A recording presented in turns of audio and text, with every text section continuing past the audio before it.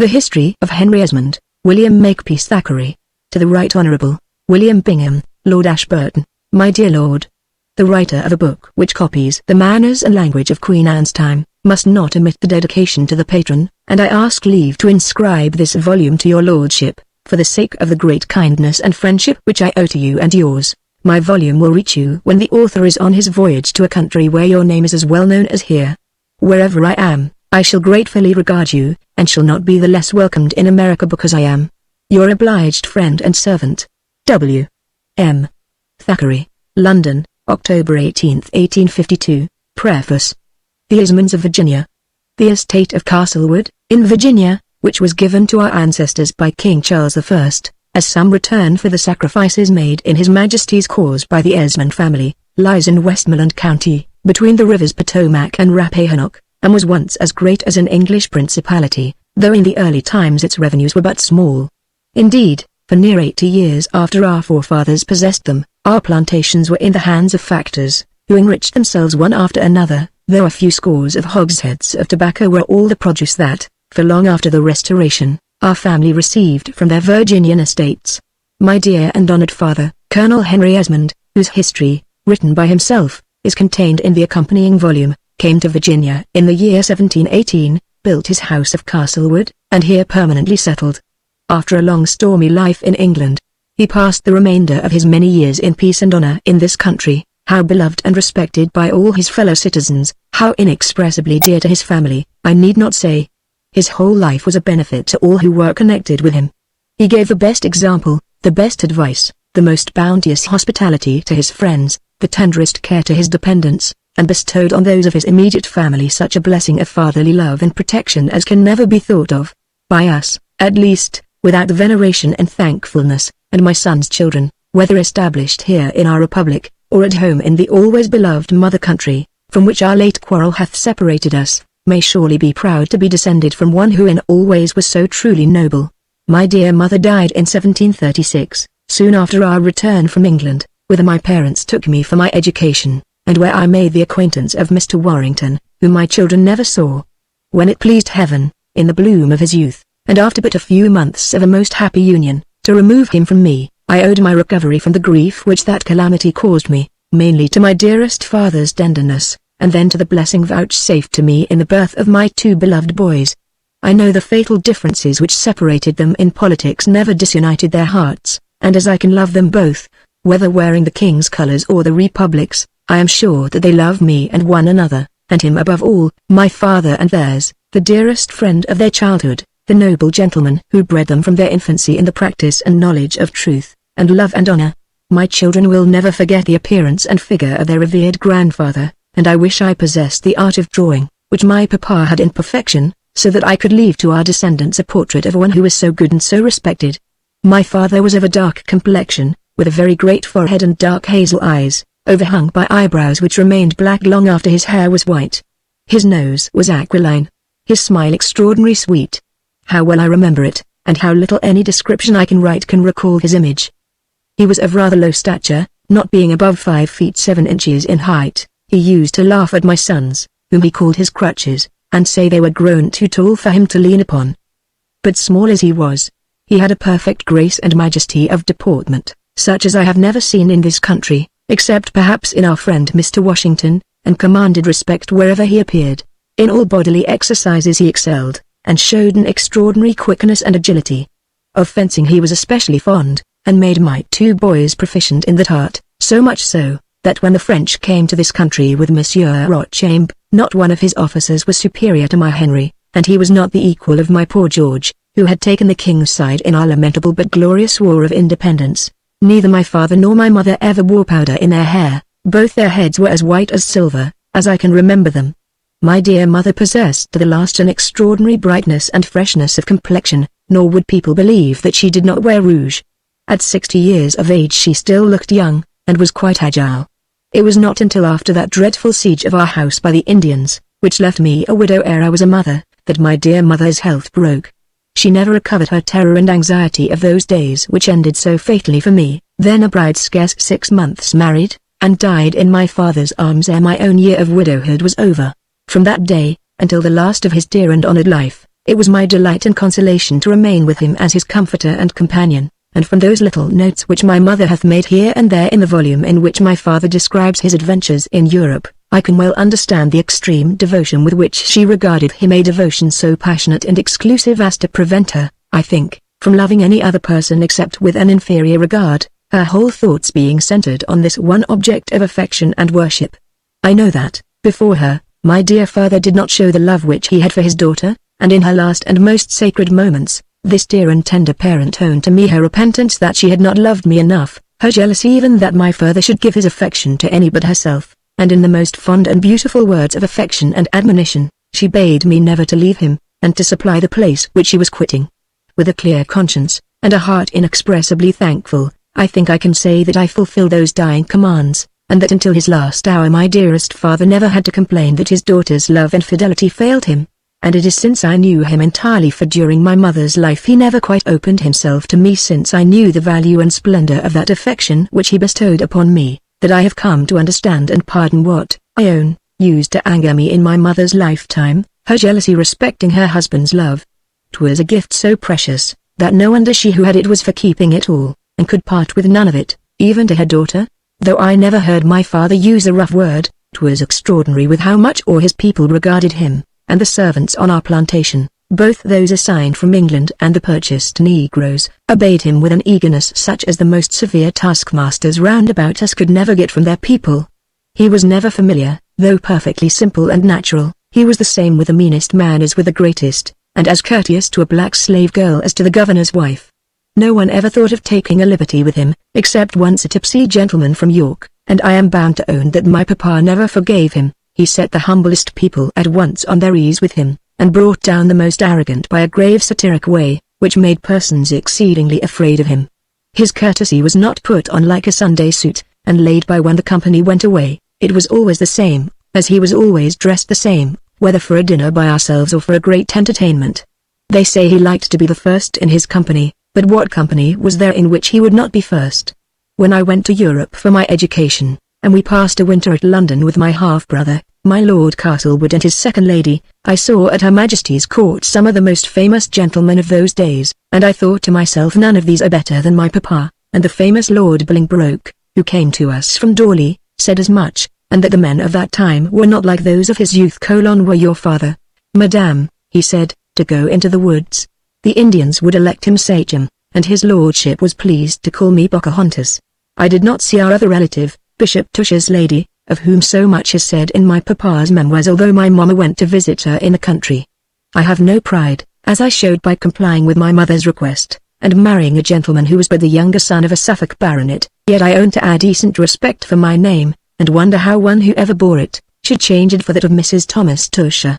I pass over as odious and unworthy of credit to those reports, which I heard in Europe and was then too young to understand, how this person, having left her family and fled to Paris, out of jealousy of the Pretender betrayed his secrets to my Lord Stair, King George's ambassador, and nearly caused the prince's death there, how she came to England and married this Mr. Tusher, and became as great favourite of King George II, by whom Mr. Tusher was made a dean, and then a bishop.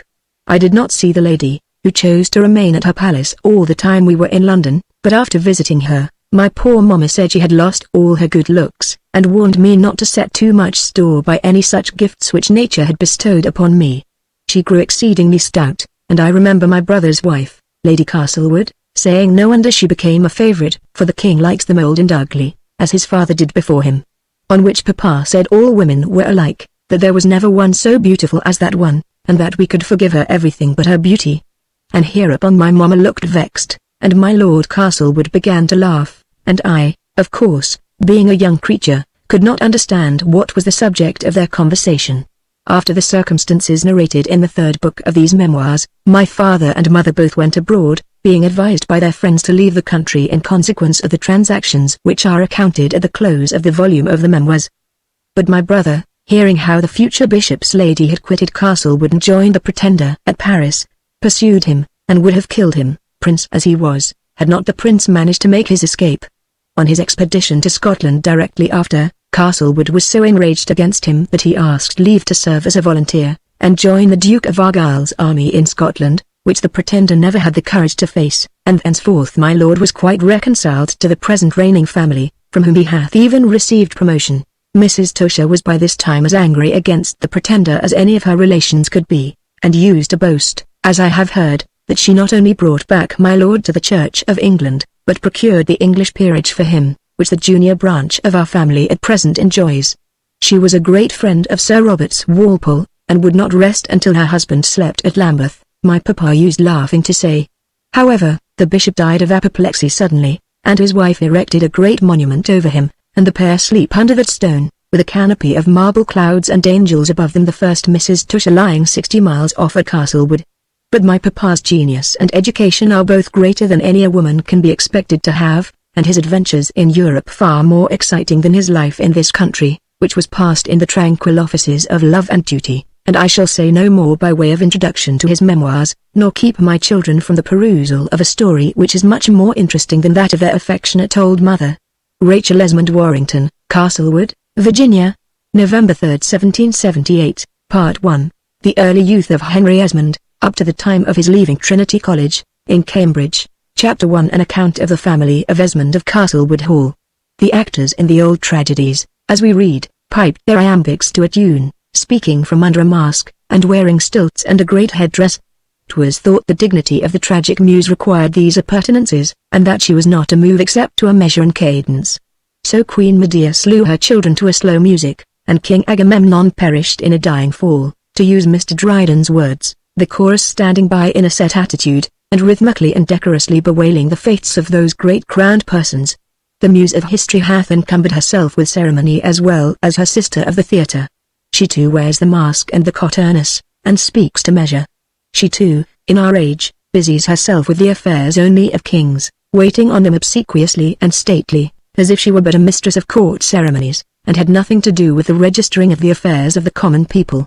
I have seen in his very old age and decrepitude the old French King Louis XIV, the type and model of kinghood, who never moved but to measure, who lived and died according to the laws of his court-martial, persisting in enacting through life the part of hero, and, divested of poetry, this was but a little wrinkled old man, pockmarked, and with a great periwig and red heels to make him look tall, a hero for a book if you like, or for a brass statue or a painted ceiling, a god in a Roman shape.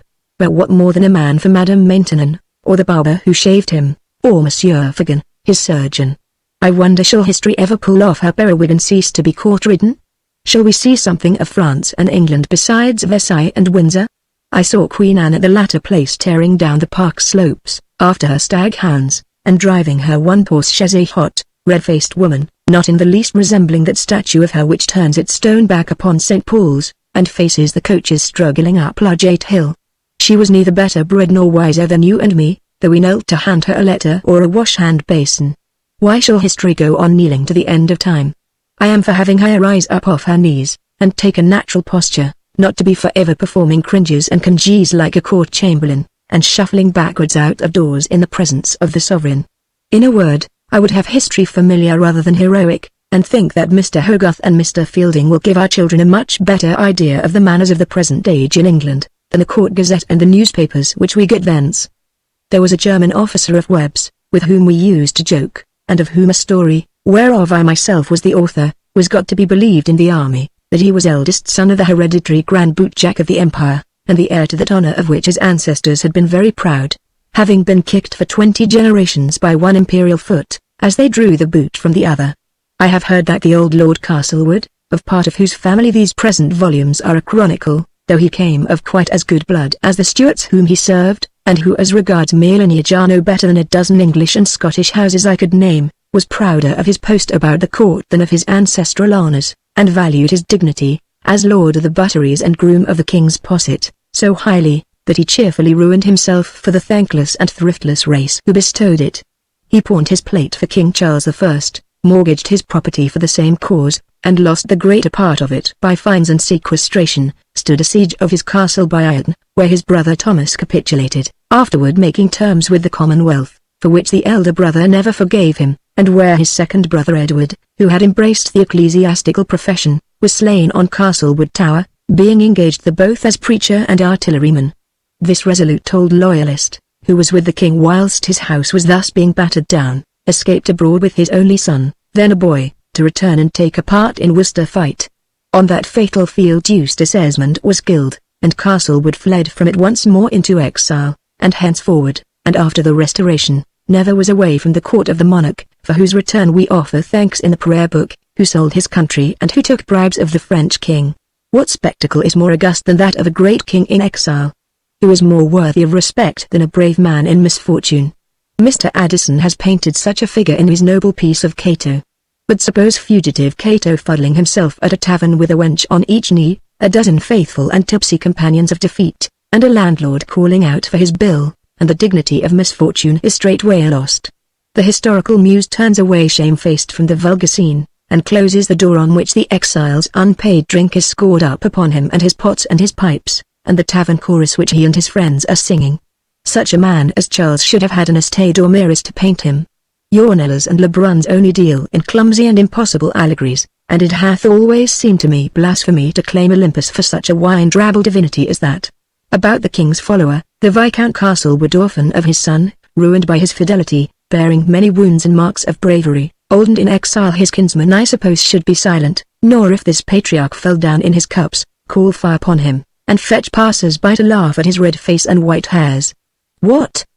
Does a stream rush out of a mountain free and pure, to roll through fair pastures, to feed and throw out bright tributaries, and to end in a village gutter? Lives that have noble commencements have often no better endings. It is not without a kind of awe and reverence that an observer should speculate upon such careers as he traces the course of them. I have seen too much of success in life to take off my hat and hutser to it as it passes in its gilt coach, and would do my little part with my neighbors on foot, that they should not gape with too much wonder, nor applaud too loudly. Is it the Lord Mayor going in state to mince pies and the Mansion House? Is it poor Jack of Newgate's procession, with the sheriff and javelin men, conducting him on his last journey to Tyburn? I look into my heart and think that I sin as good as my Lord Mayor, and know I am as bad as Tyburn Jack. Give me a chain and red gown and a pudding before me, and I could play the part of alderman very well, and sentence Jack after dinner. Starve me, keep me from books and honest people, educate me to love dice, gin, and pleasure, and put me on Hounslow Heath, with a purse before me, and I will take it. And I shall be deservedly hanged, say you, wishing to put an end to this prisoning. I don't say no. I can't but accept the world as I find it, including a rope's end, as long as it is in fashion. When Francis, 4th Viscount Castlewood, came to his title, and presently after to take possession of his house of Castlewood, County Hants, in the year 1691, almost the only tenant of the place besides the domestics was a lad of 12 years of age, of whom no one seemed to take any note until my Lady Viscountess lighted upon him, going over the house with the housekeeper on the day of her arrival. The boy was in the room known as the book room, or yellow gallery, where the portraits of the family used to hang, that fine piece among others of Sir Antonio Van Dyck of George, 2nd Viscount, and that by Mr. Dobson of my Lord the 3rd Viscount, just deceased, which it seems his lady and widow did not think fit to carry away, when she sent for and carried off to her house at Chelsea, near to London, the picture of herself by Sir Peter Lely, in which her ladyship was represented as a huntress of Diana's court.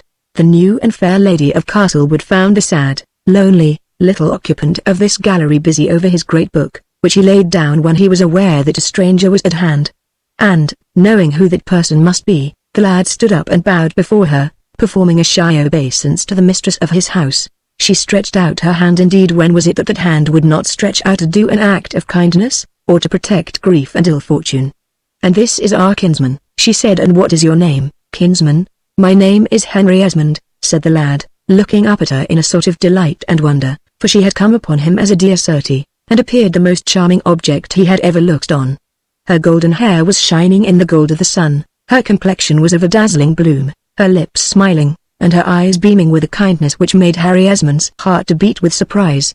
His name is Henry Esmond, sure enough, my lady, says Mrs. Worksop, the housekeeper, an old tyrant whom Henry Esmond plagued more than he hated. And the old gentlewoman looked significantly towards the late lord's picture, as it now is in the family, noble and severe-looking, with his hand on his sword, and his order on his cloak, which he had from the emperor during the war on the Danube against the Turk. Seeing the great and undeniable likeness between this portrait and the lad, the new viscountess, who had still hold of the boy's hand as she looked at the picture, blushed and dropped the hand quickly, and walked down the gallery, followed by Mrs. Worksop, When the lady came back, Harry Esmond stood exactly in the same spot, and with his hand as it had fallen when he dropped it on his black coat. Her heart melted, I suppose. Indeed she hath since owned as much, at the notion that she should do anything unkind to any mortal, great or small, for, when she returned, she had sent away the housekeeper upon an errand by the door at the farther end of the gallery, and, coming back to the lad, with a look of infinite pity and tenderness in her eyes, she took his hand again, placing her other fair hand on his head, and saying some words to him, which were so kind, and said in a voice so sweet, that the boy, who had never looked upon so much beauty before, felt as if the touch of a superior being or angel smote him down to the ground, and kissed the fair protecting hand as he knelt on one knee. To the very last hour of his life, Esmond remembered the lady as she then spoke and looked. The rings on her fair hands, the very scent of the robe, the beam of her eyes lighting up with surprise and kindness, her lips blooming in a smile, the sun making a golden halo round her hair. As the boy was yet in this attitude of humility, enters behind him a portly gentleman, with a little girl of 4 years old in his hand. The gentleman burst into a great laugh at the lady and her adorer, with his little queer figure, his sallow face, and long black hair. The lady blushed, and seemed to deprecate his ridicule by a look of appeal to her husband, for it was my Lord Viscount who now arrived, and whom the lad knew, having once before seen him in the late lord's lifetime. So this is the little priest, says my lord, looking down at the lad. Welcome, kinsman. He is saying his prayers to Mamma, says the little girl, who came up to her papa's knees, and my lord burst out into another great laugh at this, and kinsman Henry looked very silly. He invented a half-dozen of speeches in reply, but 'twas months afterwards when he thought of this adventure. As it was, he had never a word in answer. Le pauvre enfant, il n'a que nous, says the lady, looking to her lord, and the boy, who understood her, though doubtless she thought otherwise, thanked her with all his heart for her kind speech. And he shan't want for friends here, says my lord in a kind voice, shall he, little Trix? The little girl, whose name was Beatrix, and whom her papa called by this diminutive, looked at Henry Esmond solemnly, with a pair of large eyes, and then a smile shone over her face, which was as beautiful as that of a cherub, and she came up and put out a little hand to him. A keen and delightful pang of gratitude, happiness, affection, filled the orphan child's heart, as he received from the protectors, whom heaven had sent to him, these touching words and tokens of friendliness and kindness. But an hour since, he had felt quite alone in the world, when he heard the great peal of bells from Castlewood Church ringing that morning to welcome the arrival of the new lord and lady. It had rung only terror and anxiety to him, for he knew not how the new owner would deal with him, and those to whom he formerly looked for protection were forgotten or dead.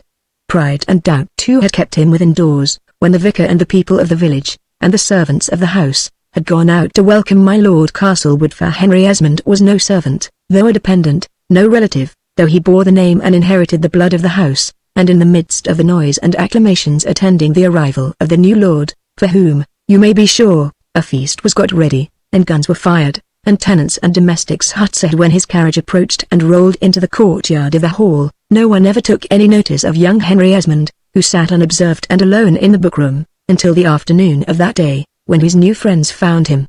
When my lord and lady were going away thence, the little girl, still holding her kinsman by the hand, bade him to come too. Thou wilt always forsake an old friend for a new one, Trix, says her father to her good-naturedly, and went into the gallery, giving an arm to his lady. They passed thence through the music gallery, long since dismantled, and Queen Elizabeth's rooms, in the clock tower, and out into the terrace, where was a fine prospect of sunset and the great darkling woods with a cloud of rooks returning, and the plain and river with Castlewood village beyond, and purple hills beautiful to look at, and the little heir of Castlewood, a child of 2 years old, was already here on the terrace in his nurse's arms, from whom he ran across the grass instantly he perceived his mother, and came to her. If thou canst not be happy here, says my lord, looking round at the scene, thou art hard to please, Rachel. I am happy where you are, she said, but we were happiest of all at Walcott Forest. Then my lord began to describe what was before them to his wife, and what indeed little Harry knew better than he, viz., the history of the house, how by yonder gate the page ran away with the heiress of Castlewood, by which the estate came into the present family, how the Roundheads attacked the clock tower, which my lord's father was slain in defending.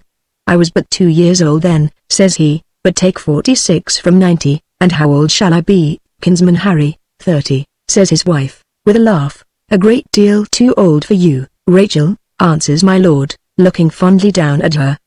Indeed she seemed to be a girl, and was at that time scarce 20 years old. "You know, Frank, I will do anything to please you," says she, "and I promise you I will grow older every day." "You mustn't call Papa, Frank, you must call Papa my lord now," says Miss Beatrix, with a toss of her little head, at which the mother smiled, and the good-natured father laughed, and the little trotting boy laughed, not knowing why but because he was happy, no doubt, as everyone seemed to be there.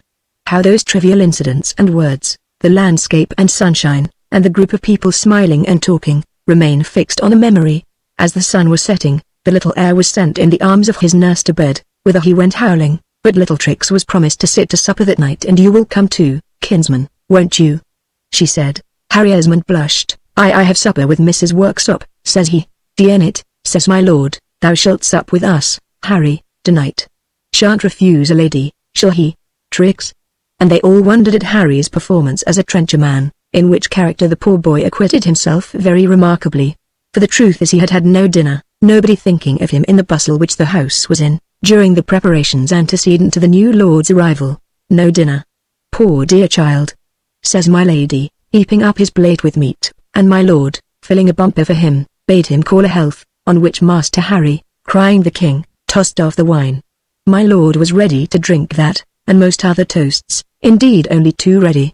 He would not hear of Dr. Tusher, the vicar of Castlewood, who came to supper, going away when the sweetmeats were brought. He had not had a chaplain long enough, he said, to be tired of him, so his reverence kept my lord company for some hours over a pipe and a punch bowl, and went away home with rather a reeling gait, and declaring a dozen of times, that his lordship's affability surpassed every kindness he had ever had from his lordship's gracious family. As for young Esmond, when he got to his little chamber, it was with a heart full of surprise and gratitude towards the new friends whom this happy day had brought him.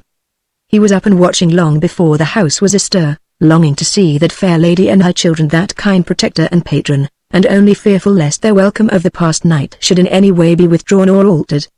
But presently little Beatrix came out into the garden, and her mother followed, who greeted Harry as kindly as before.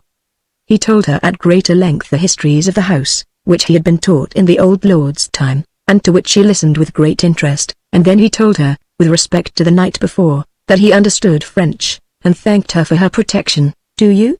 says she, with a blush. "Then, sir, you shall teach me and Beatrix." And she asked him many more questions regarding himself, which had best be told more fully and explicitly than in those brief replies which the lad made to his mistress's questions. Chapter 2 relates how Francis, 4th Viscount, arrives at Castlewood. 'Tis known that the name of Esmond and the estate of Castlewood, Hants, came into possession of the present family through Dorothea, daughter and heiress of Edward, Earl and Marquis Esmond, and Lord of Castlewood, which lady married, 23 years, Henry Poins, gent, the said Henry being then a page in the household of her father. Francis, son and heir of the above Henry and Dorothea, who took the maternal name which the family hath borne subsequently, was made knight and baronet by King James I, and being of a military disposition, remained long in Germany with the Elector Palatine, in whose service Sir Francis incurred both expense and danger, lending large sums of money to that unfortunate prince, and receiving many wounds in the battles against the Imperialists, in which Sir Francis engaged. On his return home Sir Francis was rewarded for his services and many sacrifices, by his late Majesty James I, who graciously conferred upon this tried servant the post of Warden of the Butteries and Groom of the King's Posset, which high and confidential office he filled in that king's and his unhappy successor's reign. His age, and many wounds and infirmities, obliged Sir Francis to perform much of his duty by deputy, and his son, Sir George Esmond, knight and baronet, first as his father's lieutenant, and afterwards as inheritor of his father's title and dignity, performed this office during almost the whole of the reign of King Charles I, and his two sons who succeeded him.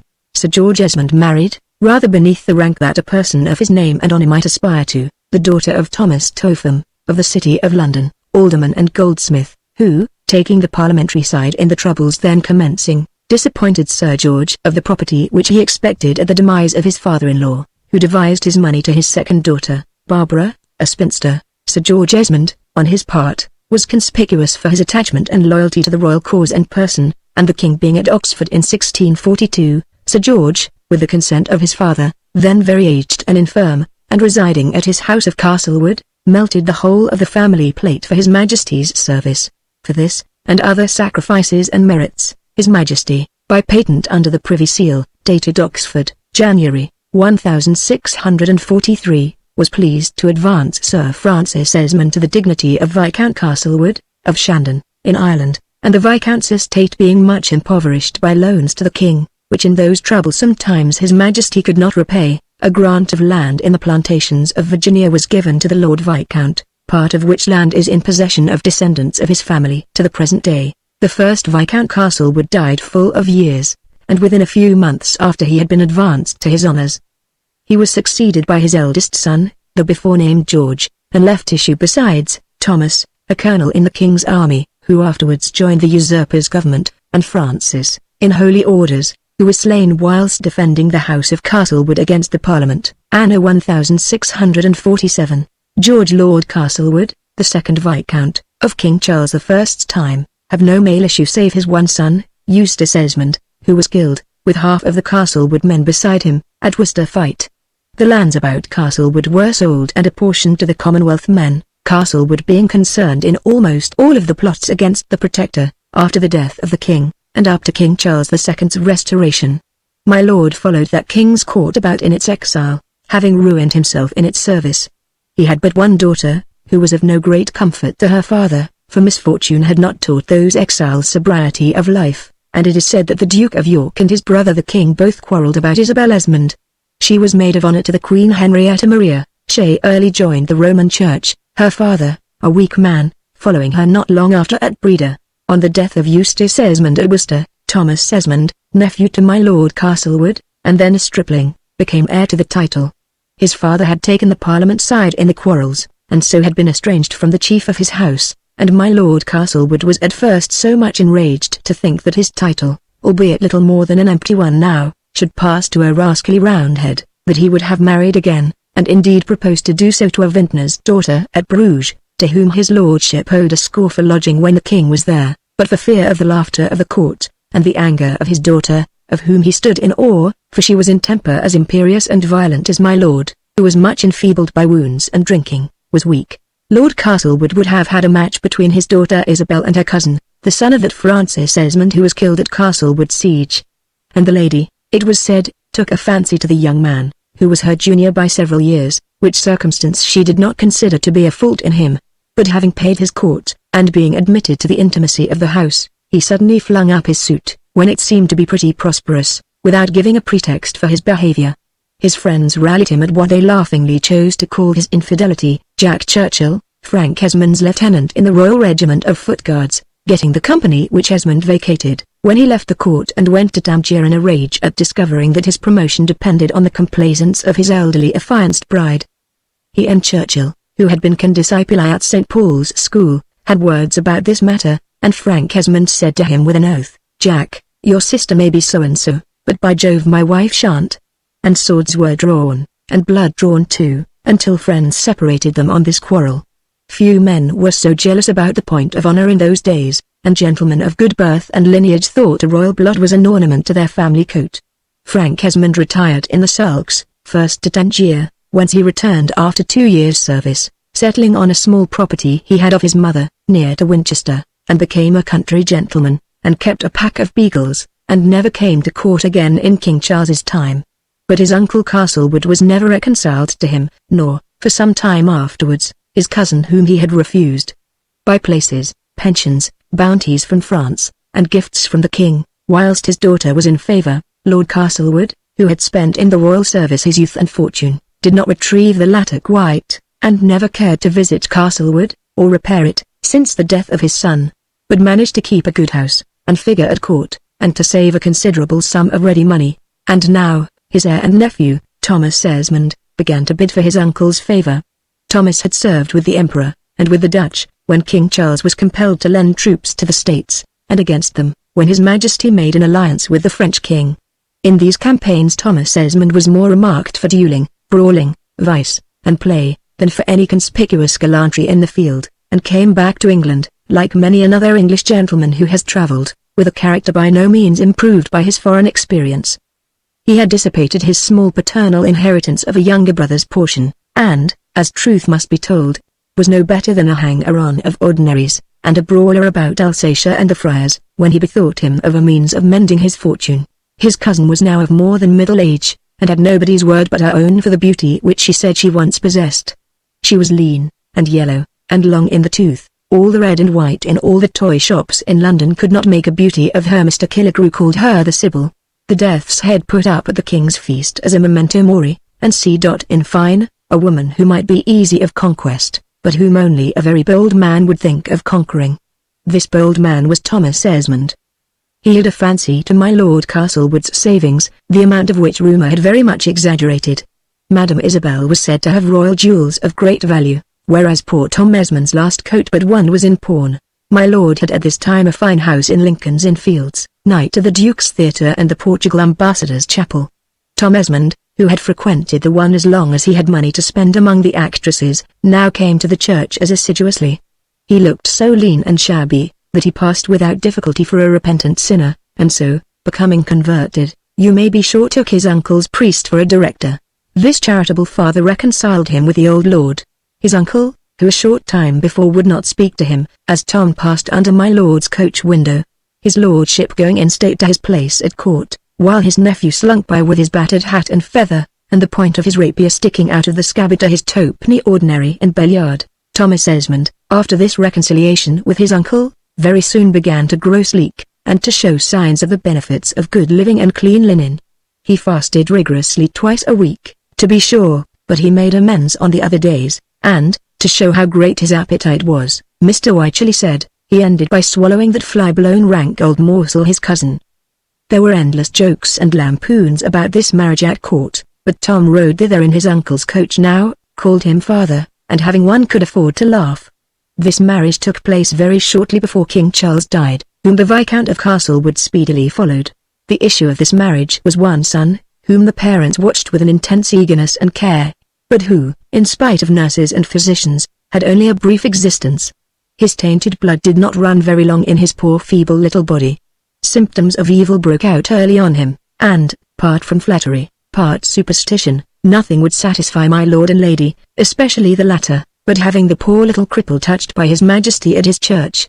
They were ready to cry out miracle at first, the doctors and quacksalvers being constantly in attendance on the child, and experimenting on his poor little body with every conceivable nostrum, but though there seemed, from some reason, a notable amelioration in the infant's health after his majesty touched him, in a few weeks afterward the poor thing died, causing the lampooners of the court to say, that the king, in expelling evil out of the infant of Tom Esmond and Isabella his wife, expelled the life out of it, which was nothing but corruption. The mother's natural pang at losing this poor little child must have been increased when she thought of her rival Frank Esmond's wife, who was a favourite of the whole court, where my poor Lady Castlewood was neglected, and who had one child, a daughter, flourishing and beautiful, and was about to become a mother once more. The court, as I have heard, only laughed the more because the poor lady, who had pretty well passed the age when ladies are accustomed to have children, nevertheless determined not to give hope up, and even when she came to live at Castlewood, was constantly sending over to Hexton for the doctor, and announcing to her friends the arrival of an heir. This absurdity of hers was one amongst many others which the wags used to play upon. Indeed, to the last days of her life, my Lady Viscountess had the comfort of fancying herself beautiful, and persisted in blooming up to the very midst of winter, painting roses on her cheeks long after their natural season, and attiring herself like summer though her head was covered with snow. Gentlemen who were about the court of King Charles, and King James, have told the present writer a number of stories about this queer old lady, with which it's not necessary that posterity should be entertained. She is said to have had great powers of invective and, if she fought with all her rivals in King James's favour, 'tis certain she must have had a vast number of quarrels on her hands. She was a woman of an intrepid spirit, and, it appears, pursued and rather fatigued his majesty with her rights and her wrongs. Some say that the cause of her leaving court was jealousy of Frank Esmond's wife, others, that she was forced to retreat after a great battle which took place at Whitehall, between her ladyship and Lady Dorchester, Tom Killigrew's daughter, whom the king delighted to honour, and in which that ill-favoured Esther got the better of our elderly Vashti. But her ladyship, for her part, always averred that it was her husband's quarrel, and not her own, which occasioned the banishment of the two into the country, and the cruel ingratitude of the sovereign in giving away, out of the family, that place of warden of the butteries and groom of the king's posset, which the two last Lords Castlewood had held so honourably. and which was now conferred upon a fellow of yesterday, and a hanger-on of that odious Dorchester creature, my Lord Bergamot. I never, said my lady, could have come to see his Majesty's posset carried by any other hand than an Esmond. I should have dashed the salver out of Lord Bergamot's hand, had I met him. And those who knew her ladyship are aware that she was a person quite capable of performing this feat, had she not wisely kept out of the way, holding the purse strings in her own control, to which, indeed, she liked to bring most persons who came near her. Lady Castlewood could command her husband's obedience, and so broke up her establishment at London. She had removed from Lincoln's Inn Fields to Chelsea, to a pretty new house she bought there, and brought her establishment, her maids, lap-dogs, and gentlewomen, her priest, and his lordship her husband, to Castlewood Hall, that she had never seen since she quitted it as a child with her father during the troubles of King Charles I's reign. The walls were still open in the old house as they had been left by the shot of the Commonwealth men. A part of the mansion was restored and furbished up with the plate, hangings, and furniture brought from the house in London. My lady meant to have a triumphal entry into Castlewood village, and expected the people to cheer as she drove over the green in her great coach, my lord beside her, her gentlewomen, lap-dogs, and cockatoos on the opposite seat, 6 horses to her carriage, and servants armed and mounted following it and preceding it. But 'twas in the height of the no popery cry. The folks in the village and the neighbouring town were scared by the sight of her ladyship's painted face and eyelids, as she bobbed her head out of the coach window, meaning, no doubt, to be very gracious, and one old woman said, Lady Isabel. Lord a mercy, it's Lady Jezebel. A name by which the enemies of the Right Honourable Viscountess were afterwards in the habit of designating her. The country was then in a great no-popery fervour, her ladyship's known conversion, and her husband's, the priest in her train, and the service performed at the chapel of Castlewood, though the chapel had been built for that worship before any other was heard of in the country, and though the service was performed in the most quiet manner, got her no favour at first in the county or village. By far the greater part of the estate of Castlewood had been confiscated, and been parcelled out to Commonwealth men.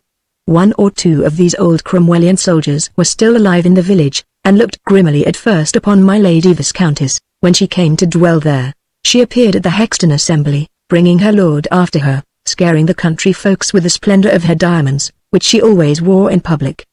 They said she wore them in private, too, and slept with them round her neck, though the writer can pledge his word that this was a calumny. If she were to take them off, my Lady Sark said, Tom Esmond, her husband, would run away with them and pawn them. 'Twas another calumny. My Lady Sark was also in exile from court, and there had been war between the 2 ladies before. The village people began to be reconciled presently to their lady, who was generous and kind, though fantastic and haughty, in her ways, and whose praises Dr. Tusher, the vicar, sounded loudly amongst his flock. As for my lord, he gave no great trouble, being considered scarce more than an appendage to my lady, who, as daughter of the old lords of Castlewood, and possessor of vast wealth, as the country folks said, though indeed 9/10 of it existed but in rumour, was looked upon as the real queen of the castle, and mistress of all it contained. Chapter 3. Whither, in the time of Thomas, 3rd Viscount, I had preceded him as page to Isabella. Coming up to London again some short time after this retreat, the Lord Castlewood dispatched a retainer of his to a little cottage in the village of Ealing, near to London, where for some time had dwelt an old French refugee, by name Mr. Pastereau, one of those whom the persecution of the Huguenots by the French king had brought over to this country. With this old man lived a little lad, who went by the name of Henry Thomas. He remembered to have lived in another place a short time before, near to London too, amongst looms and spinning wheels, and a great deal of psalm singing and church going, and a whole colony of Frenchmen. There he had a dear, dear friend, who died, and whom he called Aunt.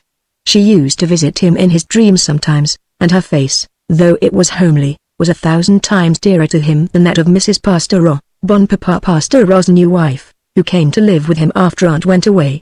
And there, at Spitalfields, as it used to be called, lived Uncle George, who was a weaver too, but used to tell Harry that he was a little gentleman, and that his father was a captain, and his mother an angel. When he said so, Bon Papa used to look up from the loom, where he was embroidering beautiful silk flowers, and say, Angel.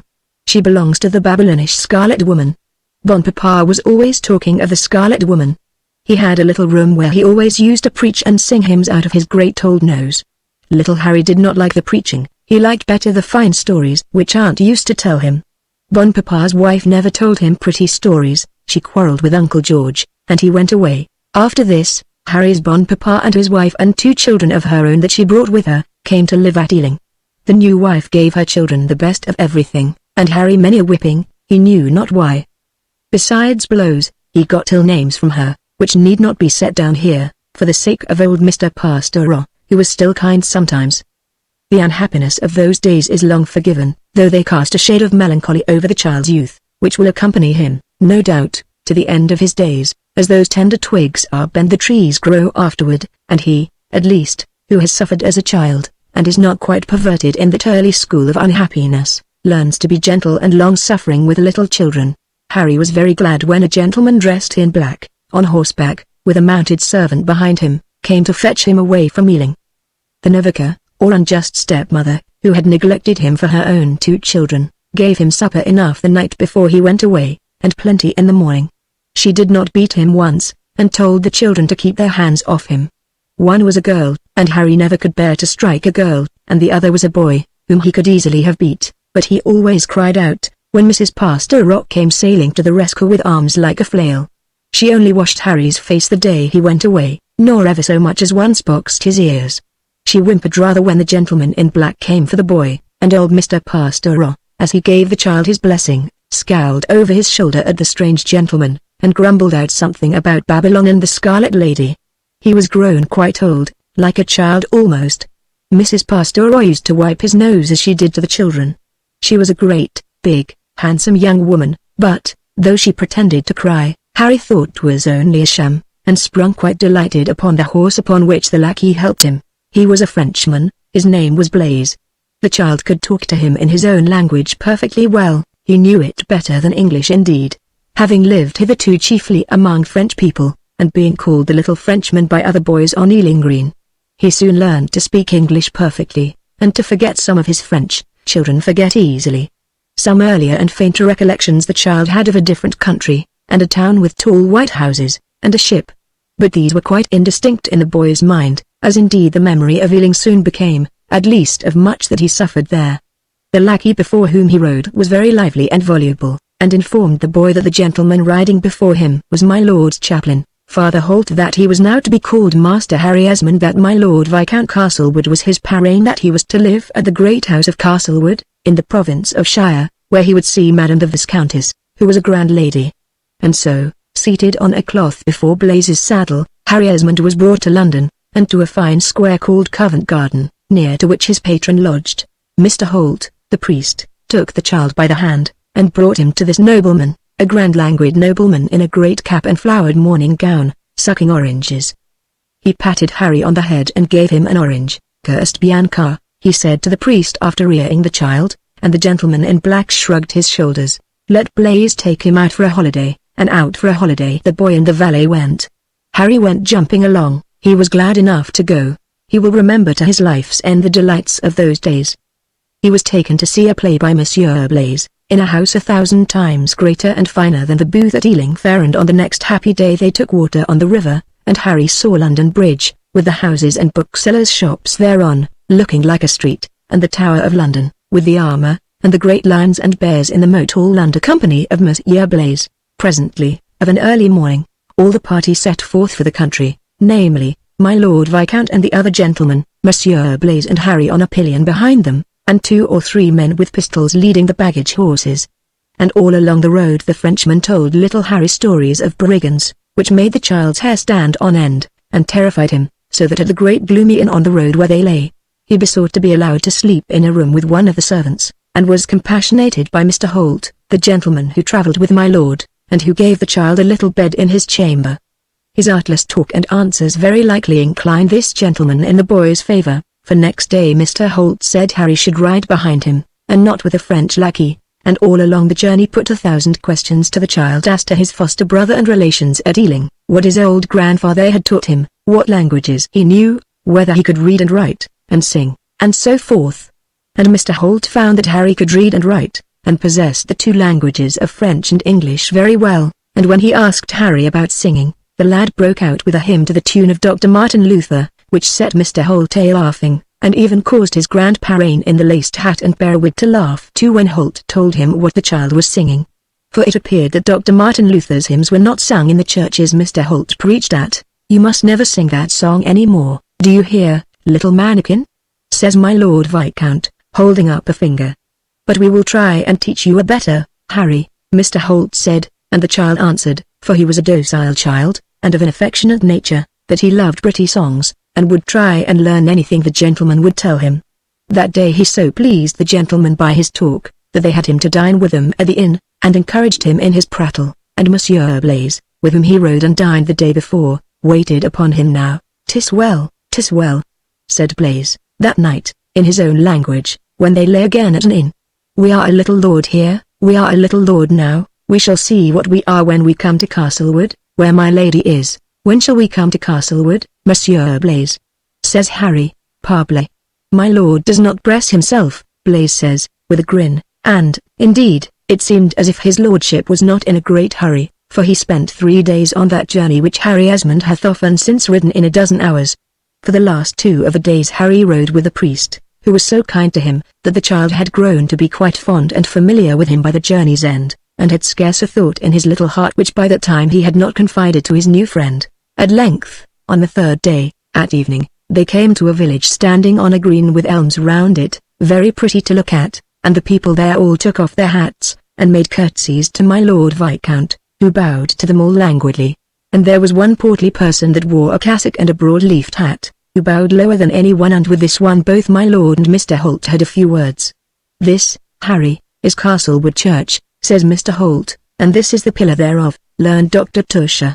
"Take off your hat, sirrah, and salute Dr. Tusher. "Come up to supper, doctor," says my lord, at which the doctor made another low bow, and the party moved on towards a grand house that was before them, with many great towers and vanes on them, and windows flaming in the sunshine, and a great army of rooks, wheeling over their heads, made for the woods behind the house, as Harry saw, and Mr. Holt told him that they lived at Castlewood too. They came to the house, and passed under an arch into a courtyard, with a fountain in the centre, where many men came and held my lord's stirrup as he descended, and paid great respect to Mr. Holt likewise. And the child thought that the servants looked at him curiously, and smiled to one another, and he recalled what Blaise had said to him when they were in London, and Harry had spoken about his godpapa, when the Frenchman said, "Parbleu, one sees well that my lord is your godfather," words whereof the poor lad did not know the meaning then, though he apprehended the truth in a very short time afterwards, and learned it, and thought of it with no small feeling of shame. Taking Harry by the hand as soon as they were both descended from their horses, Mr. Holt led him across the court, and under a low door to rooms on a level with the ground, one of which Father Holt said was to be the boy's chamber, the other on the other side of the passage being the father's own, and as soon as the little man's face was washed, and the father's own dress arranged, Harry's guide took him once more to the door by which my lord had entered the hall, and up a stair, and through an anteroom to my lady's drawing-room, an apartment than which Harry thought he had never seen anything more grand, no, not in the Tower of London which he had just visited. Indeed, the chamber was richly ornamented in the manner of Queen Elizabeth's time, with great stained windows at either end, and hangings of tapestry, which the sun shining through the coloured glass painted of 1,000 lines, and here in state, by the fire, sat a lady to whom the priest took up Harry, who was indeed amazed by her appearance. My Lady Viscountess's face was daubed with white and red up to the eyes, to which the paint gave an unearthly glare. She had a tower of lace on her head, under which was a bush of black curls, borrowed curls, so that no wonder little Harry Esmond was scared when he was first presented to her, the kind priest acting as master of the ceremonies at that solemn introduction, and he stared at her with eyes almost as great as her own, as he had stared at the player woman who acted the wicked tragedy queen, when the players came down to Ealing Fair. She sat in a great chair by the fire corner. In her lap was a spaniel dog that barked furiously. On a little table by her was her ladyship's snuff-box and her sugar-plum box. She wore a dress of black velvet, and a petticoat of flame-coloured brocade. She had as many rings on her fingers as the old woman of Banbury Cross, and pretty small feet which she was fond of showing, with great gold clocks to her stockings, and white pantofles with red heels, and an odour of musk was shook out of her garments whenever she moved or quitted the room, leaning on her tortoise-shell stick. Little Fury barking at her heels. Mrs. Tusher, the parson's wife, was with my lady. She had been waiting woman to her ladyship in the late lord's time, and, having her soul in that business, took naturally to it when the Viscountess of Castlewood returned to inhabit her father's house. "I present to your ladyship your kinsman and little page of honour, Master Henry Esmond," Mr. Holt said, bowing lowly, with a sort of comical humility. "Make a pretty bow to my lady, monsieur," and then another little bow, not so low, "to Madame Tusher, the fair priestess of Castlewood, where I have lived and hope to die, sir," says Madame Tusher, giving a hard glance at the brat, and then at my lady. Upon her the boy's whole attention was for a time directed.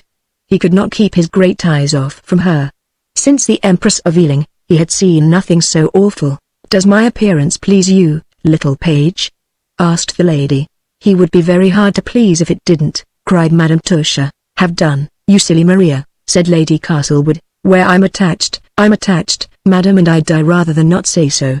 Attache, Mr. Holt said with a polite grin.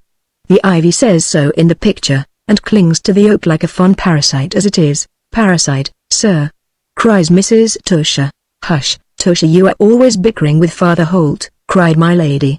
"Come and kiss my hand, child," and the oak held out a branch to little Harry Esmond, who took and dutifully kissed the lean old hand, upon the gnarled knuckles of which there glittered 100 rings. To kiss that hand would make many a pretty fellow happy, cried Mrs. Tusher, on which my lady, crying out, "Go, you foolish Tusher!" and tapping her with her great fan, Tusher ran forward to seize her hand and kiss it. Fury arose and barked furiously at Tusher, and Father Holt looked on at this queer scene, with arch, grave glances. The awe exhibited by the little boy perhaps pleased the lady to whom this artless flattery was bestowed, for having gone down on his knee, as Father Holt had directed him, and the mode then was, and performed his obeisance, she said, "Page Esmond, my groom of the chamber will inform you what your duties are, when you wait upon my lord and me, and good Father Holt will instruct you as becomes a gentleman of our name. You will pay him obedience in everything, and I pray you may grow to be as learned and as good as your tutor."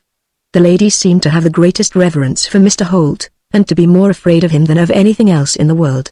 If she was ever so angry, a word or look from Father Holt made her calm. Indeed, he had a vast power of subjecting those who came near him, and, among the rest, his new pupil gave himself up with an entire confidence and attachment to the good father, and became his willing slave almost from the first moment he saw him. He put his small hand into the father's as he walked away from his first presentation to his mistress, and asked many questions in his artless childish way.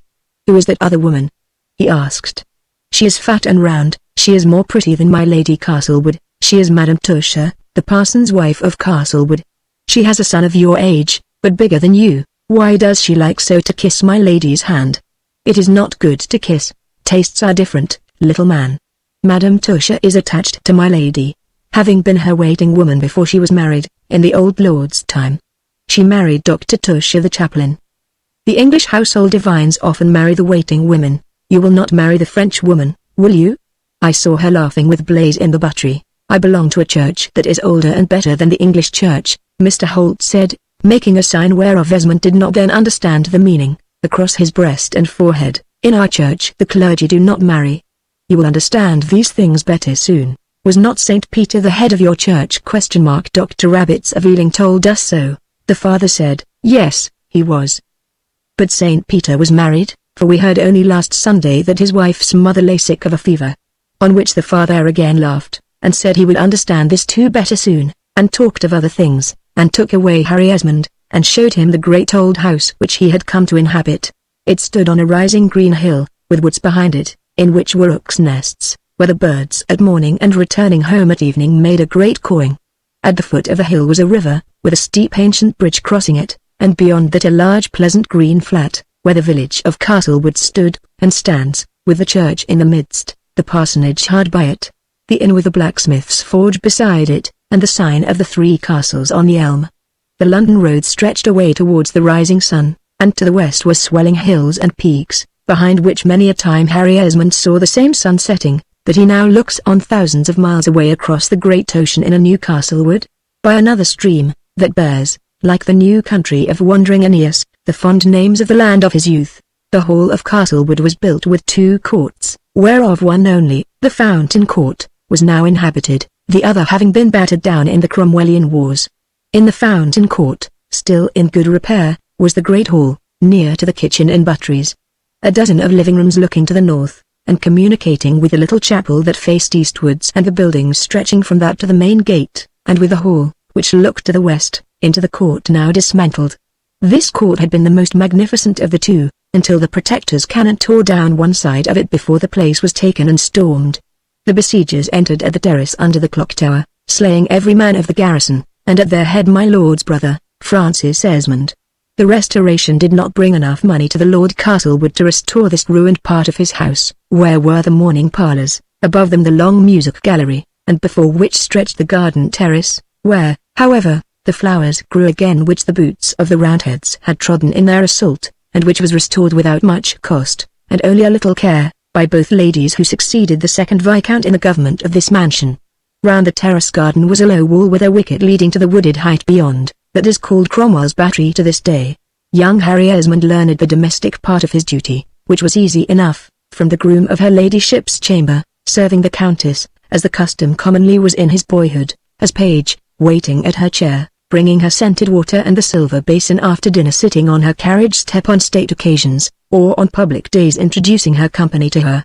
This was chiefly of the Catholic gentry, of whom there were a pretty many in the country and neighbouring city, and who rode not seldom to Castlewood to partake of the hospitalities there. In the second year of their residence, the company seemed especially to increase. My lord and my lady were seldom without visitors, in whose society it was curious to contrast the difference of behaviour between Father Holt, the director of the family, and Dr. Tusher, the rector of the parish. Mr. Holt moving amongst the very highest as quite their equal, and as commanding them all, while poor Dr. Tusher, whose position was indeed a difficult one, having been chaplain once to the hall, and still to the Protestant servants there, seemed more like an usher than an equal, and always rose to go away after the first course. Also there came in these times to Father Holt many private visitors, whom, after a little, Henry Esmond had little difficulty in recognizing as ecclesiastics of the father's persuasion, whatever their dresses, and they adopted all, might be. These were closeted with the father constantly, and often came and rode away without paying their devoirs to my lord and lady, to the lady and lord rather, his lordship being little more than a cipher in the house, and entirely under his domineering partner. A little fowling, a little hunting, a great deal of sleep, and a long dine at cards and table, carried through one day after another with his lordship. When meetings took place in this second year, which often would happen with closed doors, the page found my lord's sheet of paper scribbled over with dogs and horses, and 'twas said he had much ado to keep himself awake at these councils, the countess ruling over them, and he acting as little more than her secretary. Father Holt began speedily to be so much occupied with these meetings as rather to neglect the education of the little lad who so gladly put himself under the kind priest's orders. At first they read much and regularly, both in Latin and French, the father not neglecting in anything to impress his faith upon his pupil, but not forcing him violently, and treating him with a delicacy and kindness which surprised and attached the child, always more easily won by these methods than by any severe exercise of authority. And his delight in their walks was to tell Harry of the glories of his order, of its martyrs and heroes, of its brethren converting the heathen by myriads, traversing the desert, facing the stake, ruling the courts and councils, or braving the tortures of kings, so that Harry Esmond thought that to belong to the Jesuits was the greatest prize of life and bravest end of ambition, the greatest career here, and in heaven the surest reward, and began to long for the day, not only when he should enter into the one church and receive his first communion, but when he might join that wonderful brotherhood, which was present throughout all the world, and which numbered the wisest, the bravest, the highest born, the most eloquent of men among its members. Father Holt bade him keep his views secret, and to hide them as a great treasure which would escape him if it was revealed, and, proud of this confidence and secret vested in him, the lad became fondly attached to the master who initiated him into a mystery so wonderful and awful. And when little Tom Tusher, his neighbour, came from school for his holiday, and said how he, too, was to be bred up for an English priest, and would get what he called an exhibition from his school, and then a college scholarship and fellowship, and then a good living, it tasked young Harry Esmond's powers of reticence not to say to his young companion, church, priesthood, fat living. My dear Tommy, do you call yours a church and a priesthood? What is a fat living compared to converting 100,000 heathens by a single sermon? What is a scholarship at Trinity by the side of a crown of martyrdom, with angels awaiting you as your head is taken off? Could your master at school sail over the Thames on his gown? Have you statues in your church that can bleed, speak, walk, and cry? My good Tommy, in dear Father Holt's church these things take place every day. You know Saint Philip of the Willows appeared to Lord Castlewood, and caused him to turn to the one true church. No saints ever come to you. And Harry Esmond, because of his promise to Father Holt, hiding away these treasures of faith from T. Tusher delivered himself of them nevertheless simply to Father Holt, who stroked his head, smiled at him with his inscrutable look, and told him that he did well to meditate on these great things, and not to talk of them except under direction. Chapter 4 I am placed under a popish priest and bred to that religion. Viscountess Castlewood, had time enough been given, and his childish inclinations been properly nurtured, Harry Esmond had been a Jesuit priest ere he was a dozen years older, and might have finished his days a martyr in China or a victim on Tower Hill, for, in the few months they spent together at Castlewood, Mr. Holt obtained an entire mastery over the boy's intellect and affections, and had brought him to think, as indeed Father Holt thought with all his heart too, that no life was so noble, no death so desirable, as that which many brethren of his famous order were ready to undergo. By love, by a brightness of wit and good humour that charmed all, by an authority which he knew how to assume, by a mystery and silence about him which increased the child's reverence for him, he won Harry's absolute fealty, and would have kept it, doubtless, if schemes greater and more important than a poor little boy's admission into orders had not called him away, after being at home for a few months in tranquillity, if theirs might be called tranquillity, which was, in truth, a constant bickering. My lord and lady left the country for London, taking their director with them, and his little pupil scarce ever shed more bitter tears in his life than he did for nights after the first parting with his dear friend, as he lay in the lonely chamber next to that which the father used to occupy. He and a few domestics were left as the only tenants of the great house, and, though Harry sedulously did all the tasks which the father set him, he had many hours unoccupied, and read in the library, and bewildered his little brains with the great books he found there. After a while, the little lad grew accustomed to the loneliness of the place, and in after days remembered this part of his life as a period not unhappy. When the family was at London, the whole of the establishment travelled thither with the exception of the porter, who was, moreover, brewer, gardener, and woodman, and his wife and children. These had their lodging in the gatehouse hard by, with a door into the court, and a window looking out on the green was the chaplain's room, and next to this a small chamber where Father Holt had his books, and Harry Esmond his sleeping closet. The side of the house facing the east had escaped the guns of the Cromwellians, whose battery was on the height facing the western court, so that this eastern end bore few marks of demolition, save in the chapel, where the painted windows surviving Edward VI had been broke by the Commonwealth men. In Father Holt's time little Harry Esmond acted as his familiar and faithful little servitor, beating his clothes, folding his vestments, fetching his water from the well long before daylight, ready to run anywhere for the service of his beloved priest. When the father was away, he locked his private chamber, but the room where the books were was left to little Harry, who, but for the society of this gentleman, was little less solitary when Lord Castlewood was at home. The French wit saith that a hero is none to his valet de chamber, and it required less quick eyes than my lady's little page was naturally endowed with, to see that she had many qualities by no means heroic, however much Mrs. Tusher might flatter and coax her. When Father Holt was not by, who exercised an entire authority over the pair, my lord and my lady quarrelled and abused each other so as to make the servants laugh, and to frighten the little page on duty. The poor boy trembled before his mistress, who called him by 100 ugly names, who made nothing of boxing his ears, and tilting the silver basin in his face which it was his business to present to her after dinner. She hath repaired, by subsequent kindness to him, these severities, which it must be owned made his childhood very unhappy. She was but unhappy herself at this time, poor soul. And I suppose made her dependents lead her own sad life. I think my lord was as much afraid of her as her page was, and the only person of the household who mastered her was Mr. Holt. Harry was only too glad when the father dined at table, and to slink away and prattle with him afterwards, or read with him, or walk with him. Luckily my lady Viscountess did not rise till noon. Heaven help the poor waiting woman who had charge of her toilet. I have often seen the poor wretch come out with red eyes from the closet where those long and mysterious rites of her ladyship's dress were performed, and the backgammon box locked up with a rap on Mrs. Tusher's fingers when she played ill, or the game was going the wrong way. Blessed be the king who introduced cards, and the kind inventors of piquet and cribbage, for they employed 6 hours at least of her ladyship's day, during which her family was pretty easy. Without this occupation my lady frequently declared she should die. Her dependents one after another relieved guard was rather a dangerous post to play with her ladyship and took the cards turn about. Mr. Holt would sit with her at piquet during hours together, at which time she behaved herself properly, and as for Dr. Tusher, I believe he would have left a parishioner's dying bed, if summoned to play a rubber with his patroness at Castlewood. Sometimes, when they were pretty comfortable together, my lord took a hand. Besides these, my lady had her faithful Portia, and 1, 2, 3 gentlewomen whom Harry Esmond could recollect in his time. They could not bear that genteel service very long, one after another tried and failed at it.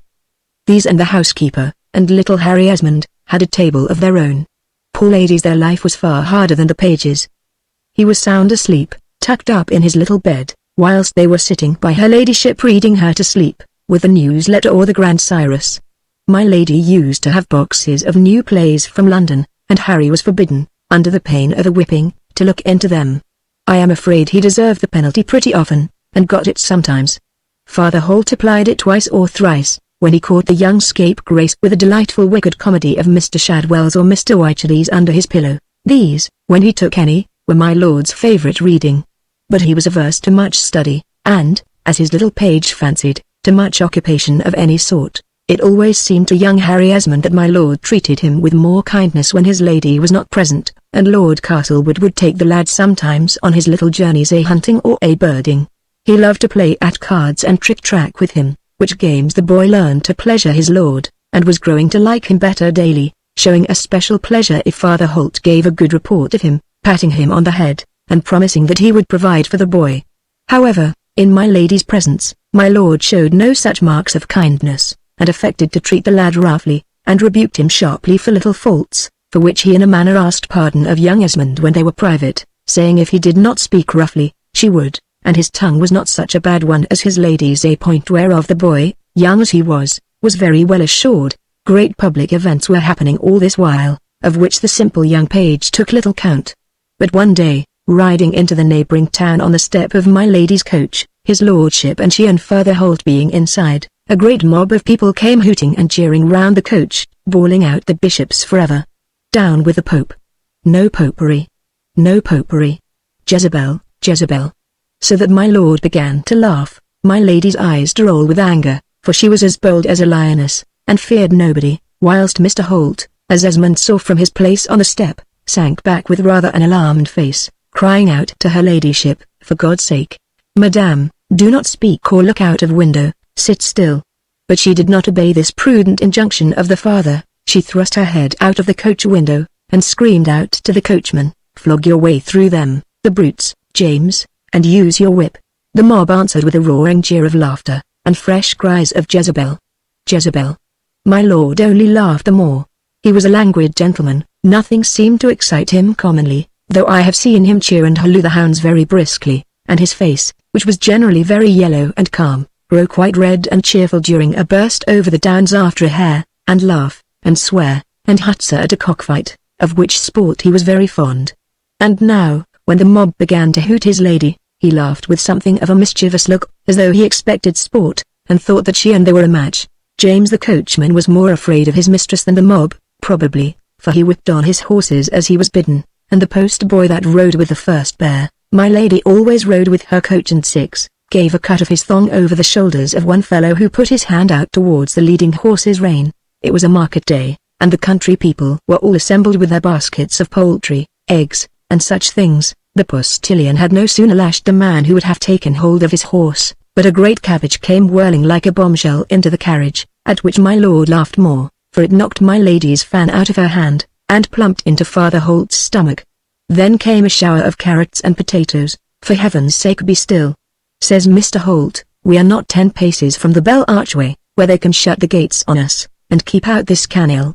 The little page was outside the coach on the step, and a fellow in the crowd aimed a potato at him, and hit him in the eye, at which the poor little wretch set up a shout. The man laughed, a great big saddler's apprentice of the town.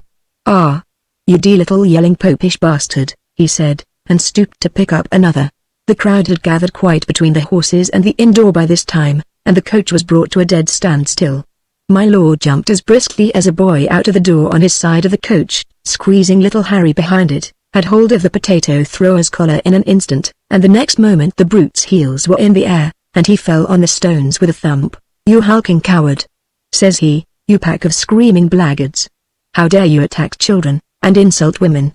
Fling another shot at that carriage, you sneaking pigskin cobbler, and by the Lord I'll send my rapier through you. Some of the mob cried, Hutzer, my lord. For they knew him, and the saddler's man was a known bruiser, near twice as big as my lord Viscount. "Make way there," says he. He spoke in a high shrill voice, but with a great air of authority. "Make way, and let her ladyship's carriage pass." The men that were between the coach and the gate of the bell actually did make way, and the horses went in, my lord walking after them with his hat on his head. As he was going in at the gate, through which the coach had just rolled, another cry begins, of "No popery, no papists." My lord turns round and faces them once more. "God save the king," says he at the highest pitch of his voice. "Who dares abuse the king's religion? You psalm-singing cobbler, as sure as I'm a magistrate of this county I'll commit you." The fellow shrank back, and my lord retreated with all the honors of the day. But when the little flurry caused by the scene was over, and the flush passed off his face, he relapsed into his usual languor, trifled with his little dog, and yawned when my lady spoke to him.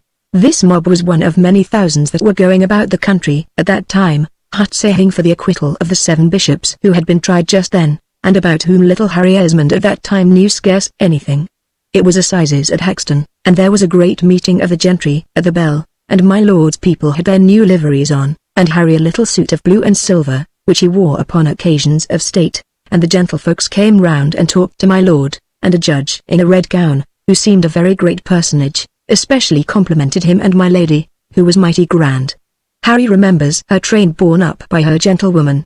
There was an assembly and ball at the great room at the Bell, and other young gentlemen of the county families looked on as he did.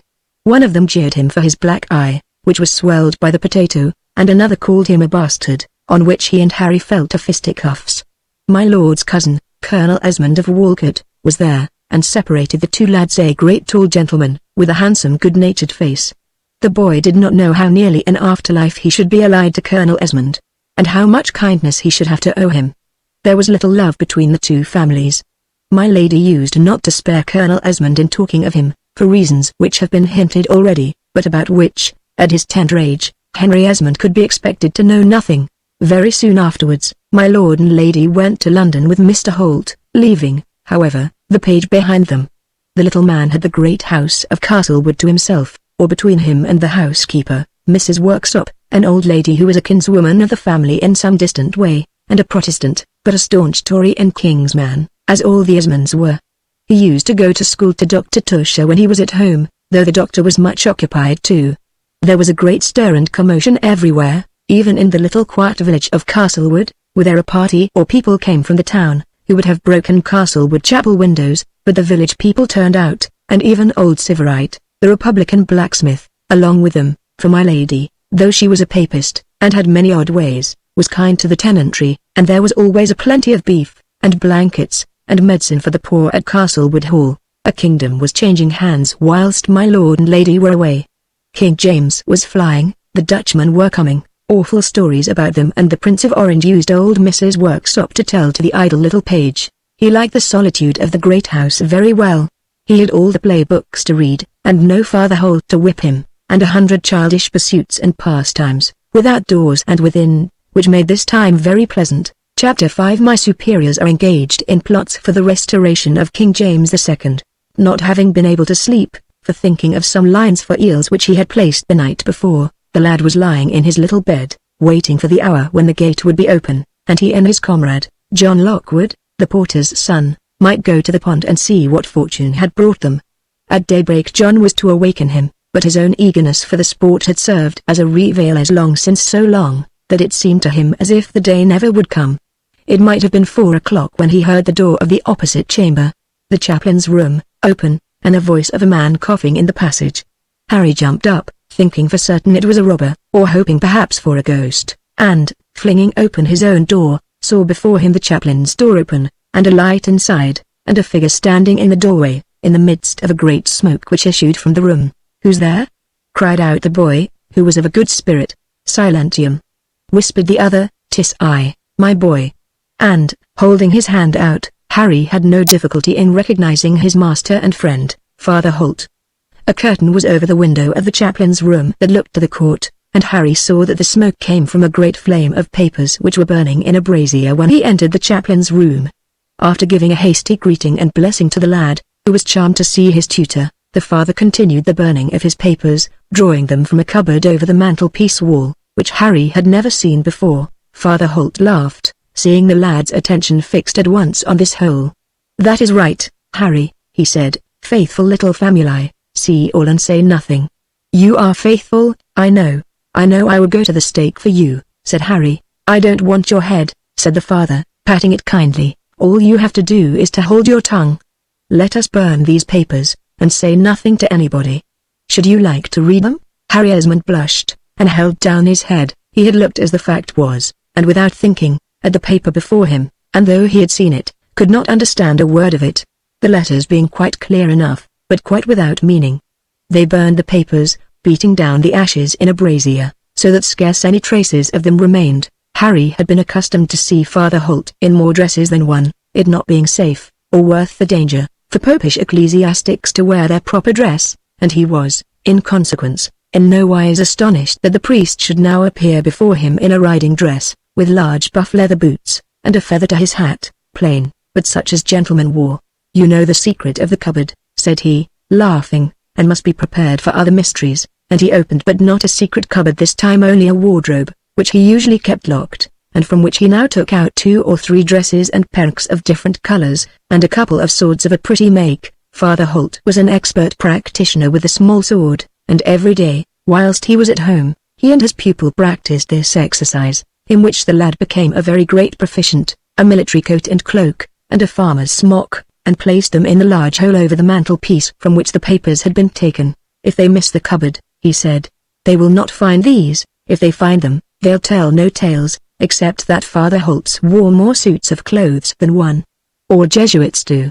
You know what deceivers we are, Harry."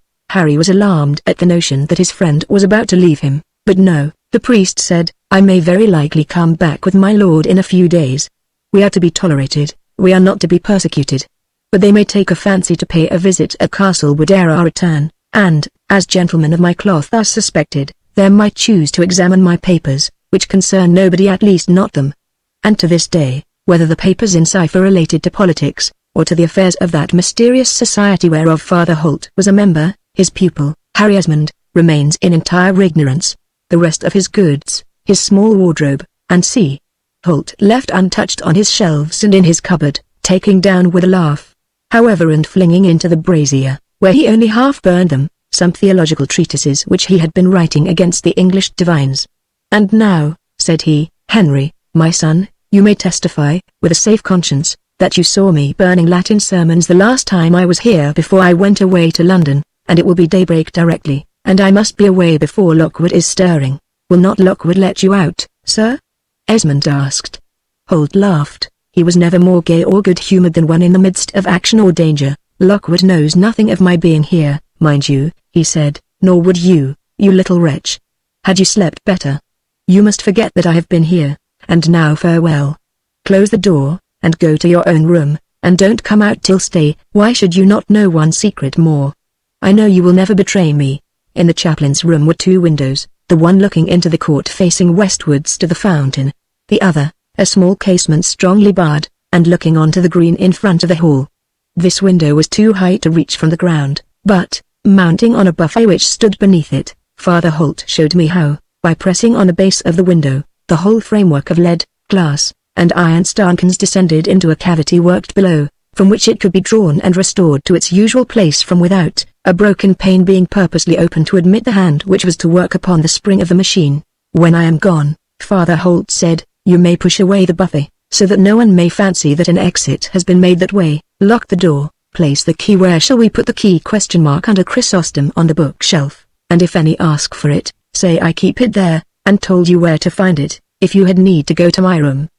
The descent is easy down the wall into the ditch, and so, once more farewell, until I see thee again, my dear son." And with this the intrepid further mounted the buffet with great agility and briskness, stepped across the windows, lifting up the bars and framework again from the other side, and only leaving room for Harry Esmond to stand on tiptoe and kiss his hand before the casement closed, the bars fixing as firmly as ever, seemingly, in the stone arch overhead.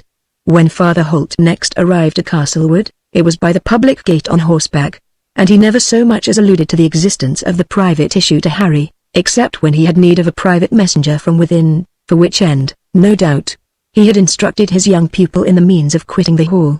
Esmond, young as he was, would have died sooner than betray his friend and master, as Mr. Holt well knew, for he had tried the boy more than once, putting temptations in his way, to see whether he would yield to them and confess afterwards, or whether he would resist them, as he did sometimes, or whether he would lie, which he never did.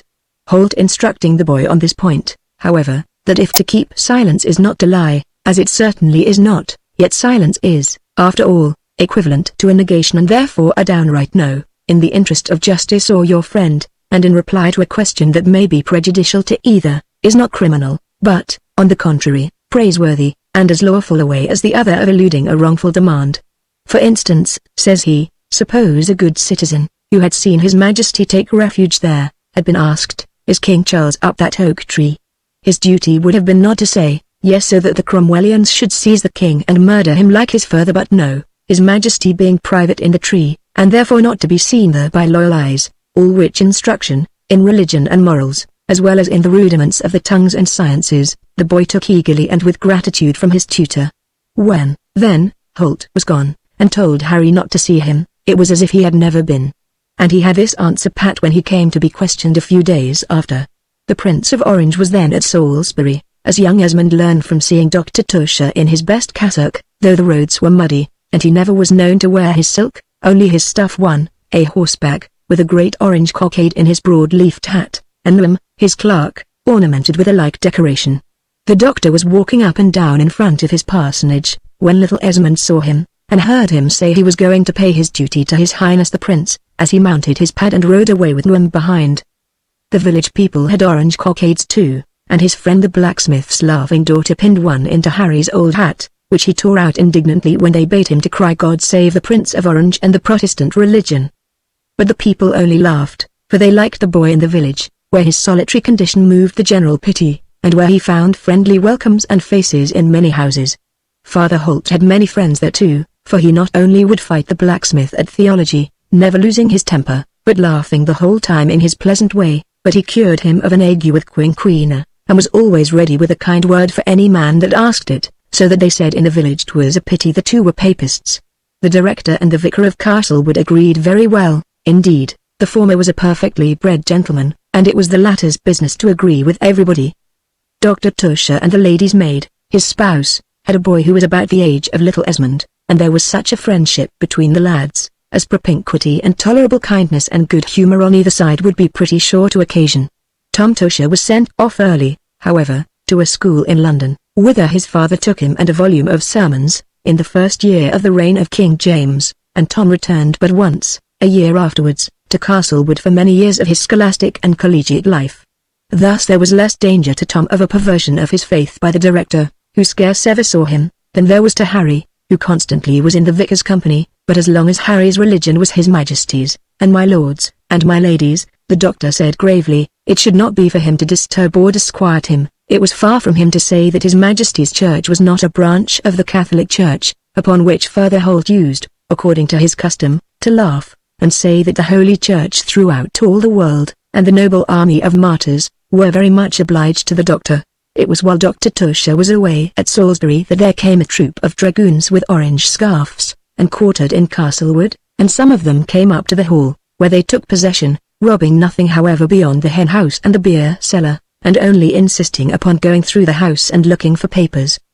The first room they asked to look at was Father Holt's room, of which Harry Esmond brought the key, and they opened the drawers and the cupboards, and tossed over the papers and clothes but found nothing except his books and clothes, and the vestments in a box by themselves, with which the dragoons made merry, to Harry Esmond's horror.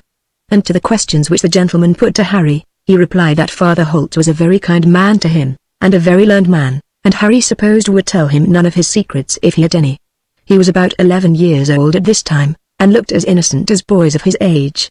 The family were away more than 6 months, and when they returned they were in the deepest state of dejection, for King James had been banished, the Prince of Orange was on the throne, and the direst persecutions of those of the Catholic faith were apprehended by my lady, who said she did not believe that there was a word of truth in the promises of toleration that Dutch monster made, or in a single word the perjured wretch said. My lord and lady were in a manner prisoners in their own house, so her ladyship gave the little page to know, who was by this time growing of an age to understand what was passing about him, and something of the characters of the people he lived with. We are prisoners, says she, in everything but chains, we are prisoners. Let them come, let them consign me to dungeons, or strike off my head from this poor little throat," and she clasped it in her long fingers. "The blood of the Esmonds will always flow freely for their kings. We are not like the churches, the Judases, who kiss their master and betray him. We know how to suffer, how even to forgive in the royal cause." No doubt it was to that fatal business of losing the place of groom of the posset to which her ladyship alluded, as she did half a dozen times in the day. Let the tyrant of Orange bring his rack and his odious Dutch torches, the beast, the wretch. I spit upon him and defy him. Cheerfully will I lay this head upon the block, cheerfully will I accompany my lord to the scaffold. We will cry God save King James, with our dying breath, and smile in the face of the executioner. And she told her page, 100 times at least, of the particulars of the last interview which she had with his majesty. "I flung myself before my liege's feet," she said, "at Salisbury. I devoted myself, my husband, my house, to his cause." Perhaps he remembered old times, when Isabella Esmond was young and fair. Perhaps he recalled the day when 'twas not I that knelt. At least he spoke to me with a voice that reminded me of days gone by. "Egad," said his majesty, "you should go to the Prince of Orange, if you want anything." "No, sire," I replied, "I would not kneel to a usurper. The Esmond that would have served your majesty will never be groomed to a traitor's posset." The royal exile smiled. Even in the midst of his misfortune, he deigned to raise me with words of consolation. The Viscount, my husband, himself, could not be angry at the august salute with which he honored me. The public misfortune had the effect of making my lord and his lady better friends than they ever had been since their courtship. My lord Viscount had shown both loyalty and spirit, when these were rare qualities in the dispirited party about the king, and the praise he got elevated him not a little in his wife's good opinion, and perhaps in his own. He wakened up from the listless and supine life which he had been leading, was always riding to and fro in consultation with this friend or that of the king's, the page of course knowing little of his doings, but remarking only his greater cheerfulness and altered demeanor. Father Holt came to the hall constantly, but officiated no longer openly as chaplain. He was always fetching and carrying strangers, military and ecclesiastic. Harry knew the latter, though they came in all sorts of disguises, were continually arriving and departing. My lord made long absences and sudden reappearances, using sometimes the means of exit which Father Holt had employed, though how often the little window in the chaplain's room let in or let out my lord and his friends, Harry could not tell. He stoutly kept his promise to the father of not prying, and if at midnight from his little room he heard noises of persons stirring in the next chamber, he turned round to the wall, and hid his curiosity under his pillow until it fell asleep. Of course he could not help remarking that the priest's journeys were constant, and understanding by 100 signs that some active though secret business employed him. What this was may pretty well be guessed by what soon happened to my lord. No garrison or watch was put into Castlewood when my lord came back, but a guard was in the village, and one or other of them was always on the green keeping a lookout on our great gate, and those who went out and in. Lockwood said that at night especially every person who came in or went out was watched by the outlying sentries. 'Twas lucky that we had a gate which their worships knew nothing about. My lord and Father Holt must have made constant journeys at night. Once or twice little Harry acted as their messenger and discreet little aide-de-camp. He remembers he was bidden to go into the village with his fishing rod, enter certain houses, ask for a drink of water, and tell the good man there would be a horse market at Newbury next Thursday, and so carry the same message on to the next house on his list. He did not know what the message meant at the time, nor what was happening, which may as well, however, for clearness' sake, be explained here. The Prince of Orange being gone to Ireland, where the king was ready to meet him with a great army, it was determined that a great rising of His Majesty's party should take place in this country, and my lord was to head the force in our county.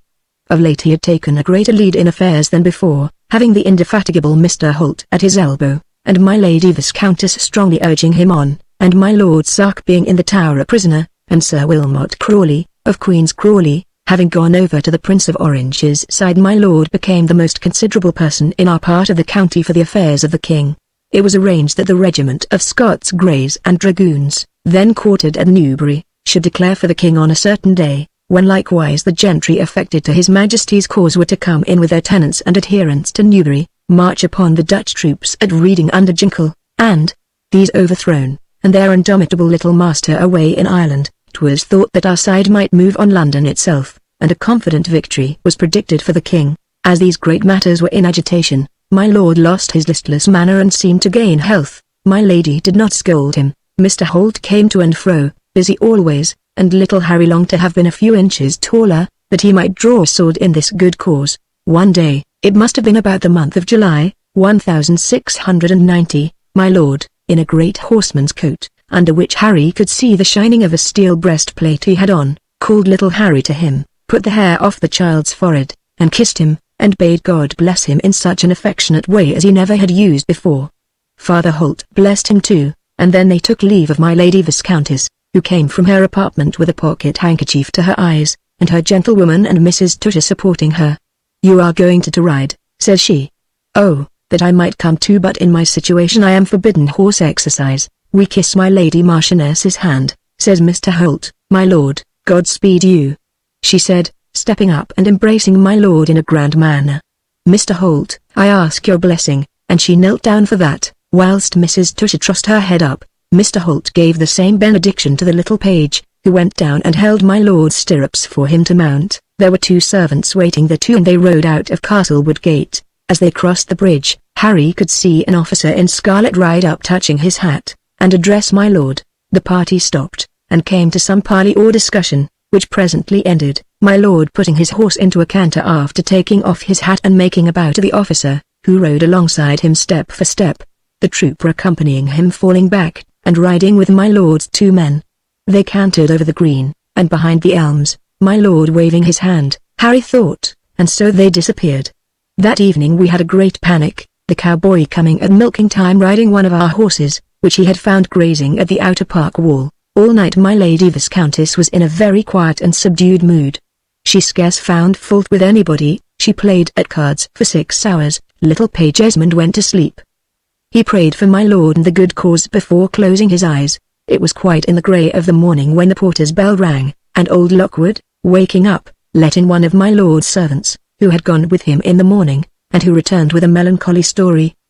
The officer who rode up to my lord had, it appeared, said to him, that it was his duty to inform his lordship that he was not under arrest, but under surveillance, and to request him not to ride abroad that day. My lord replied that riding was good for his health, that if the captain chose to accompany him he was welcome, and it was then that he made the bow, and they cantered away together. When he came on to Wansea Down, my lord all of a sudden pulled up, and the party came to a halt at the crossway. "Sir," says he to the officer, "we are 4 to 2, will you be so kind as to take that road, and leave me go mine?" "Your road is mine, my lord," says the officer. Then says my lord, but he had no time to say more, for the officer, drawing a pistol, snapped it at his lordship, as at the same moment Father Holt, drawing a pistol, shot the officer through the head. It was done, and the man dead in an instant of time. The orderly, gazing at the officer, looked seared for a moment, and galloped away for his life. "Fire! Fire!" cries out Father Holt, sending another shot after the trooper, but the 2 servants were too much surprised to use their pieces, and my lord calling to them to hold their hands, the fellow got away. "Mr. Holt, keep it out," says Blaze, gets off his horse, examines the pockets of the dead officer for papers, gives his money to us too, and says, "The wine is drawn, M. Le Marquis, why did he say Marquis to M.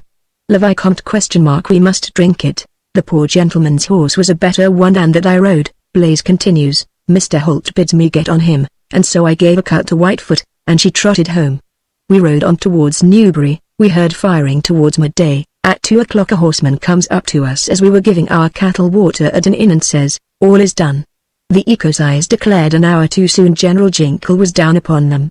The whole thing was at an end, and we've shot an officer on duty, and let his orderly escape," says my lord. "Blaze," says Mr. Holt, writing 2 lines on his table book, "one for my lady and one for you, Master Harry. You must go back to Castlewood, and deliver these, and behold me." And he gave Harry the 2 papers. He read them to himself, which only said, "Burn the papers in the cupboard, burn this. You know nothing about anything." Harry read this, ran upstairs to his mistress's apartment, where her gentlewoman slept near to the door, made her bring a light and wake my lady, into whose hands he gave the paper. She was a wonderful object to look at in her night attire, nor had Harry ever seen the like. As soon as she had the paper in her hand, Harry stepped back to the chaplain's room, opened the secret cupboard over the fireplace, burned all the papers in it, and, as he had seen the priest do before, took down one of his reverence's manuscript sermons, and half burnt that in the brazier. By the time the papers were quite destroyed it was daylight. Harry ran back to his mistress again. Her gentlewoman ushered him again into her ladyship's chamber. She told him, from behind her nuptial curtains, to bid the coach be got ready, and that she would ride away anon. But the mysteries of her ladyship's toilet were as awfully long on this day as on any other, and, long after the coach was ready, my lady was still attiring herself. And just as the Viscountess stepped forth from the room, ready for departure, young John Lockwood comes running up from the village with news that a lawyer, 3 officers, and 20 or 24 soldiers, were marching thence upon the house. John had but 2 minutes the start of them, and, ere he had well told his story, the troop rode into our courtyard. Chapter 6 The issue of the plots. The death of Thomas, 3rd Viscount of Castlewood, and the imprisonment of his Viscountess. At first my lady was for dying like Mary, Queen of Scots, to whom she fancied she bore a resemblance in beauty, and, stroking her scraggy neck, said, "They will find Isabel of Castlewood is equal to her fate." Her gentlewoman, Victoria, persuaded her that her prudent course was, as she could not fly, to receive the troops as though she suspected nothing, and that her chamber was the best place wherein to await them. So her black Japan casket, which Harry was to carry to the coach, was taken back to her ladyship's chamber, whither the maiden mistress retired. Victoria came out presently, bidding the page to say her ladyship was ill, confined to her bed with the rheumatism. By this time the soldiers had reached Castlewood. Harry Esmond saw them from the window of the tapestry parlour. A couple of sentinels were posted at the gate. A half-dozen more walked towards the stable, and some others, preceded by their commander, and a man in black, a lawyer probably, were conducted by one of the servants to the stair leading up to the part of the house which my lord and lady inhabited. So the captain, a handsome kind man, and the lawyer, came through the anteroom to the tapestry parlour, and where now was nobody but young Harry Esmond. The page, "Tell your mistress, little man," says the captain, kindly, "that we must speak to her. My mistress is ill abed," said the page. "What complaint is she?" asked the captain. The boy said, "The rheumatism." "Rheumatism. That's a sad complaint," continues the good-natured captain, "and the coach is in the yard to fetch the doctor, I suppose?" "I don't know," says the boy. "And how long has her ladyship been ill?" "I don't know," says the boy. "When did my lord go away?" "Yesterday night." "With Father Holt?" "With Mr. Holt." "And which way did they travel?" asks the lawyer. "They travelled without me," says the page. "We must see Lady Castlewood. I have orders that nobody goes into her ladyship. She is sick," says the page. But at this moment Victoria came out. "Hush," says she, and, as if not knowing that anyone was near, "What's this noise?" says she. "Is this gentleman the doctor?" "Stuff. We must see Lady Castlewood," says the lawyer, pushing by. The curtains of her ladyship's room were down, and the chamber dark, and she was in bed with a nightcap on her head, and propped up by her pillows, looking none the less ghastly because of the red which was still on her cheeks, and which she could not afford to forego. "Is that the doctor?" she said. "There is no use with this deception, Madame," Captain Westbury said, for so he was named. "My duty is to arrest the person of Thomas, Viscount Castlewood, a non-juring peer of Robert Tusher, Vicar of Castlewood, and Henry Holt, known under various other names and designations, a Jesuit priest, who officiated as chaplain here in the late King's time, and is now at the head of the conspiracy which was about to break out in this country against the authority of their Majesties King William and Queen Mary, and my orders are to search the house for such papers or traces of the conspiracy as may be found here. Your ladyship will please give me your keys, and it will be as well for yourself that you should help us, in every way, in our search. You see, sir, that I have the rheumatism, and cannot move," said the lady, looking uncommonly ghastly as she sat up in her bed, where, however, she had her cheeks painted, and a new cap put on, so that she might at least look her best when the officers came. "I shall take leave to place a sentinel in the chamber, so that your ladyship, in case you should wish to rise, may have an arm to lean on," Captain Westbury said. "Your woman will show me where I am to look," and Madame Victoria, chattering in her half-French and half-English jargon, opened while the captain examined one drawer after another, but, as Harry Esmond thought, rather carelessly, with a smile on his face, as if he was only conducting the examination for form's sake. Before one of the cupboards Victoria flung herself down, stretching out her arms, and, with a piercing shriek, cried, "Non, jamais, Monsieur l'Officier. Jamais. I will rather die than let you see this wardrobe." But Captain Westbury would open it, still with a smile on his face, which, when the box was opened, turned into a fair burst of laughter. It contained not papers regarding the conspiracy but my lady's wigs, washes, and rouge pots, and Victoria said men were monsters, as the captain went on with his perquisition. He tapped the back to see whether or no it was hollow, and as he thrust his hands into the cupboard, My lady from her bed called out, with a voice that did not sound like that of a very sick woman, "Is it your commission to insult ladies as well as to arrest gentlemen, Captain? These articles are only dangerous when worn by your ladyship," the captain said, with a low bow, and a mock grin of politeness. "I have found nothing which concerns the government as yet, only the weapons with which beauty is authorized to kill," says he, pointing to a wig with his sword tip. "We must now proceed to search the rest of the house." "You are not going to leave that wretch in the room with me," cried my lady, pointing to the soldier. "What can I do, madam?" "Somebody you must have to smooth your pillow and bring your medicine." "Permit me, sir," screamed out my lady. "Madame, if you are too ill to leave the bed," the captain then said, rather sternly, "I must have 4 of my men to lift you off in the sheet. I must examine this bed." In a word, papers may be hidden in a bed as elsewhere, we know that very well, and here it was her ladyship's turn to shriek, for the captain, with his fist shaking the pillows and bolsters, at last came to burn, as they say in the play of Forfeits, and wrenching away one of the pillows, said, "Look. Did not I tell you so? Here is a pillow stuffed with paper. Some villain has betrayed us," cried out my lady, sitting up in the bed, showing herself full dressed under her nightrail. "And now your ladyship can move, I am sure. Permit me to give you my hand to rise. You will have to travel for some distance, as far as Hexton Castle tonight. Will you have your coach? Your woman shall attend you if you like, and the Japan box, sir." "You don't strike a man when he is down," said my lady, with some dignity. "Can you not spare a woman?" "Your ladyship must please to rise, and let me search the bed," said the captain. "There is no more time to lose in bandying talk." And, without more ado, the gaunt old woman got up. Harry Esmond recollected to the end of his life that figure, with the brocade dress and the white nightrail, and the gold-clocked red stockings, and white red-heeled shoes, sitting up in the bed, and stepping down from it. The trunks were ready packed for departure in her anteroom, and the horses ready harnessed in the stable, about all which the captain seemed to know, by information got from some quarter or other, and whence Esmond could make a pretty shrewd guess in after times, when Dr. Tusher complained that King William's government had basely treated him for services done in that cause, and here he may relate, though he was then too young to know all that was happening, what the papers contained, of which Captain Westbury had made a seizure, and which papers had been transferred from the Japan box to the bed when the officers arrived. There was a list of gentlemen of the county in Father Holt's handwriting, Mr. Freeman's, King James's, friends, a similar paper being found among those of Sir John Fenwick and the Mr. Coplestone, who suffered death for this conspiracy. There was a patent conferring the title of Marquis of Esmond on my Lord Castlewood and the heirs male of his body, his appointment as Lord Lieutenant of the county, and Major General. 2.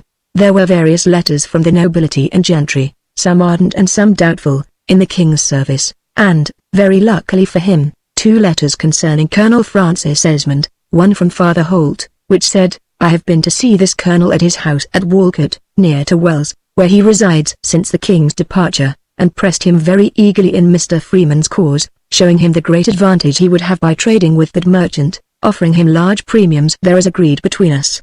But he says number he considers Mr. Freeman the head of the firm, will never trade against him or embark with any other trading company, but considers his duty was done when Mr. Freeman left England. This colonel seems to care more for his wife and his beagles than for affairs. He asked me much about young H.E., that bastard, as he called him, doubting my lord's intentions respecting him. I reassured him on this head, stating what I knew of the lad, and our intentions respecting him. But with regard to Freeman he was inflexible. And another letter was from Colonel Esmond to his kinsman, to say that one Captain Holden had been with him offering him large bribes to join, WHO, and saying that the head of the House of Castlewood was deeply engaged in that quarter. But for his part he had broke his sword when the K. left the country, and would never again fight in that quarrel. The P. of O. was a man, at least, of a noble courage, and his duty, and, as he thought, every Englishman's, was to keep the country quiet, and the French out of it, and, in fine, that he would have nothing to do with the scheme. Of the existence of these 2 letters and the contents of the pillow, Colonel Frank Esmond, who became Viscount Castlewood, told Henry Esmond afterwards, when the letters were shown to his lordship, who congratulated himself, as he had good reason, that he had not joined in the scheme which proved so fatal to many concerned in it. But, naturally, the lad knew little about these circumstances when they happened under his eyes, only being aware that his patron and his mistress were in some trouble, which had caused the flight of the one and the apprehension of the other by the officers of King William. The seizure of the papers effected, the gentlemen did not pursue their further search through Castlewood House very rigorously. They examined Mr. Holt's room, being led thither by his pupil, who showed, as the father had bidden him, the place where the key of his chamber lay, opened the door for the gentlemen, and conducted them into the room. When the gentlemen came to the half-burned papers in the brazier, they examined them eagerly enough, and their young guide was a little amused at their perplexity. "What are these?" says one. "They're written in a foreign language," says the lawyer. "What are you laughing at, little whelp?" adds he, turning round as he saw the boy smile. Mr. Holt said they were sermons, Harry said, and bade me to burn them, which indeed was true of those papers. "Sermons indeed, it's treason, I would lay a wager," cries the lawyer. "Egad! It's Greek to me," says Captain Westbury. "Can you read it, little boy?" "Yes, sir, a little," Harry said. "Then read, and read in English, sir, on your peril," said the lawyer. And Harry began to translate: "Hath not one of your own writers said, the children of Adam are now laboring as much as he himself ever did, about the tree of the knowledge of good and evil, shaking the boughs thereof, and seeking the fruit, being for the most part unmindful of the tree of life? O blind generation! 'Tis this tree of knowledge to which the serpent has led you." And here the boy was obliged to stop, the rest of the page being charred by the fire, and asked of the lawyer, "Shall I go on, sir?" The lawyer said, "This boy is deeper than he seems, who knows that he is not laughing at us." "Let's have in Dick the scholar," cried Captain Westbury, laughing, and he called to a trooper out of the window, "Ho, Dick, come in here and construe." A thick-set soldier, with a square good-humoured face, came in at the summons, saluting his officer. "Tell us, what is this, Dick?" says the lawyer. "My name is Steele, sir," says the soldier. "I may be Dick for my friends, but I don't name gentlemen of your cloth amongst them." "Well then, Steele, Mr. Steele, sir, if you please. When you address a gentleman of His Majesty's Horse Guards, be pleased not to be so familiar." "I didn't know, sir," said the lawyer. "How should you? I take it you are not accustomed to meet with gentlemen," says the trooper. "Hold thy parade, and read that bit of paper," says Westbury. "'Tis Latin," says Dick, glancing at it, and again saluting his officer, and from a sermon of Mr. Cudworth's, and he translated the words pretty much as Henry Esmond had rendered them. "What a young scholar you are," says the captain to the boy. "Depend don't, he knows more than he tells," says the lawyer. "I think we will pack him off in the coach with old Jezebel, for construing a bit of Latin," said the captain, very good-naturedly. "I would as lief go there as anywhere," Harry Esmond said, simply, "for there is nobody to care for me." There must have been something touching in the child's voice, or in this description of his solitude, for the captain looked at him very good-naturedly, and the trooper, called Steele, put his hand kindly on the lad's head, and said some words in the Latin tongue. "What does he say?" says the lawyer. "Faith, ask Dick himself," cried Captain Westbury. "I said I was not ignorant of misfortune myself, and had learned to succour the miserable, and that's not your trade, Mr. Sheepskin," said the trooper. "You had better leave Dick the scholar alone, Mr. Corby," the captain said. And Harry Esmond, always touched by a kind face and kind word, felt very grateful to this good-natured champion. The horses were by this time harnessed to the coach, and the Countess and Victoria came down and were put into the vehicle. This woman, who quarrelled with Harry Esmond all day, was melted at parting with him, and called him dear angel, and poor infant, and 100 other names. The Viscountess, giving him her lean hand to kiss, bade him always be faithful to the house of Esmond. "If evil should happen to my lord," says she, "his successor, I trust, will be found, and give you protection. Situated as I am, they will not dare wreak their vengeance on me now."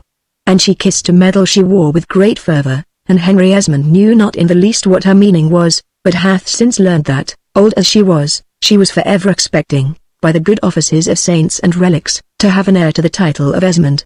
Harry Esmond was too young to have been introduced into the secrets of politics in which his patrons were implicated, for they put but few questions to the boy, who was little of stature, and looked much younger than his age, and such questions as they put he answered cautiously enough, and professing even more ignorance than he had, for which his examiners willingly enough gave him credit.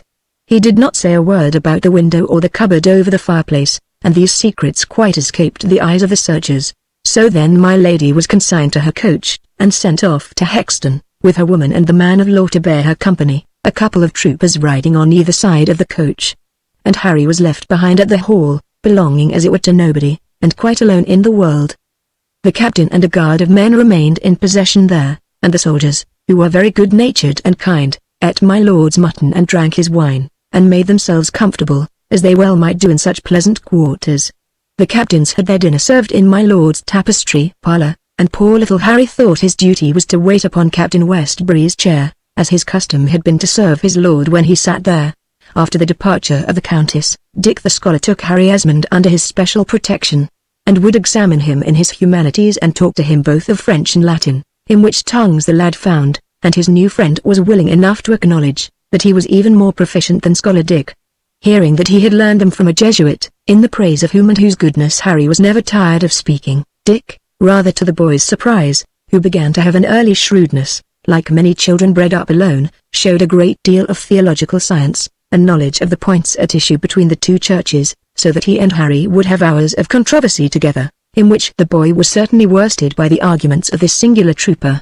"I am no common soldier," Dick would say, and indeed it was easy to see by his learning, breeding, and many accomplishments, that he was not. "I am of one of the most ancient families in the Empire. I have had my education at a famous school, and a famous university. I learned my first rudiments of Latin near to Smithfield, in London, where the martyrs were roasted." "You hanged as many of ours," interposed Harry, "and, for the matter of persecution, Father Holt told me that a young gentleman of Edinburgh, 18 years of age, student at the college there, was hanged for heresy only last year, though he recanted, and solemnly asked pardon for his errors." "Faith, there has been too much persecution on both sides, but 'twas you taught us." "Nay, 'twas the pagans began it," cried the lad, and began to instance a number of saints of the church, from the proto-martyr downwards. "This one's fire went out under him, that one's oil cooled in the cauldron, at a third holy head the executioner chopped 3 times and it would not come off."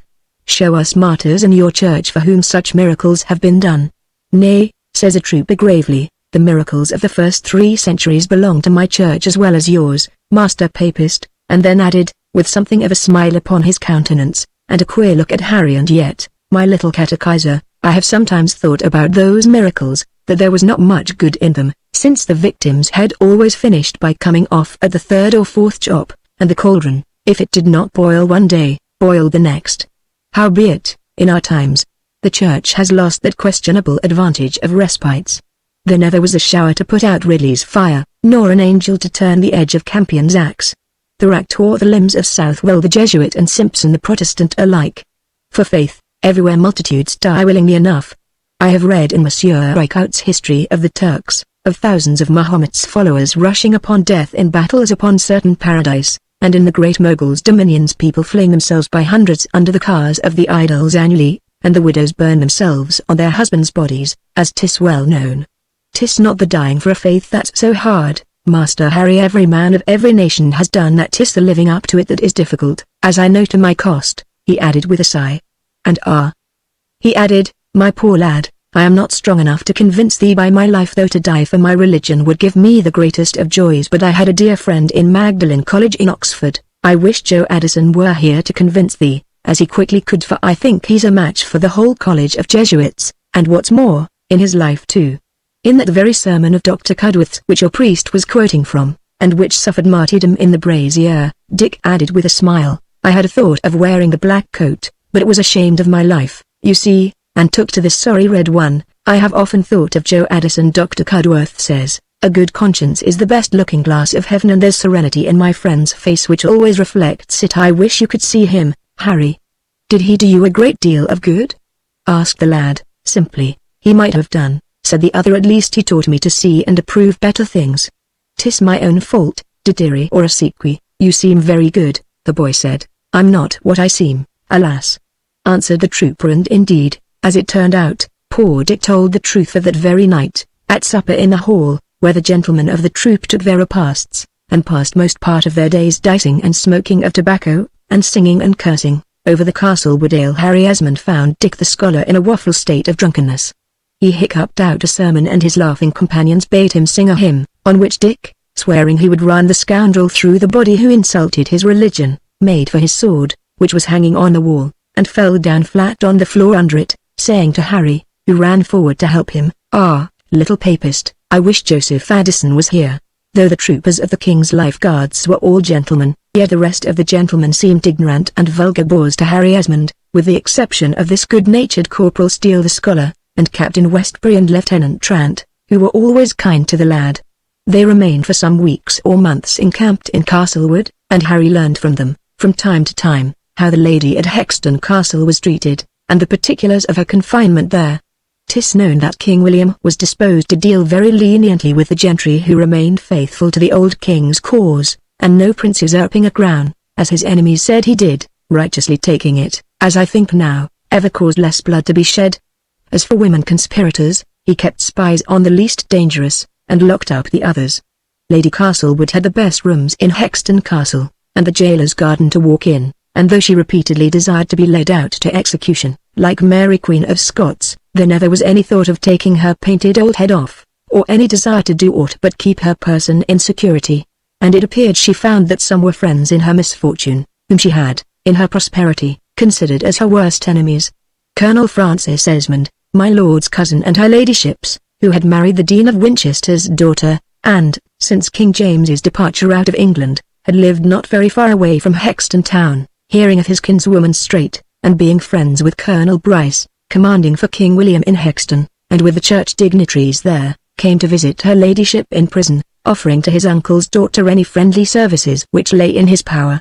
And he brought his lady and little daughter to see the prisoner, to the latter of whom, a child of great beauty and many winning ways, the old Viscountess took not a little liking, although between her ladyship and the child's mother there was little more love than formerly. There are some injuries which women never forgive one another, and Madame Frances Esmond, in marrying her cousin, had done one of those irretrievable wrongs to Lady Castlewood. But as she was now humiliated, and in misfortune, Madame Frances could allow a truce to her enmity, and could be kind for a while, at least, to her husband's discarded mistress. So the little Beatrix, her daughter, was permitted often to go and visit the imprisoned Viscountess, who, in so far as the child and its further were concerned, got to abate in her anger towards that branch of the Castlewood family. And the letters of Colonel Esmond coming to light, as has been said, and his conduct being known to the King's Council, the Colonel was put in a better position with the existing government than he had ever before been. Any suspicions regarding his loyalty were entirely done away, and so he was enabled to be of more service to his kinswoman than he could otherwise have been. And now there befell an event by which this lady recovered her liberty, and the house of Castlewood got a new owner, and fatherless little Harry Esmond a new and most kind protector and friend. Whatever that secret was which Harry was to hear from my lord, the boy never heard it, for that night when Father Holt arrived, and carried my lord away with him, was the last on which Harry ever saw his patron. What happened to my lord may be briefly told here. Having found the horses at the place where they were lying, my lord and Father Holt rode together to Chatteris, where they had temporary refuge with one of the father's penitents in that city, but the pursuit being hot for them, and the reward for the apprehension of one or the other considerable, it was deemed advisable that they should separate, and the priest betook himself to other places of retreat known to him, whilst my lord passed over from Bristol into Ireland, in which kingdom King James had a court and an army. My lord was but a small addition to this, bringing, indeed, only his sword and a few pieces in his pocket, but the king received him with some kindness and distinction in spite of his poor plight, confirmed him in his new title of Marquis, gave him a regiment, and promised him further promotion. But titles or promotion were not to benefit him now. My lord was wounded at the fatal battle of the Boyne, flying from which field, long after his master had set him an example, he lay for a while concealed in the marshy country near to the town of Trim, and more from catarrh and fever caught in the bogs than from the steel of the enemy in the battle, sank and died. May the earth lie light upon Thomas of Castlewood. He who writes this must speak in charity, though this lord did him and his two grievous wrongs, for one of these he would have made amends, perhaps, had life been spared him, but the other lay beyond his power to repair, though 'tis to be hoped that a greater power than a priest has absolved him of it. He got the comfort of this absolution, too, such as it was, a priest of Trim writing a letter to my lady to inform her of this calamity. But in those days letters were slow of travelling, and our priests took 2 months or more on its journey from Ireland to England, where, when it did arrive, it did not find my lady at her own house. She was at the king's house of Hexton Castle when the letter came to Castlewood, but it was opened for all that by the officer in command there. Harry Esmond well remembered the receipt of this letter, which Lockwood brought in as Captain Westbury and Lieutenant Trant were on the green playing at bowls, young Esmond looking on at the sport, or reading his book in the arbour. "Here's news for Frank Esmond," says Captain Westbury. "Harry, did you ever see Colonel Esmond?" And Captain Westbury looked very hard at the boy as he spoke. Harry said he had seen him but once when he was at Hexton, at the ball there. "And did he say anything?" "He said what I don't care to repeat," Harry answered, for he was now 12 years of age. He knew what his birth was, and the disgrace of it, and he felt no love towards the man who had most likely stained his mother's honor and his own. "Did you love my Lord Castlewood?" "I wait until I know my mother, sir, to say," the boy answered, his eyes filling with tears. "Something has happened to Lord Castlewood," Captain Westbury said in a very grave tone. "Something which must happen to us all. He is dead of a wound received at the Boyne, fighting for King James." "I am glad my lord fought for the right cause," the boy said. "It was better to meet death on the field like a man, than face it on Tower Hill, as some of them may," continued Mr. Westbury. "I hope he has made some testament, or provided for thee somehow. This letter says he recommends unicum filium suum delectissimum to his lady. I hope he has left you more than that." Harry did not know, he said. He was in the hands of heaven and fate, but more lonely now, as it seemed to him, than he had been all the rest of his life, and that night, as he lay in his little room which he still occupied, the boy thought with many a pang of shame and grief of his strange and solitary condition, how he had a father and no father, a nameless mother that had been brought to ruin, perhaps, by that very father whom Harry could only acknowledge in secret and with a blush, and whom he could neither love nor revere. And he sickened to think how Father Holt, a stranger, and 2 or 3 soldiers, his acquaintances of the last 6 weeks, were the only friends he had in the great wide world, where he was now quite alone. The soul of the boy was full of love, and he longed as he lay in the darkness for someone upon whom he could bestow it. He remembers, and must to his dying day, the thoughts and tears of that long night, the hours tolling through it. Who was he, and what? Why here rather than elsewhere? "I have a mind," he thought, "to go to the priest at Trim, and find out what my father said to him on his deathbed confession. Is there any child in the whole world so unprotected as I am? Shall I get up and quit this place, and run to Ireland?" With these thoughts and as the lad passed that night away until he wept himself to sleep. The next day, the gentlemen of the guard, who had heard what had befallen him, were more than usually kind to the child, especially his friend Scholar Dick, who told him about his own father's death, which had happened when Dick was a child at Dublin, not quite 5 years of age. "That was the first sensation of grief," Dick said, "I ever knew. I remember I went into the room where his body lay, and my mother sat weeping beside it. I had my battledore in my hand, and fell a beating the coffin, and calling Papa, on which my mother caught me in her arms, and told me in a flood of tears Papa could not hear me, and would play with me no more, for they were going to put him underground, whence he could never come to us again. And this," said Dick kindly, "has made me pity all children ever since, and caused me to love thee, my poor fatherless, motherless lad. And, if ever thou wantest a friend, thou shalt have one in Richard Steele." Harry Esmond thanked him, and was grateful. But what could Corporal Steele do for him? Take him to ride a spare horse, and be servant to the troop? Though there might be a bar in Harry Esmond's shield, it was a noble one.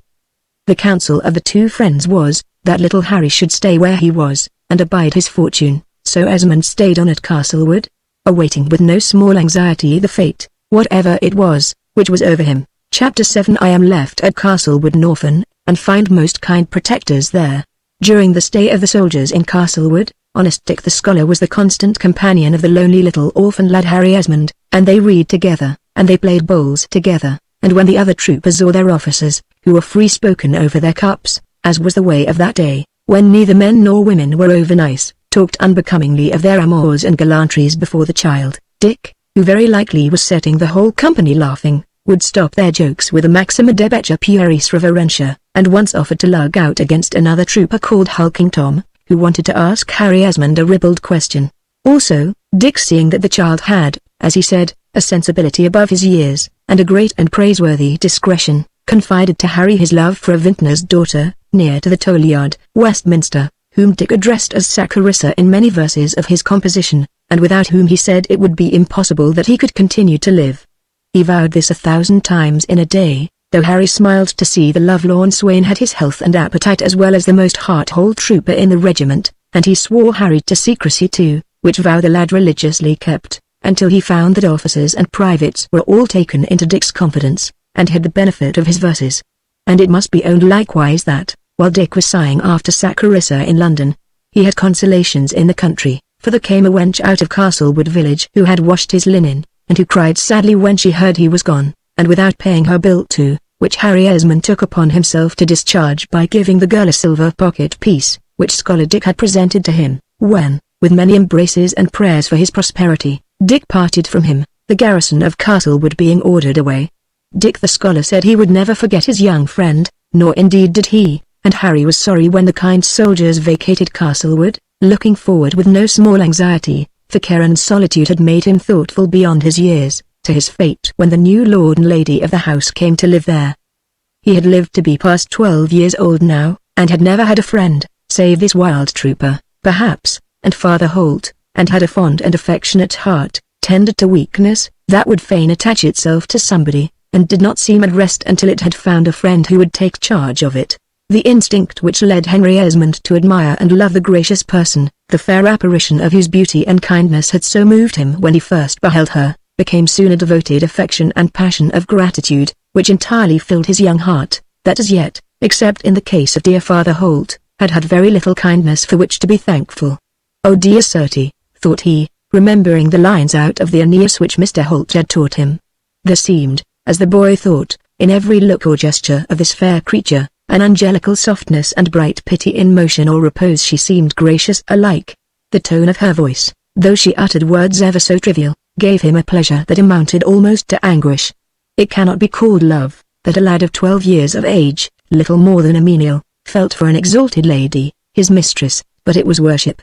To catch her glance, to divine her errand and run on it before she had spoken it, to watch, follow, adore her, became the business of his life. Meanwhile, as is the way often, his idol had idols of her own, and never thought of or suspected the admiration of her little pygmy adorer. My lady had on her side her 3 idols. First and foremost, Jove and supreme ruler, was her lord, Harry's patron, the good Viscount of Castlewood. All wishes of his were laws with her. If he had a headache, she was ill. If he frowned, she trembled. If he joked, she smiled and was charmed. If he went a-hunting, she was always at the window to see him ride away, her little son crowing on her arm, or on the watch till his return.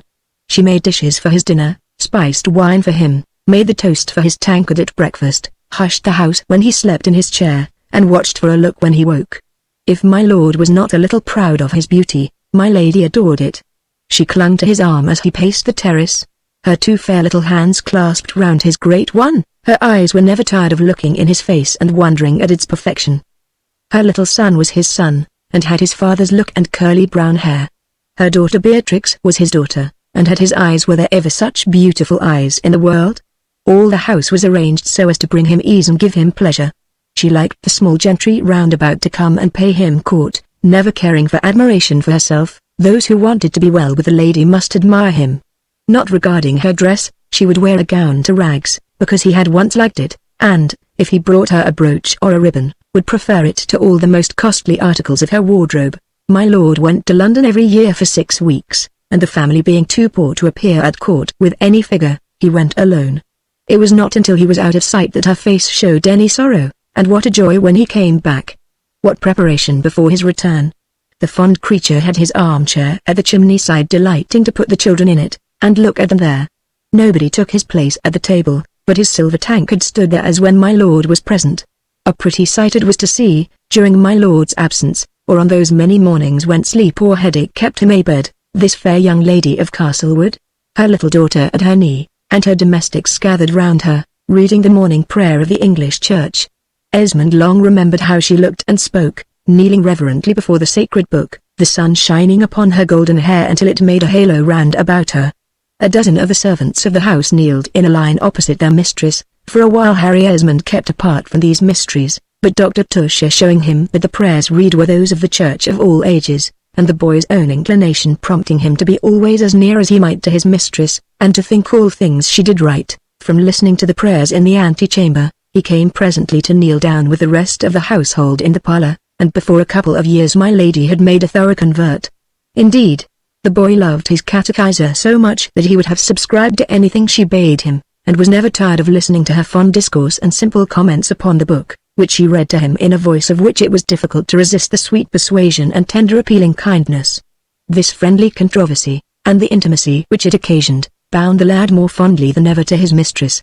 The happiest period of all his life was this, and the young mother, with her daughter and son, and the orphan lad whom she protected, read and worked and played, and were children together. If the lady looked forward as what fond woman does not question mark towards the future, She had no plans from which Harry Esmond was left out, and a thousand times, in his passionate and impetuous way, he vowed that no power should separate him from his mistress, and only asked for some chance to happen by which he might show his fidelity to her.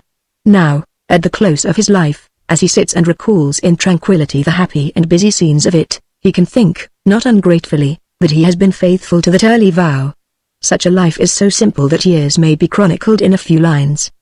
But few men's life voyages are destined to be all prosperous, and this calm of which we are speaking was soon to come to an end. As Esmond grew, and observed for himself, he found of necessity much to read and think of outside that fond circle of kinsfolk who had admitted him to join hand with them. He read more books than they cared to study with him, was alone in the midst of them many a time, and passed nights over labours, futile perhaps, but in which they could not join him. His dear mistress divined his thoughts with her usual jealous watchfulness of affection, began to forebode a time when he would escape from his home nest, and, at his eager protestations to the contrary, would only sigh and shake her head. Before those fatal decrees in life are executed, there are always secret previsions and warning omens. When everything yet seems calm, we are aware that the storm is coming. Ere the happy days were over, two at least of that home party felt that they were drawing to a close, and were uneasy, and on the lookout for the cloud which was to obscure their calm. 'Twas easy for Harry to see, however much his lady persisted in obedience and admiration for her husband, that my lord tired of his quiet life, and grew weary, and then testy, at those gentle bonds with which his wife would have held him. As they say, the Grand Lama of Thibet is very much fatigued by his character of divinity, and yawns on his altar as his bonzes kneel and worship him. Many a home god grows heartily sick of the reverence with which his family devotees pursue him, and sighs for freedom and for his old life, and to be off the pedestal on which his dependents would have him sit forever, whilst they adore him, and ply him with flowers, and hymns, and incense, and flattery. So, after a few years of his marriage, my honest Lord Castlewood began to tire, all the high-flown raptures and devotional ceremonies with which his wife, his chief priestess, treated him, first sent him to sleep, and then drove him out of doors. For the truth must be told, that my lord was a jolly gentleman, with very little of the august or divine in his nature, though his fond wife persisted in revering it, and, besides, he had to pay a penalty for this love, which persons of his disposition seldom like to defray, and, in a word, if he had a loving wife, had a very jealous and exacting one. Then he wearied of this jealousy, then he broke away from it, then came, no doubt, complaints and recriminations, then, perhaps, promises of amendment not fulfilled, then upbraidings not the more pleasant because they were silent, and only sad looks and tearful eyes conveyed them. Then, perhaps, the pair reached that other stage which is not uncommon in married life, when the woman perceives that the god of the honeymoon is a god no more, only a mortal like the rest of us, and so she looks into her heart, and lo! Vacui sed zetanania arcana. And now, supposing Our Lady to have a fine genius and a brilliant wit of her own, and the magic spell and infatuation removed from her which had led her to worship as a god a very ordinary mortal, and what follows? They live together, and they dine together, and they say my dear and my love is heretofore, but the man is himself, and the woman herself. That dream of love is over as everything else is over in life, as flowers and fury, and griefs and pleasures, are over. Very likely the Lady Castlewood had ceased to adore her husband herself long before she got off her knees, or would allow her household to discontinue worshipping him. To do him justice, my lord never exacted this subservience. He laughed and joked and drank his bottle, and swore when he was angry, much too familiarly for anyone pretending to sublimity, and did his best to destroy the ceremonial with which his wife chose to surround him.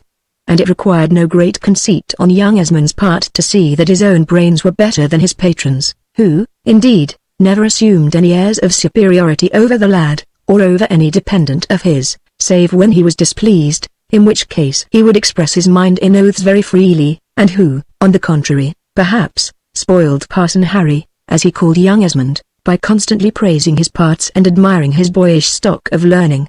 It may seem ungracious in one who has received 100 favors from his patron to speak in any but a reverential manner of his elders, but the present writer has had descendants of his own, whom he has brought up with as little as possible of the civility at present exacted by parents from children, under which mask of duty there often lurks indifference, contempt, or rebellion, and as he would have his grandsons believe or represent him to be not an inch taller than nature has made him, so, with regard to his past acquaintances, he would speak without anger, but with truth, as far as he knows it, neither extenuating nor setting down aught in malice. So long, then, As the world moved according to Lord Castlewood's wishes, he was good-humoured enough, of a temper naturally sprightly and easy, liking to joke, especially with his inferiors, and charmed to receive the tribute of their laughter.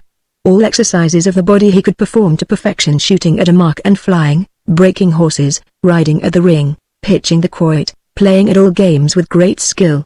And not only did he do these things well, but he thought he did them to perfection, hence he was often tricked about horses, which he pretended to know better than any jockey, was made to play at ball and billiards by sharpers who took his money, and came back from London woefully poorer each time than he went, as the state of his affairs testified when the sudden accident came by which his career was brought to an end.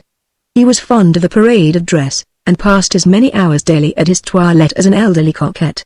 A tenth part of his day was spent in the brushing of his teeth and the oiling of his hair, which was curling and brown, and which he did not like to conceal under a periwig, such as almost everybody of that time wore. We have the liberty of our hair back now, but powder and pomatum along with it. When, I wonder, will these monstrous poll taxes of our age be withdrawn, and men allowed to carry their colours, black, red, or grey, as nature made them? And as he liked her to be well dressed, his lady spared no pains in that matter to please him. Indeed, she would dress her head or cut it off if he had bidden her. It was a wonder to young Esmond, serving as page to my lord and lady, to hear, day after day, to such company as came, the same boisterous stories told by my lord, at which his lady never failed to smile or hold down her head, and Dr. Tusher to burst out laughing at the proper point, or cry, "Fie, my lord, remember my cloth," but with such a faint show of resistance, that it only provoked my lord further. Lord Castlewood's stories rose by degrees, and became stronger after the ale at dinner and the bottle afterwards, my lady always taking flight after the very first glass to church and king, and leaving the gentlemen to drink the rest of the toasts by themselves. And, as Harry Esmond was her page, he also was called from duty at this time. "My lord has lived in the army and with soldiers," she would say to the lad, amongst whom great license is allowed. "You have had a different nurture, and I trust these things will change as you grow older. Not that any fault attaches to my lord, who is one of the best and most religious men in this kingdom." And very likely she believed so. 'Tis strange what a man may do, and a woman yet think him an angel. And as Esmond has taken truth for his motto, it must be owned, even with regard to that other angel, his mistress, that she had a fault of character which flawed her perfections. With the other sex perfectly tolerant and kindly, of her own she was invariably jealous, and a proof that she had this vice is, that though she would acknowledge 1,000 faults that she had not, to this which she had she could never be got to own. But if there came a woman with even a semblance of beauty to Castlewood, she was so sure to find out some wrong in her, that my lord, laughing in his jolly way, would often joke with her concerning her foible. Comely servant maids might come for hire, but none were taken at Castlewood. The housekeeper was old, my lady's own waiting woman squinted, and was marked with the smallpox. The housemaids and scullion were ordinary country wenches, to whom Lady Castlewood was kind, as her nature made her to everybody almost, but as soon as ever she had to do with a pretty woman, she was cold, retiring, and haughty. The country ladies found this fault in her, and though the men all admired her, their wives and daughters complained of her coldness and aims, and said that Castlewood was pleasanter in Lady Jezebel's time, as the dowager was called, than at present. Some few were of my mistress's side.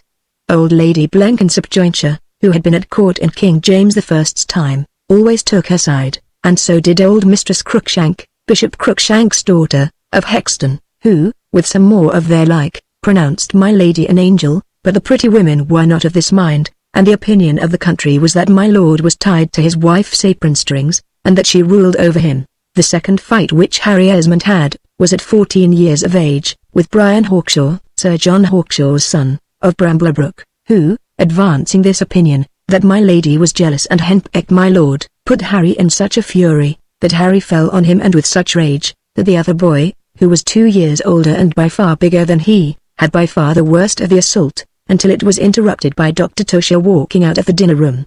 Brian Hawkshaw got up bleeding at the nose, having, indeed, been surprised, as many a stronger man might have been, by the fury of the assault upon him. "You little bastard beggar," he said, "I'll murder you for this," and indeed he was big enough. "Bastard or not," said the other, grinding his teeth, "I have a couple of swords, and if you like to meet me, as a man, on the terrace tonight," and here the doctor coming up, the colloquy of the young champions ended. Very likely, big as he was, Hawkshaw did not care to continue a fight with such a ferocious opponent as this had been. Chapter 8. After good fortune comes evil. Since my Lady Mary Wortley Montague brought home the custom of inoculation from Turkey, a perilous practice many deem it, and only a useless rushing into the jaws of danger, I think the severity of the smallpox, that dreadful scourge of the world, has somewhat been abated in our part of it, and remember in my time hundreds of the young and beautiful who have been carried to the grave, or have only risen from their pillows frightfully scarred and disfigured by this malady. Many a sweet face hath left its roses on the bed on which this dreadful and withering blight has laid them. In my early days, this pestilence would enter a village and destroy half its inhabitants. At its approach, it may well be imagined, not only the beautiful but the strongest were alarmed, and those fled who could. One day in the year 1694, I have good reason to remember it, Dr. Tusher ran into Castlewood House, with a face of consternation, saying that the malady had made its appearance at the blacksmith's house in the village, and that one of the maids there was down in the smallpox. The blacksmith, besides his forge and irons for horses, had an ale-house for men, which his wife kept, and his company sat on benches before the inn door, looking at the smithy while they drank their beer. Now, there was a pretty girl at this inn, the landlord's men called Nancy Sivrite, a bouncing, fresh-looking lass, whose face was as red as the hollyhocks over the pales of the garden behind the inn. At this time Harry Esmond was a lad of 16, and somehow in his walks and rambles it often happened that he fell in with Nancy Sivrite's bonny face. If he did not want something done at the blacksmith's he would go and drink ale at the Three Castles, or find some pretext for seeing this poor Nancy. Poor thing, Harry meant or imagined no harm, and she, no doubt, as little, but the truth is they were always meeting in the lanes, or by the brook, or at the garden palings, or about Castlewood. It was, Lord, Mr. Henry. And how do you do, Nancy? Many and many a time in the week. 'Tis surprising the magnetic attraction which draws people together from ever so far. I blush as I think of poor Nancy now, in a red bodice and buxom purple cheeks and the canvas petticoat, and that I devised schemes, and set traps, and made speeches in my heart, which I seldom had courage to say when in presence of that humble enchantress, who knew nothing beyond milking a cow, and opened her black eyes with wonder when I made one of my fine speeches out of Waller or Ovid. Poor Nancy!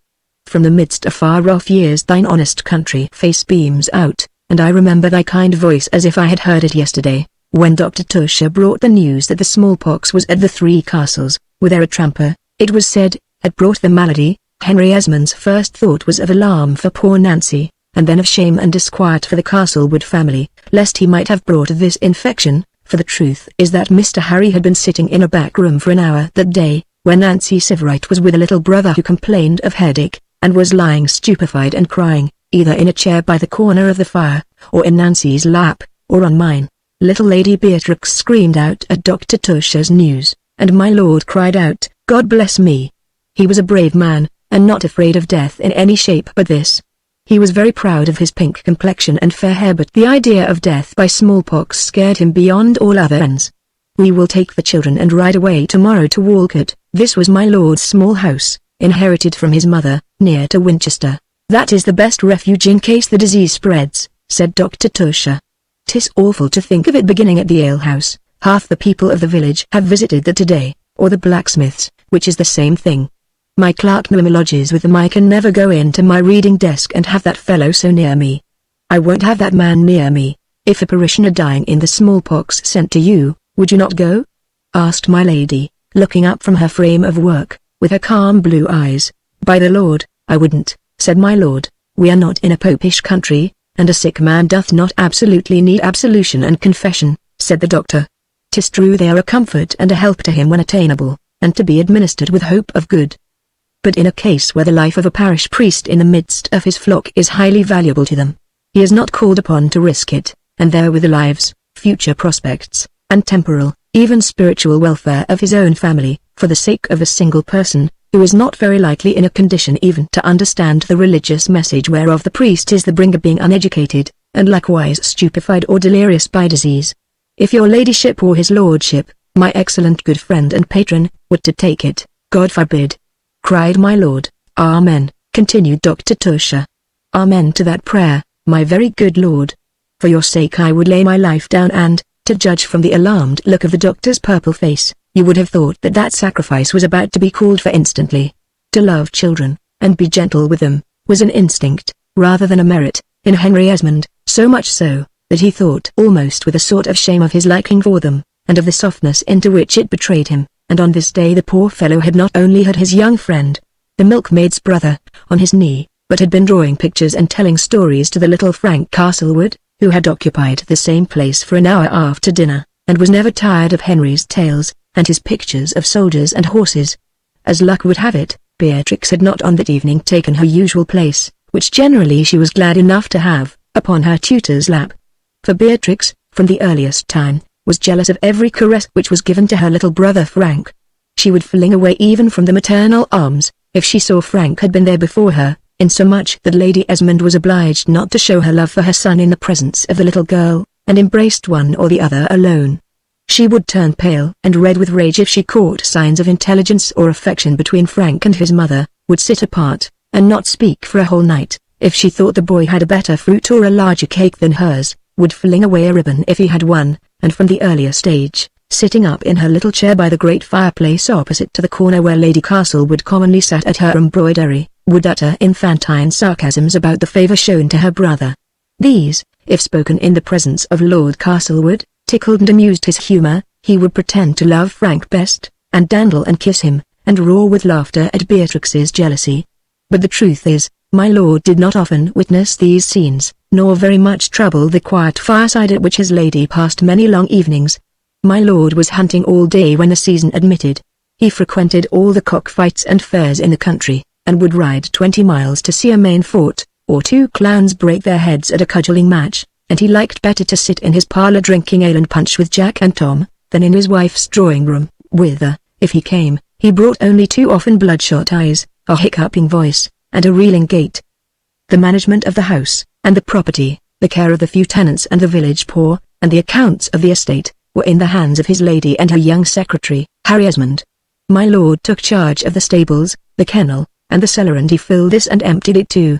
So it chanced that upon this very day, when poor Harry Esmond had had the blacksmith's son, and the peer's son, alike upon his knee, little Beatrix, who would come to her tutor willingly enough with her book and her writing, had refused him, seeing the place occupied by her brother, and, luckily for her, had sat at the further end of the room, away from him, playing with a spaniel dog which she had, and for which, by fits and starts, she would take a great affection, and talking at Harry Esmond over her shoulder, as she pretended to caress the dog, saying that Fido would love her, and she would love Fido, and nothing but Fido all her life. When, then, the news was brought that the little boy at the 3 Castles was ill with the smallpox, poor Harry Esmond felt a shock of alarm, not so much for himself as for his mistress's son, whom he might have brought into peril.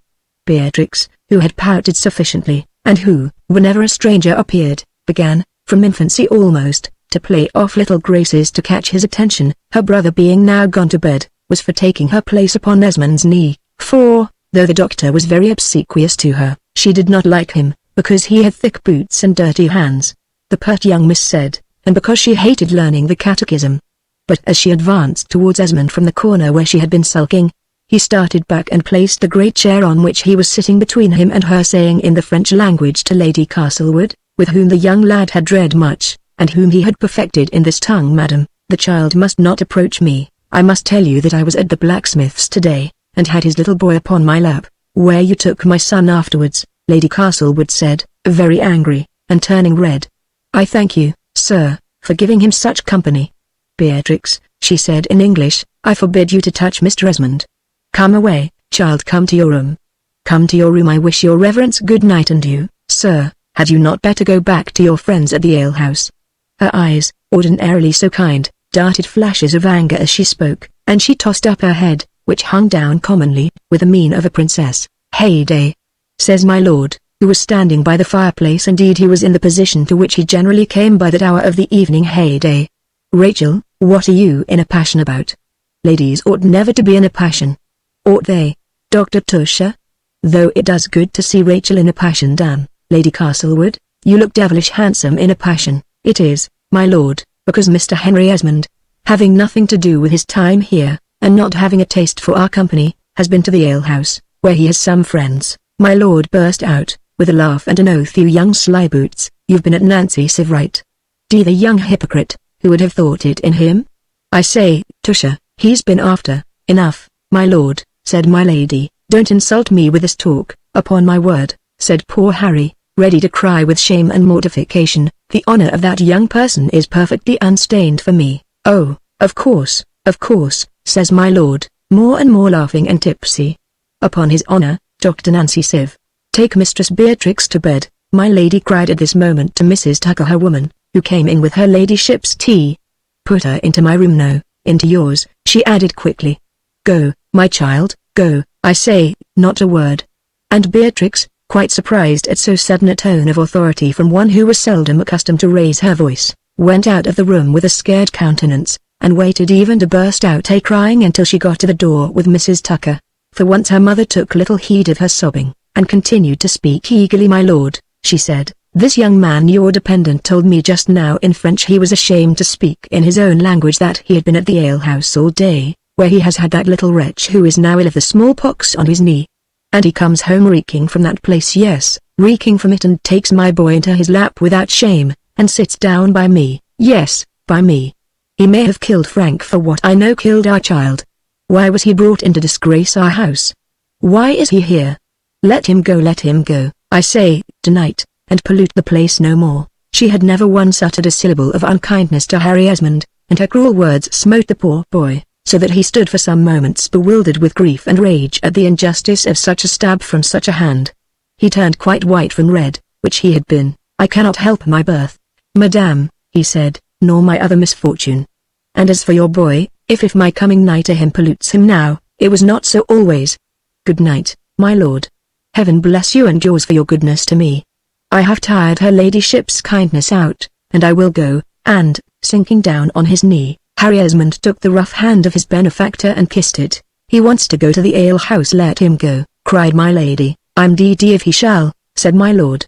"I didn't think you could be so d.d. ungrateful, Rachel." Her reply was to burst into a flood of tears, and to quit the room with a rapid glance at Harry Esmond, as my lord, not heeding them, and still in great good humour, raised up his young client from his kneeling posture, for 1,000 kindnesses had caused the lad to revere my lord as a father, and put his broad hand on Harry Esmond's shoulder. "She was always so," my lord said, "the very notion of a woman drives her mad.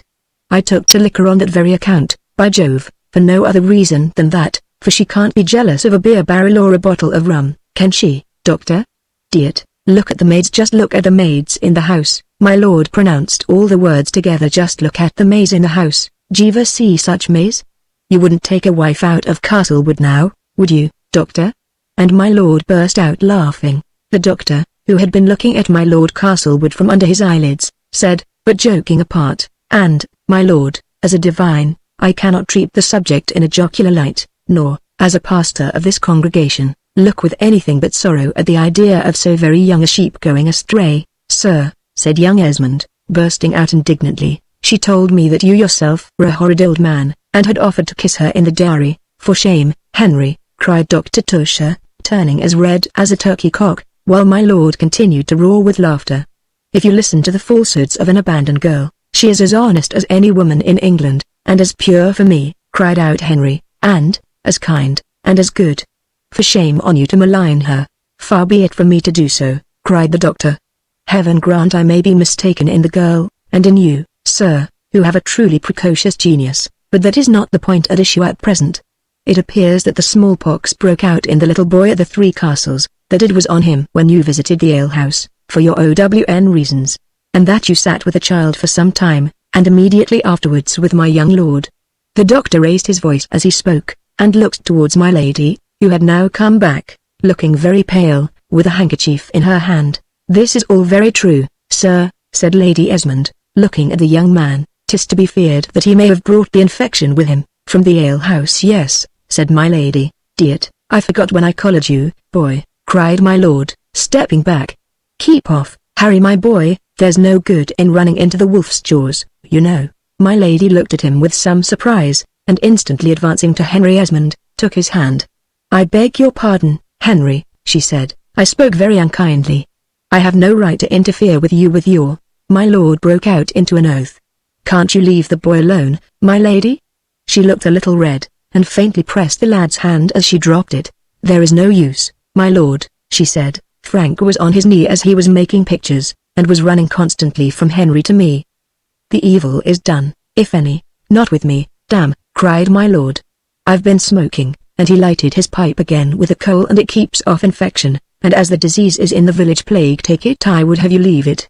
We'll go tomorrow to Walcott, my lady. I have no fear, said my lady. I may have had it as an infant. It broke out in our house then, and when 4 of my sisters had it at home, 2 years before our marriage, I escaped it, and 2 of my dear sisters died. I won't run the risk, said my lord. I'm as bold as any man, but I'll not bear that. Take Beatrix with you and go, said my lady.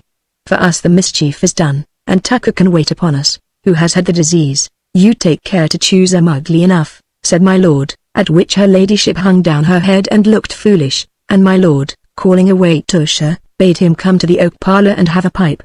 The doctor made a low bow to her ladyship, of which salams he was profuse, and walked off on his creaking square toes after his patron. When the lady and the young man were alone, there was a silence of some moments, during which he stood at the fire, looking rather vacantly at the dying embers, whilst her ladyship busied herself with the tambour frame and needles. I am sorry, she said, after a pause, in a hard, dry voice, I repeat I am sorry that I showed myself so ungrateful for the safety of my son. It was not at all my wish that you should leave us, I am sure, unless you found pleasure elsewhere.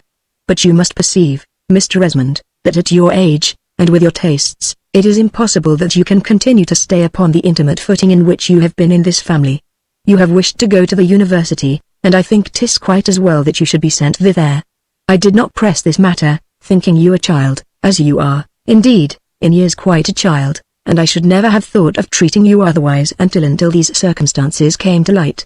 And I shall beg my lord to dispatch you as quick as possible, and will go on with Frank's learning as well as I can. I owe my father thanks for a little grounding, and you, I'm sure, for much that you have taught me, and I wish you a good night, Mr. Esmond. And with this she dropped a stately curtsy, and, taking her candle, went away through the tapestry door, which led to her apartments. Esmond stood by the fireplace, blankly staring after her. Indeed, he scarce seemed to see until she was gone, and then her image was impressed upon him, and remained forever fixed upon his memory. He saw her retreating, the taper lighting up her marble face, her scarlet lip quivering, and her shining golden hair. He went to his own room, and to bed, where he tried to read, as his custom was, but he never knew what he was reading until afterwards he remembered the appearance of the letters of the book. It was in Montaigne's Essays, and the events of the day passed before him, that is, of the last hour of the day, for as for the morning, and the poor milkmaid yonder, he never so much as once thought. And he could not get to sleep until daylight, and woke with a violent headache, and quite unrefreshed. He had brought the contagion with him from the 3 castles sure enough, and was presently laid up with the smallpox, which spared the hall that no more than it did the cottage. Chapter 9. I have the smallpox, and prepare to leave Castlewood. When Harry Esmond passed through the crisis of that malady, and returned to health again, he found that little Frank Esmond had also suffered and rallied after the disease, and the lady his mother was down with it, with a couple more of the household. It was a providence, for which we all ought to be thankful, Dr. Tusher said, that my lady and her son were spared, while death carried off the poor domestics of the house, and rebuked Harry for asking, in his simple way, for which we ought to be thankful that the servants were killed, or the gentlefolks were saved. Nor could young Esmond agree in the doctor's vehement protestations to my lady, when he visited her during her convalescence, that the malady had not in the least impaired her charms, and had not been churl enough to injure the fair features of the Viscountess of Castlewood, whereas, in spite of these fine speeches, Harry thought that her ladyship's beauty was very much injured by the smallpox. When the marks of the disease cleared away, they did not, it is true, leave furrows or scars on her face, except one, perhaps, on her forehead over her left eyebrow. But the delicacy of her rosy color and complexion was gone, her eyes had lost their brilliancy, her hair fell, and her face looked older. It was as if a coarse hand had rubbed off the delicate tints of that sweet picture, and brought it, as one has seen unskilful painting cleaners do, to the dead color. Also, it must be owned, that for a year or 2 after the malady, her ladyship's nose was swollen and redder. There would be no need to mention these trivialities, but that they actually influenced many lives, as trifles will in the world, where a gnat often plays a greater part than an elephant, and a molehill, as we know in King William's case, can upset an empire. When Tusher in his courtly way, at which Harry Esmond always chafed and spoke scornfully, vowed and protested that my lady's face was none the worse, the lad broke out and said, "It is worse, and my mistress is not near so handsome as she was." on which poor Lady Castlewood gave a rueful smile, and a look into a little Venice glass she had, which showed her, I suppose, that what the stupid boy said was only too true, for she turned away from the glass, and her eyes filled with tears. The sight of these in Esmond's heart always created a sort of rage of pity, and seeing them on the face of the lady whom he loved best, the young blunderer sank down on his knees, and besought her to pardon him, saying that he was a fool and an idiot, that he was a brute to make such a speech. He who had caused her malady, and Dr. Tusher told him that a bear he was indeed, and a bear he would remain, at which speech poor young Esmond was so dumb-stricken that he did not even growl. He is my bear, and I will not have him baited, doctor, my lady said, patting her hand kindly on the boy's head, as he was still kneeling at her feet. How your hair has come off. And mine, too, she added with another sigh. It is not for myself that I cared, my lady said to Harry, when the parson had taken his leave, but am I very much changed? Alas! I fear 'tis too true. Madame, you have the dearest, and kindest, and sweetest face in the world, I think. The lad said, and indeed he thought and thinks so. Will my lord think so when he comes back? The lady asked with a sigh, and another look at her Venice glass. Suppose he should think as you do, sir, that I am hideous. Yes, you said hideous. He will cease to care for me. 'Tis all men care for in women, our little beauty. Why did he select me from among my sisters? 'Twas only for that. We reign but for a day or two, and be sure that Vashti Nuester was coming. Madame, said Mr. Esmond, Ahasuerus was the Grand Turk, and to change was the manner of his country, and according to his law, you are all Grand Turks for that matter, said my lady, or would be if you could. Come, Frank, come, my child. You are well, praise be heaven. Your locks are not thinned by this dreadful smallpox, nor your poor face scarred, is it, my angel? Frank began to shout and whimper at the idea of such a misfortune. From the very earliest time the young lord had been taught to admire his beauty by his mother, and esteemed it as highly as any reigning toast valued hers. One day, as he himself was recovering from his fever and illness, a pang of something like shame shot across young Esmond's breast, as he remembered that he had never once during his illness given a thought to the poor girl at the smithy, whose red cheeks but a month ago he had been so eager to see. Poor Nancy! Her cheeks had shared the fate of roses, and were withered now. She had taken the illness on the same day with Esmond. She and her brother were both dead of the smallpox, and buried under the Castlewood yew trees. There was no bright face lurking now from the garden, or to cheer the old smith at his lonely fireside. Esmond would have liked to have kissed her in her shroud, like the lass in Mr. Prior's pretty poem, but she rested many a foot below the ground, when Esmond after his malady first trod on it. Dr. Tusher brought the news of this calamity, about which Harry Esmond longed to ask, but did not like. He said almost the whole village had been stricken with the pestilence, 17 persons were dead of it, among them mentioning the names of poor Nancy and her little brother. He did not fail to say how thankful we survivors ought to be. It being this man's business to flatter and make sermons, it must be owned he was most industrious in it, and was doing the one or the other all day. And so Nancy was gone, and Harry Esmond blushed that he had not a single tear for her, and fell to composing an elegy in Latin verses over the rustic little beauty. He bade the Dryads mourn and the river nymphs deplore her. As her father followed the calling of Vulcan, he said that surely she was like a daughter of Venus, though Sivrite's wife was an ugly shrew, as he remembered to have heard afterwards. He made a long face, but, in truth, felt scarcely more sorrowful than a mute at a funeral. These first passions of men and women are mostly abortive, and are dead almost before they are born. Esmond could repeat, to his last day, some of the doggerel lines in which his muse bewailed his pretty lass, not without shame to remember how bad the verses were, and how good he thought them, how false the grief, and yet how he was rather proud of it. 'Tis an error, surely, to talk of the simplicity of youth.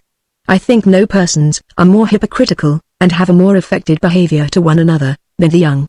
They deceive themselves and each other with artifices that do not impose upon men of the world, and so we get to understand truth better, and grow simpler as we grow older. When my lady heard of the fate which had befallen poor Nancy, she said nothing so long as Tusher was by, but when he was gone, she took Harry Esmond's hand and said, "Harry, I beg your pardon for those cruel words I used on the night you were taken ill. I am shocked at the fate of the poor creature, and am sure that nothing had happened of that with which, in my anger, I charged you. And the very first day we go out, you must take me to the blacksmith, and we must see if there is anything I can do to console the poor old man. Poor man! To lose both his children! What should I do without mine?" And this was, indeed, the very first walk which my lady took, leaning on Esmond's arm, after her illness. but her visit brought no consolation to the old father, and he showed no softness, or desire to speak. "The Lord gave and took away," he said, and he knew what his servant's duty was. He wanted for nothing less now than ever before, as there were fewer mouths to feed. He wished her ladyship and Master Esmond good morning. He had grown tall in his illness, and was but very little marked, and with this, and a surly bow, he went in from the smithy to the house, leaving my lady, somewhat silenced and shamefaced, at the door.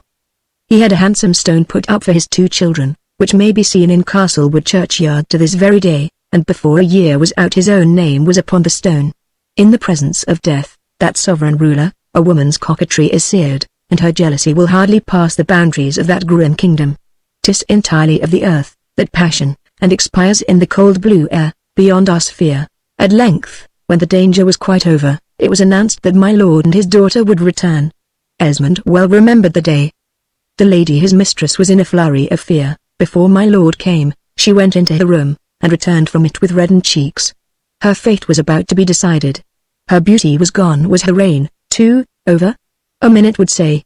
My lord came riding over the bridge. He could be seen from the great window, clad in scarlet, and mounted on his grey hackney. His little daughter ambled by him in a bright riding dress of blue, on a shining chestnut horse. My lady leaned against the great mantelpiece, looking on, with one hand on her heart. She seemed only the more pale for those red marks on either cheek. She put her handkerchief to her eyes, and withdrew it, laughing hysterically. The cloth was quite red with the rouge when she took it away. She ran to her room again, and came back with pale cheeks and red eyes, her son in her hand, just as my lord entered, accompanied by young Esmond, who had gone out to meet his protector, and to hold his stirrup as he descended from horseback. "What, Harry, boy?" my lord said, good-naturedly, "you look as gaunt as a greyhound.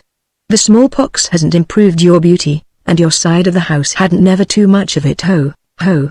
And he laughed, and sprang to the ground with no small agility, looking handsome and red, within a jolly face and brown hair, like a beefeater. Esmond, kneeling again, as soon as his patron had descended, performed his homage, and then went to greet the little Beatrix, and help her from her horse. "Fie!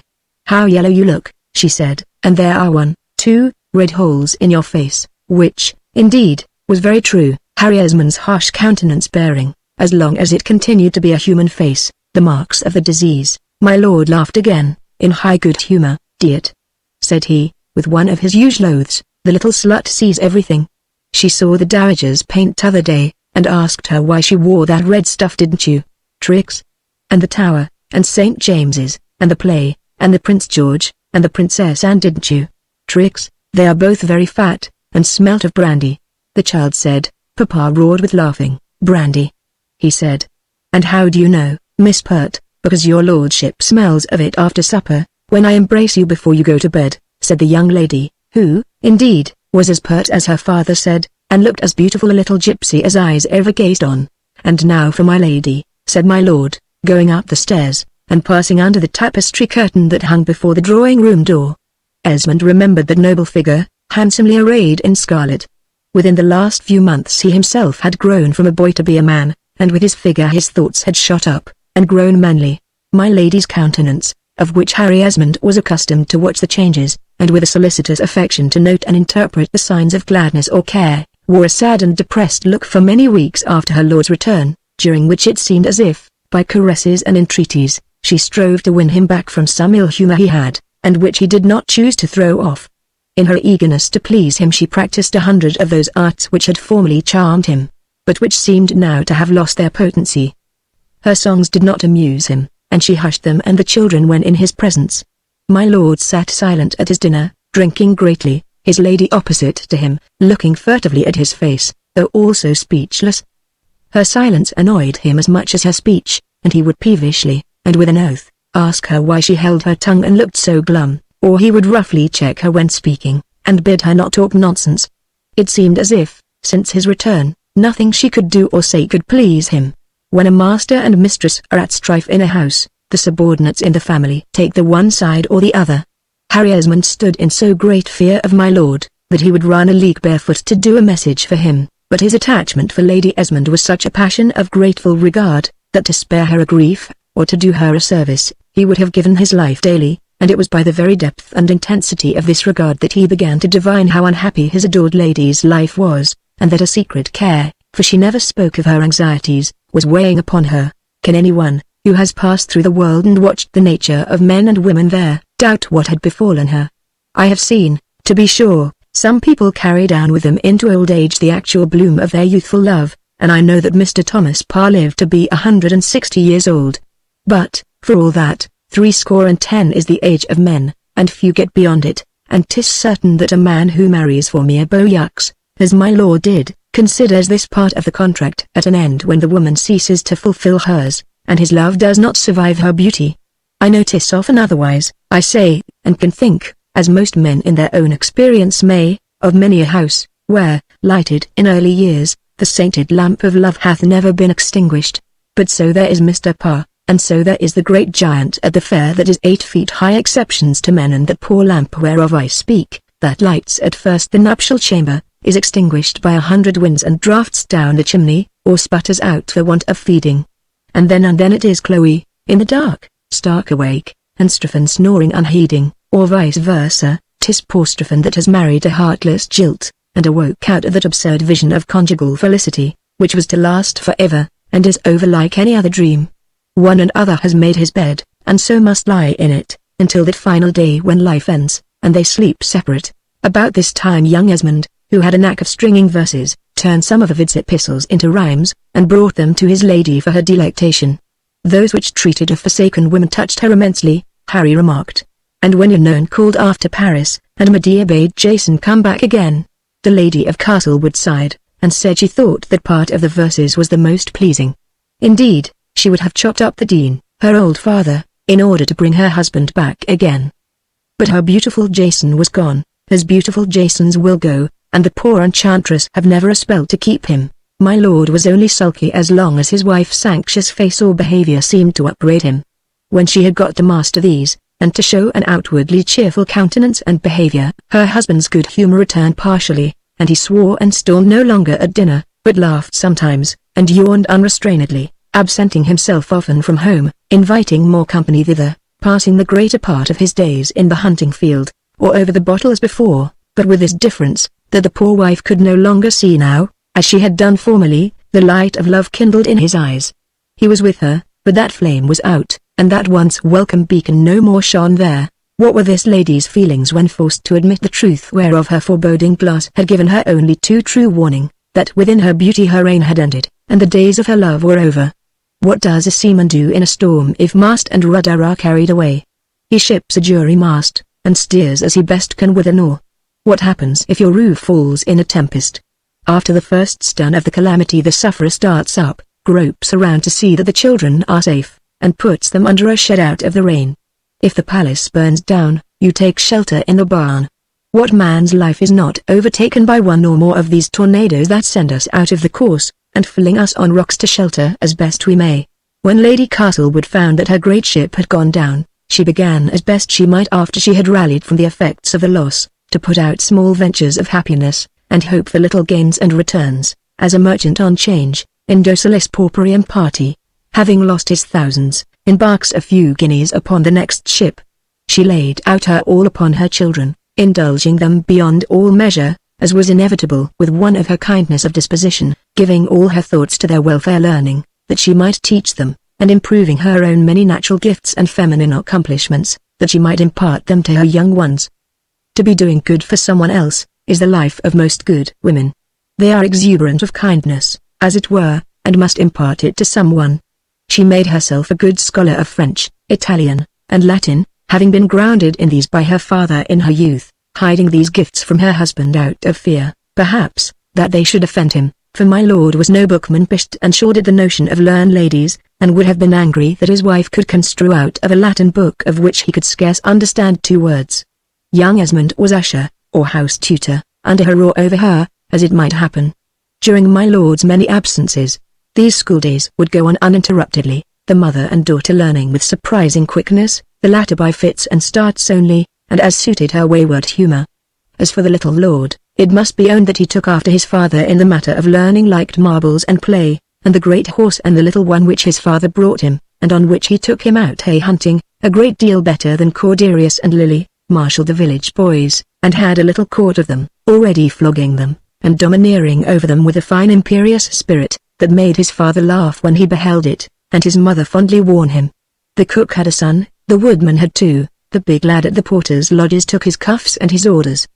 Dr. Tusher said he was a young nobleman of gallant spirit, and Harry Esmond, who was his tutor, and 8 years his little lordship's senior, had hard work sometime to keep his own temper, and hold his authority over his rebellious little chief and kinsman. In a couple of years after that calamity had befallen which had robbed Lady Castlewood of a very little of her beauty, and her careless husband's heart, if the truth must be told, my lady had found not only that her reign was over, but that her successor was appointed, a princess of a noble house in Drury Lane somewhere, who was installed and visited by my lord at a town 8 miles off Pudheckaprobia. A great change had taken place in her mind, which, by struggles only known to herself, at least never mentioned to anyone, and unsuspected by the person who caused the pain she endured, had been schooled into such a condition as she could not very likely have imagined possible a score of months since, before her misfortunes had begun. She had eldered in that time as people do who suffer silently great mental pain, and learned much that she had never suspected before. She was taught by that bitter teacher misfortune. A child the mother of other children, but 2 years back her lord was a god to her, his words her law, his smile her sunshine, his lazy commonplaces listened to eagerly, as if they were words of wisdom. All his wishes and freaks obeyed with a servile devotion. She had been my lord's chief slave and blind worshipper. Some women bear farther than this, and submit not only to neglect but to unfaithfulness too, but here this lady's allegiance had failed her.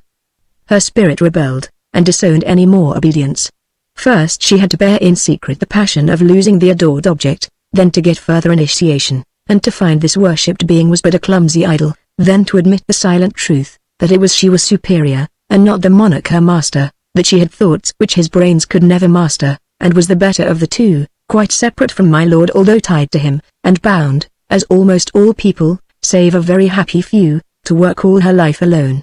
My lord sat in his chair, laughing his laugh, cracking his joke, his face flushing with wine, my lady in her place over against him, he never suspecting that his superior was there, in the calm resigned lady, cold of manner, with downcast eyes. When he was merry in his cups, he would make jokes about her coldness, and, "Dear, now my lady is gone, we will have t'other bottle," he would say. He was frank enough in telling his thoughts, such as they were. There was little mystery about my lord's words or actions. His fair Rosamond did not live in a labyrinth, like the lady of Mr. Addison's opera, but paraded with painted cheeks and a tipsy retinue in the country town. Had she a mind to be revenged, Lady Castlewood could have found the way to her rival's house easily enough, and, if she had come with bowl and dagger, would have been routed off the ground by the enemy with a volley of Billingsgate, which the fair person always kept by her. Meanwhile, it has been said, that for Harry Esmond his benefactress's sweet face had lost none of its charms. It had always the kindest of looks and smiles for him, smiles, not so gay and artless perhaps as those which Lady Castlewood had formerly worn, when, a child herself, playing with her children, her husband's pleasure and authority were all she thought of, but out of her griefs and cares, as will happen I think when these trials fall upon a kindly heart, and are not too unbearable, grew up a number of thoughts and excellences which had never come into existence, had not her sorrow and misfortunes engendered them.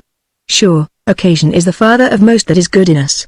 As you have seen the awkward fingers and clumsy tools of a prisoner cut and fashion the most delicate little pieces of carved work, or achieve the most prodigious underground labors, and cut through walls of masonry, and saw iron bars and fetters, 'tis misfortune that awakens ingenuity, or fortitude, or endurance, in hearts where these qualities have never come to life but for the circumstance which gave them a being. 'Twas after Jason left her, no doubt, Lady Castlewood once said with one of her smiles to young Esmond, who was reading to her a version of certain lines out of Euripides, that Medea became a learned woman and a great enchantress, and she could conjure the stars out of heaven. The young tutor added, but she could not bring Jason back again. "What do you mean?"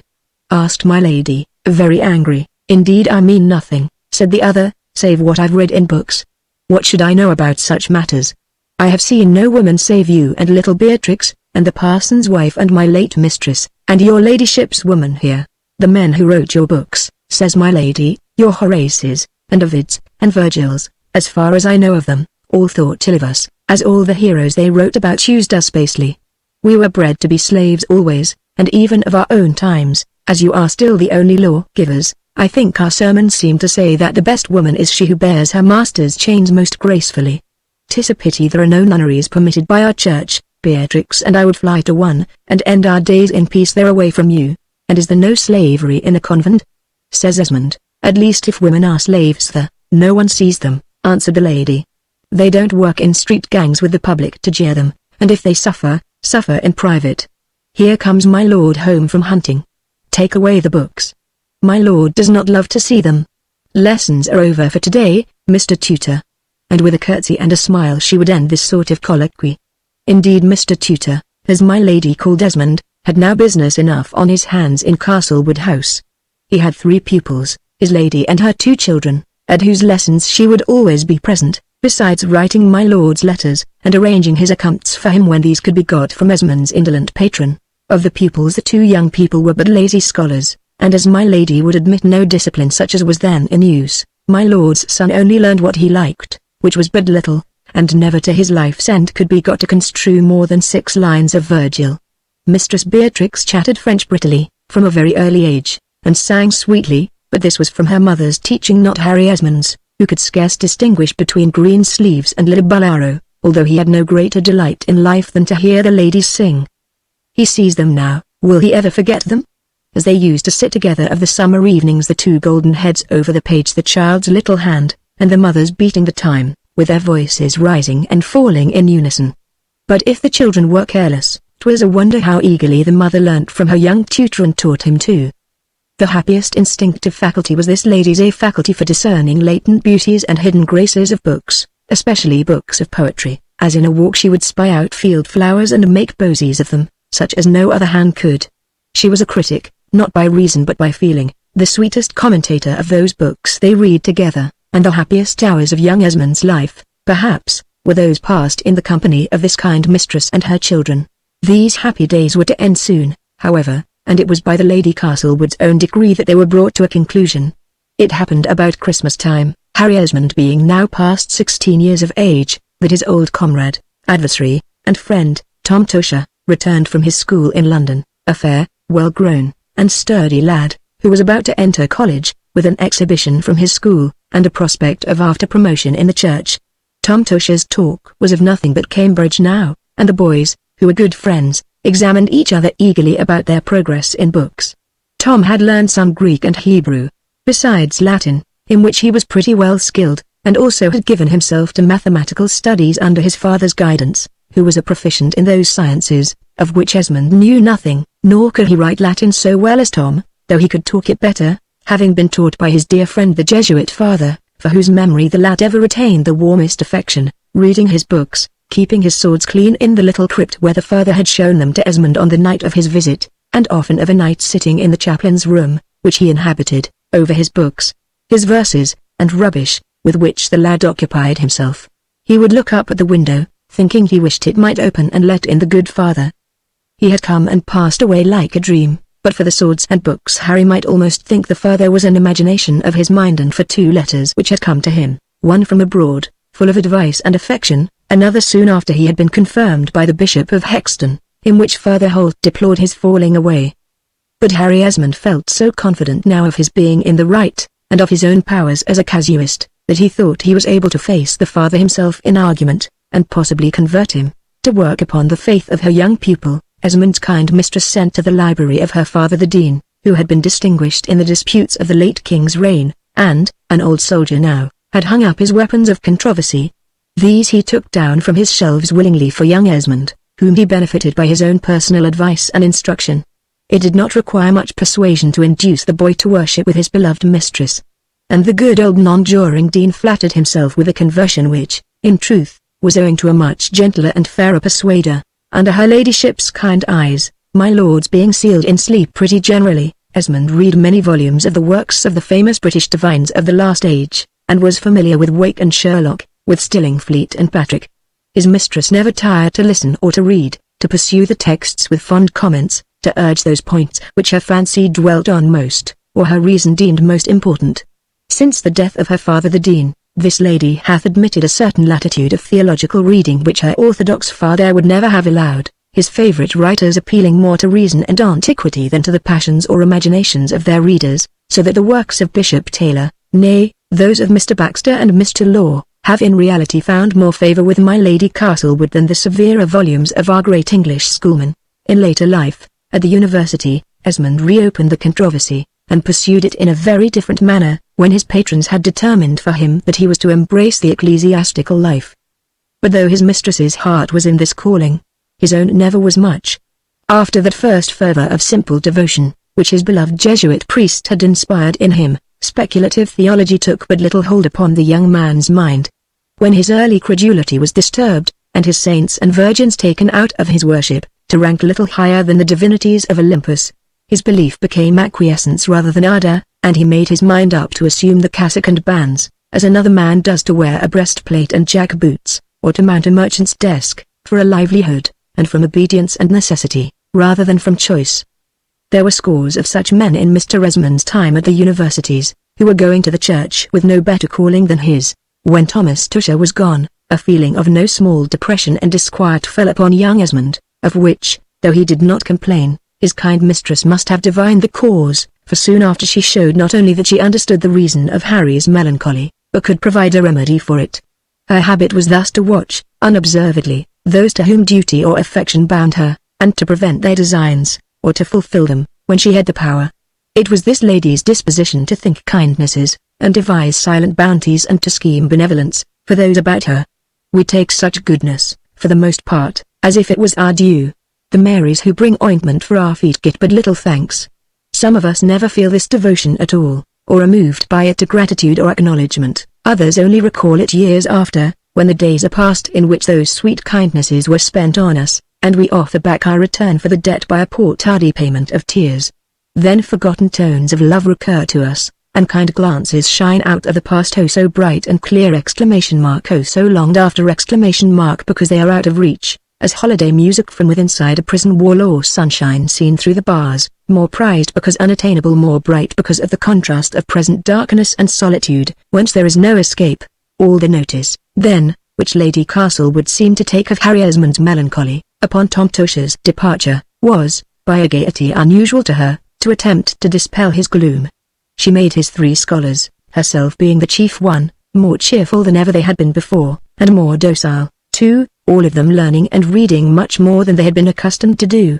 For who knows, said the lady, what may happen, and whether we may be able to keep such a learned tutor long. Frank Esmond said he for his part did not want to learn any more, and cousin Harry might shut up his book whenever he liked, if he would come out a-fishing, and little Beatrix declared she would send for Tom Tusher, and he would be glad enough to come to Castlewood, if Harry chose to go away. At last comes a messenger from Winchester one day, bearer of a letter, with a great black seal, from the Dean there, to say that his sister was dead, and had left her fortune of 2,000 litres.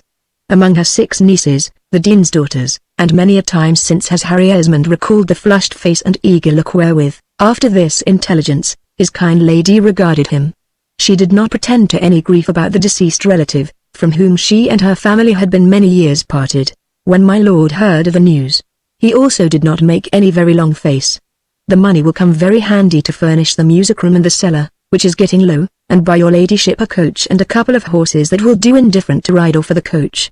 And, Beatrix, you shall have a spinnet, and, Frank, you shall have a little horse from Hexton Fair, and, Harry, you shall have £5 to buy some books, said my lord, who was generous with his own, and indeed with other folks' money. I wish your aunt would die once a year, Rachel, we could spend your money, and all your sisters, too. I have but one aunt and I have another use for the money, my lord, says my lady, turning very red. Another use, my dear, and what do you know about money? Cries my lord. And what the devil is there that I don't give you which you want? I intend to give this money, can't you fancy how, my lord? My lord swore one of his large oaths that he did not know in the least what she meant. I intend it for Harry Esmond to go to college.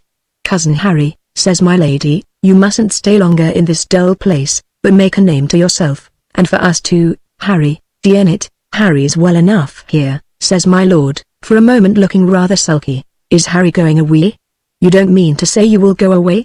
Cry out Frank and Beatrix at one breath. But he will come back, and this will always be his home, cries my lady, with blue eyes looking a celestial kindness, and his scholars will always love him, won't they? By God, Rachel, you're a good woman, says my lord, seizing my lady's hand, at which she blushed very much, and shrank back, putting her children before her.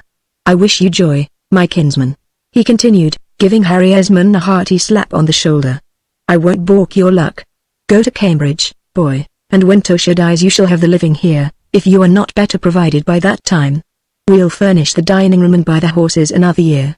I'll give thee a nag out of the stable, take any one except my hack and the bay gelding and the coach horses, and God speed thee, my boy. Have the sorrel, Harry, 'tis a good one."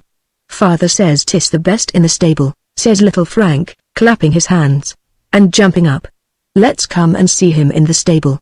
And the other, in his delight and eagerness, was for leaving the room that instant to arrange about his journey. The Lady Castlewood looked after him with sad penetrating glances. "He wishes to be gone already, my lord," said she to her husband. The young man hung back abashed. "Indeed, I would stay forever, if your ladyship bade me," he said. "And thou wouldst be a fool for thy pains, kinsman," said my lord. "Tut, tut, man. Go and see the world. Sow thy wild oats, and take the best luck that fate sends thee. I wish I were a boy again, that I might go to college, and taste the trumpington ale.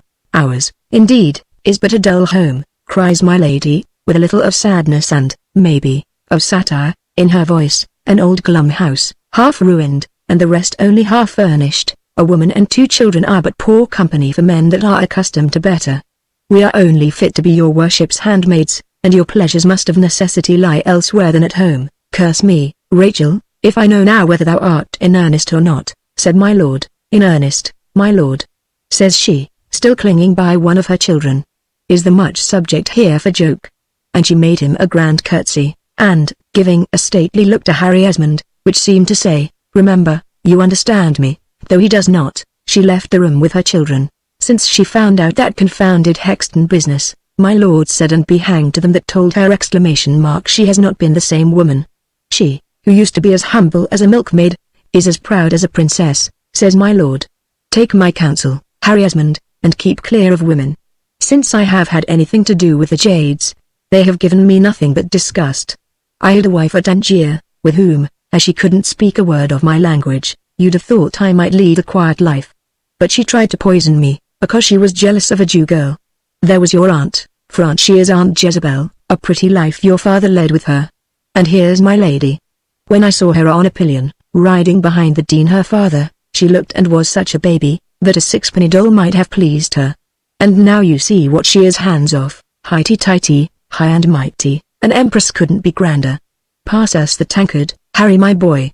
A mug of beer and a toast at morn, says my host. A toast and a mug of beer at noon, says my dear. It, Polly loves a mug of ale, too, and laced with brandy, by Jove. Indeed, I suppose they drank it together, for my lord was often thick in his speech at midday dinner, and at night at supper, speechless altogether. Harry Esmond's departure resolved upon, it seemed as if the Lady Castlewood, too, rejoiced to lose him, for more than once, when the lad, ashamed perhaps at his own secret eagerness to go away, at any rate stricken with sadness at the idea of leaving those from whom he had received so many proofs of love and kindness inestimable, tried to express to his mistress his sense of gratitude to her, and his sorrow at quitting those who had so sheltered and tended a nameless and houseless orphan. Lady Castlewood cut short his protests of love and his lamentations, and would hear of no grief, but only look forward to Harry's fame and prospects in life. "Our little legacy will keep you for 4 years like a gentleman. Heaven's providence, your own genius, industry, honor, must do the rest for you. Castlewood will always be a home for you, and these children, whom you have taught and loved, will not forget to love you.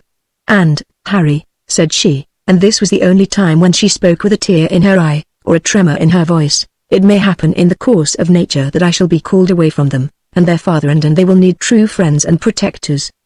Promise me that you will be true to them as I think I have been to you, and a mother's fond prayer and blessing go with you, so help me God."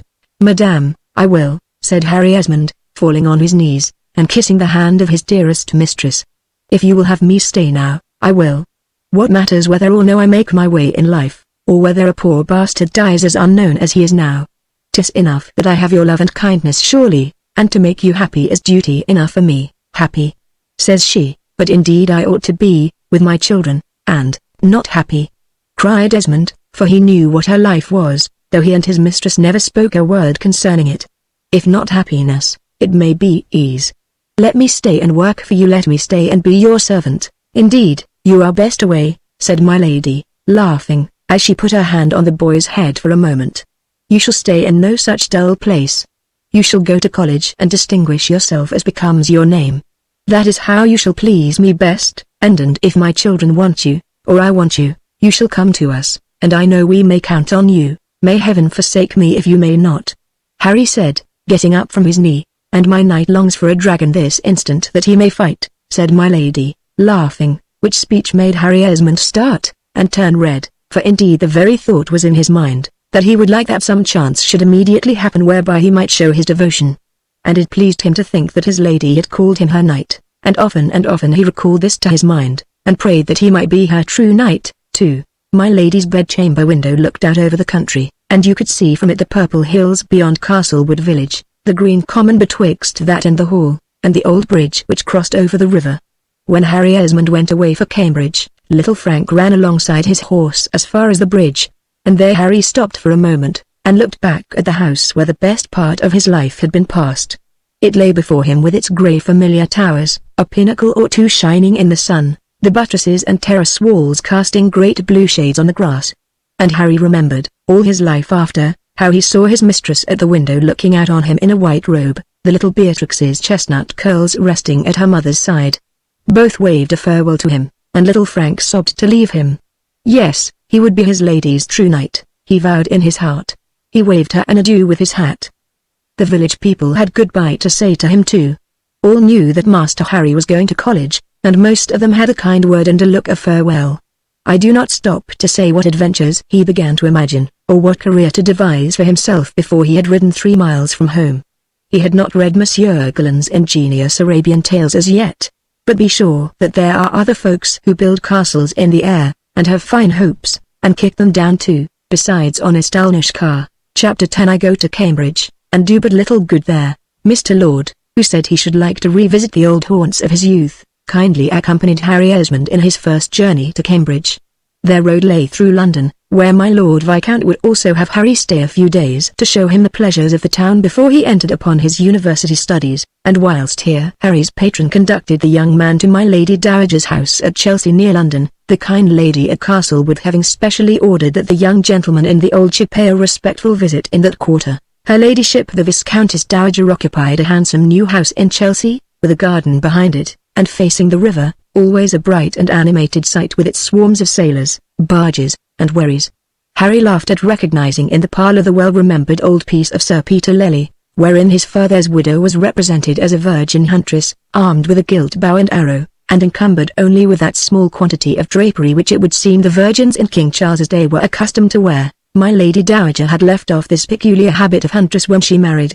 But though she was now considerably past 60 years of age, I believe she thought that airy nymph of the picture could still be easily recognized in the venerable personage who gave an audience to Harry and his patron. She received the young man with even more favor than she showed to the elder, for she chose to carry on the conversation in French, in which my Lord Castlewood was no great proficient, and expressed her satisfaction at finding that Mr. Esmond could speak fluently in that language. 'Twas the only one fit for polite conversation, she condescended to say, and suitable to persons of high breeding. My lord laughed afterwards, as the gentleman went away, at his kinswoman's behavior.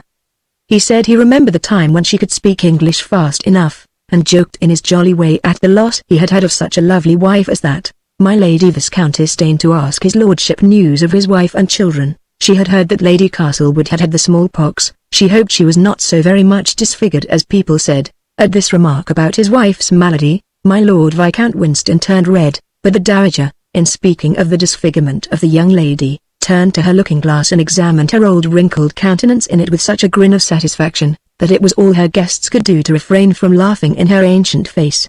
She asked Harry what his profession was to be, and my lord, saying that the lad was to take orders, and have the living of Castlewood when old Dr. Tusher vacated it, she did not seem to show any particular anger at the notion of Harry's becoming a Church of England clergyman, nay, was rather glad than otherwise, that the youth should be so provided for. She bade Mr. Esmond not to forget to pay her a visit whenever he passed through London, and carried her graciousness so far as to send a purse with 20 guineas for him, to the tavern at which my lord put up, the Greyhound, in Charing Cross, and, along with this welcome gift for her kinsman, she sent a little doll for a present to my lord's little daughter Beatrix, who was growing beyond the age of dolls by this time, and was as tall almost as her venerable relative. After seeing the town, and going to the plays, my Lord Castlewood and Esmond rode together to Cambridge, spending 2 pleasant days upon the journey. Those rapid new coaches were not established, as yet, that performed the whole journey between London and the University in a single day. However, the road was pleasant and short enough to Harry Esmond, and he always gratefully remembered that happy holiday which his kind patron gave him. Mr. Esmond was entered a pensioner of Trinity College in Cambridge, to which famous college my lord had also in his youth belonged. Dr. Montague was master at this time, and received my Lord Viscount with great politeness. So did Mr. Bridge, who was appointed to be Harry's tutor. Tom Tosher, who was of Emmanuel College, and was by this time a junior soph, came to wait upon my lord, and to take Harry under his protection, and comfortable rooms being provided for him in the great court close by the gate, and near to the famous Mr. Newton's lodgings, Harry's patron took leave of him with many kind words and blessings, and an admonition to him to behave better at the university than my lord himself had ever done. 'Tis needless in these memoirs to go at any length into the particulars of Harry Esmond's college career. It was like that of 100 young gentlemen of that day. But he had the ill fortune to be older by a couple of years than most of his fellow students, and by his previous solitary mode of bringing up, the circumstances of his life, and the peculiar thoughtfulness and melancholy that had naturally engendered, he was, in a great measure, cut off from the society of comrades who were much younger and higher spirited than he. His tutor, who had bowed down to the ground, as he walked my lord over the college grass-plats, changed his behavior as soon as the nobleman's back was turned, and was at least Harry thought so harsh and overbearing. When the lads used to assemble in their greges in hall, Harry found himself alone in the midst of that little flock of boys. They raised a great laugh at him when he was set on to read Latin, which he did with the foreign pronunciation taught to him by his old master, the Jesuit, than which he knew no other. Mr. Bridge, the tutor, made him the object of clumsy jokes, in which he was fond of indulging. The young man's spirit was chafed, and his vanity mortified, and he found himself, for some time, as lonely in this place as ever he had been at Castlewood, whither he longed to return. His birth was a source of shame to him, and he fancied 100 slights and sneers from young and old, who, no doubt, had treated him better had he met them himself more frankly. And as he looks back, in calmer days, upon this period of his life, which he thought so unhappy, he can see that his own pride and vanity caused no small part of the mortifications which he attributed to others' ill will. The world deals good-naturedly with good-natured people, and I never knew a sulky misanthropist who quarrelled with it, but it was he, and not it, that was in the wrong. Tom Tosher gave Harry plenty of good advice on this subject, for Tom had both good sense and good humour, but Mr. Harry chose to treat his senior with a great deal of superfluous disdain and absurd scorn, and would by no means part from his darling injuries, in which, very likely, no man believed but himself. As for honest Dr. Bridge, the tutor found, after a few trials of wit with the pupil, that the young man was an ugly subject for wit, and that the laugh was often turned against him.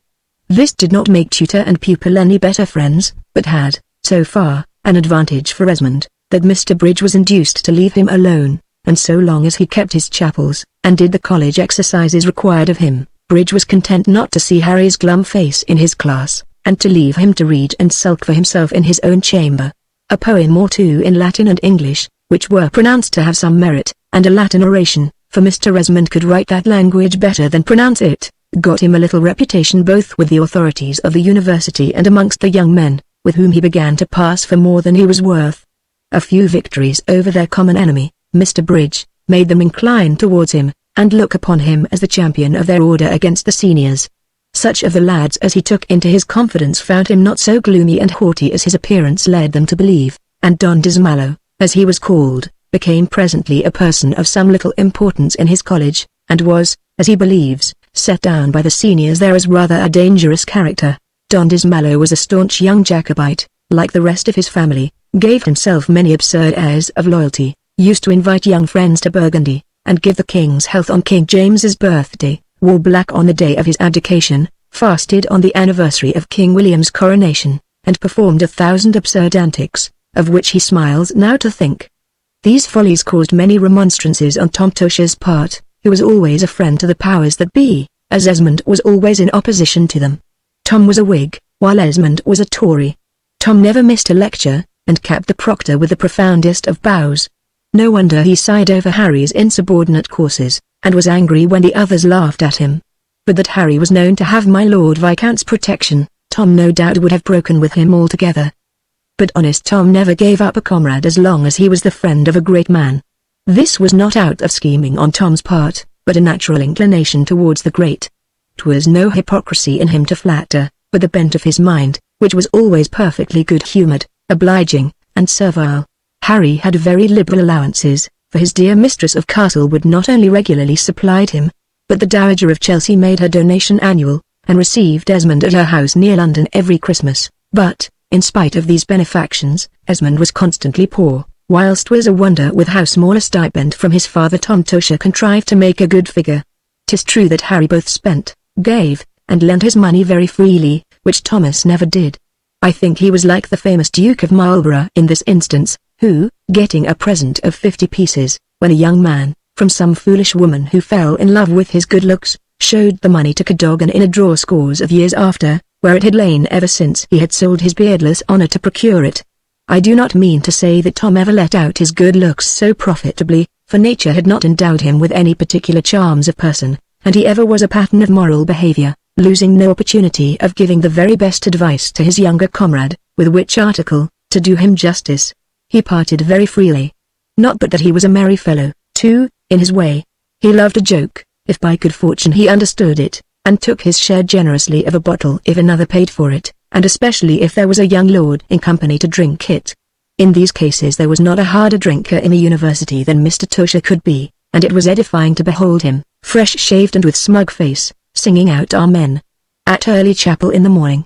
In his reading, poor Harry permitted himself to go a-gadding after all the 9 muses, and so very likely had but little favour from any one of them, whereas Tom Tosher, who had no more turn for poetry than a ploughboy, nevertheless, by a dogged perseverance and obsequiousness in courting the divine Calliope, got himself a prize, and some credit in the university, and a fellowship at his college, as a reward for his scholarship.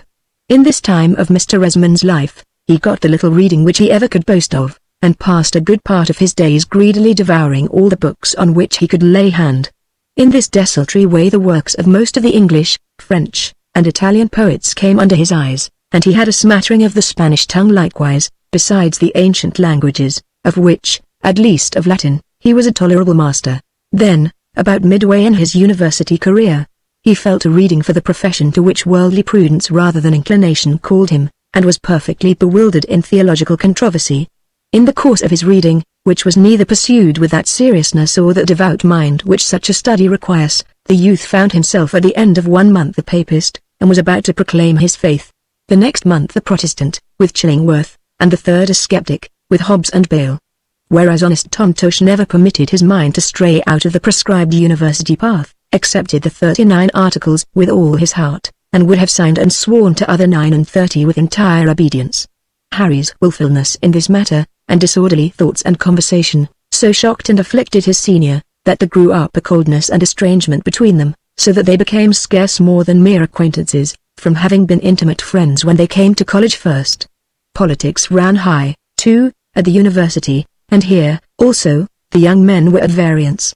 Tom professed himself, albeit a high churchman, a strong King William's man, whereas Harry brought his family Tory politics to college with him, to which he must add a dangerous admiration for Oliver Cromwell, whose side, or King James's by turns, he often chose to take in the disputes which the young gentlemen used to hold in each other's rooms, where they debated on the state of the nation, crowned and deposed kings, and toasted past and present heroes and beauties in flagons of college ale. Thus, either from the circumstances of his birth, or the natural melancholy of his disposition, Esmond came to live very much by himself during his stay at the university, having neither ambition enough to distinguish himself in the college career, nor caring to mingle with the mere pleasures and boyish frolics of the students, who were, for the most part, 2 or 3 years younger than he. He fancied that the gentlemen of the common room of his college slighted him on account of his birth, and hence kept aloof from their society. It may be that he made the ill will, which he imagined came from them, by his own behavior, which, as he looks back on it in after life, he now sees was morose and haughty. At any rate, he was as tenderly grateful for kindness as he was susceptible of slight and wrong, and, lonely as he was generally, yet had 1 or 2 very warm friendships for his companions of those days. One of these was a queer gentleman that resided in the university, though he was no member of it, and was the professor of a science scarce recognized in the common course of college education. This was a French refugee officer, who had been driven out of his native country at the time of the Protestant persecutions there, and who came to Cambridge, where he taught the science of the small sword, and set up a saloon of arms. Though he declared himself a Protestant, 'twas said Mr. Morrow was a Jesuit in disguise. Indeed, he brought very strong recommendations to the Tory party, which was pretty strong in that university, and very likely was one of the many agents whom King James had in this country. Esmond found this gentleman's conversation very much more agreeable and to his taste than the talk of the college divines in the common room. He never wearied of Morrow's stories of the wars of Turenne and Cond, in which he had borne a part, and being familiar with the French tongue from his youth, and in a place where but few spoke it, his company became very agreeable to the brave old professor of arms, whose favourite pupil he was, and who made Mr. Esmond a very tolerable proficient in the noble science of escrime. At the next term Esmond was to take his degree of Bachelor of Arts, and afterwards, in proper season, to assume the cassock and bands which his fond mistress would have him wear. Tom Tosher himself was a parson and a fellow of his college by this time, and Harry felt that he would very gladly cede his right to the living of Castlewood to Tom, and that his own calling was in no way to the pulpit. But as he was bound, before all things in the world, to his dear mistress at home, and knew that a refusal on his part would grieve her, he determined to give her no hint of his unwillingness to the clerical office, and it was in this unsatisfactory mood of mind that he went to spend the last vacation he should have at Castlewood before he took orders. Chapter 11. I come home for a holiday to Castlewood, and find a skeleton in the house. At his third long vacation, Esmond came as usual to Castlewood, always feeling an eager thrill of pleasure when he found himself once more in the house where he had passed so many years, and beheld the kind familiar eyes of his mistress looking upon him. She and her children, out of whose company she scarce ever saw him, came to greet him. Miss Beatrix was grown so tall that Harry did not quite know whether he might kiss her or no, and she blushed and held back when he offered that salutation, though she took it, and even courted it, when they were alone. The young lord was shooting up to be like his gallant father in look, though with his mother's kind eyes. The lady of Castlewood herself seemed grown, too, since Harry saw her in her look more stately, in her person fuller, in her face still as ever most tender and friendly, a great rare of command and decision than had appeared in that guileless sweet countenance which Harry remembered so gratefully. The tone of her voice was so much deeper and sadder when she spoke and welcomed him, that it quite startled Esmond, who looked up at her surprised as she spoke, when she withdrew her eyes from him, nor did she ever look at him afterwards when his own eyes were gazing upon her. A something hinting at grief and secret, and filling his mind with alarm undefinable, seemed to speak with that low thrilling voice of hers, and look out of those clear sad eyes. Her greeting to Esmond was so cold that it almost pained the lad, who would have liked to fall on his knees, and kiss the skirt of the robe, so fond and ardent was his respect and regard for her, and he faltered in answering the questions which she, hesitating on her side, began to put to him. Was he happy at Cambridge? Did he study too hard? She hoped not. He had grown very tall, and looked very well. He has got a moustache, cries out Master Esmond. Why does he not wear a peruke like my Lord Munn? Asked Miss Beatrix. My lord says that nobody wears their own hair. I believe you will have to occupy your old chamber, says my lady. I hope the housekeeper has got it ready. Why, mamma, you have been the 10 times these 3 days yourself, exclaims Frank, and she cut some flowers which you planted in my garden, do you remember, ever so many years ago? When I was quite a little girl, cries out Miss Beatrix, on tiptoe. And mamma put them in your window. I remember when you grew well after you were ill that you used to like roses, said the lady, blushing like one of them. They all conducted Harry Esmond to his chamber, the children running before, Harry walking by his mistress hand in hand. The old room had been ornamented and beautified not a little to receive him.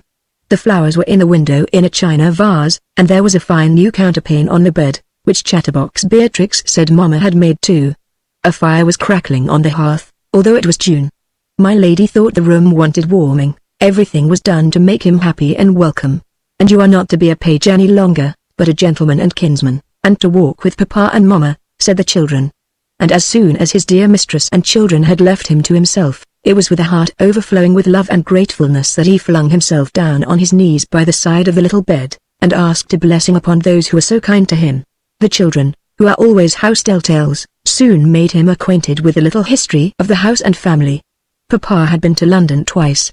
Papa often went away now. Papa had taken Beatrix to Westlands, where she was taller than Sir George Harper's second daughter, though she was 2 years older. Papa had taken Beatrix and Frank both to Belminster, where Frank had got the better of Lord Belminster's son in a boxing match. My lord, laughing, told Harry afterwards. Many gentlemen came to stop with Papa, and Papa had gotten a new game from London, a French game, called a billiard that the French king played it very well, and the Dowager Lady Castlewood had sent Miss Beatrix a present, and Papa had gotten a new chaise, with 2 little horses, which he drove himself, beside the coach, which Mamma went in, and Dr. Tusher was a cross old plague, and they did not like to learn from him at all, and Papa did not care about them learning, and laughed when they were at their books, but Mamma liked them to learn, and taught them, and I don't think Papa is fond of Mamma, said Miss Beatrix, with her great ease. She had come quite close up to Harry Esmond by the time this prattle took place, and was on his knee, and had examined all the points of his dress, and all the good or bad features of his homely face. You shouldn't say that Papa is not fond of Mamma, said the boy, at this confession. Mamma never said so, and Mamma forbade you to say it, Miss Beatrix. 'Twas this, no doubt, that accounted for the sadness in Lady Castlewood's eyes, and the plaintive vibrations of her voice. Who does not know of eyes, lighted by love once, where the flame shines no more? Of lamps extinguished, once properly trimmed and tended. Every man has such in his house. Such mementos make our splendidest chambers look blank and sad, such faces seen in a day cast a gloom upon our sunshine.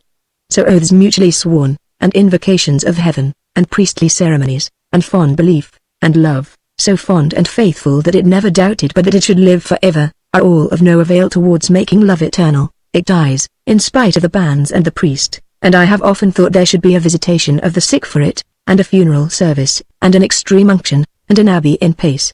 It has its course, like all mortal things, its beginning, progress, and decay. It buds and it blooms out into sunshine, and it withers and ends. Strephon and Chloe languish apart, join in a rapture, and presently you hear that Chloe is crying, and Strephon has broken his crook across her back. Can you mend it so as to show no marks of rupture? Not all the priests of Hymen, not all the incantations to the gods, can make it whole. Waking up from dreams, books, and visions of college honors, in which for 2 years, Harry Esmond had been immersed, he found himself, instantly, on his return home, in the midst of this actual tragedy of life, which absorbed and interested him more than all his tutor had taught him. The persons whom he loved best in the world, and to whom he owed most, were living unhappily together.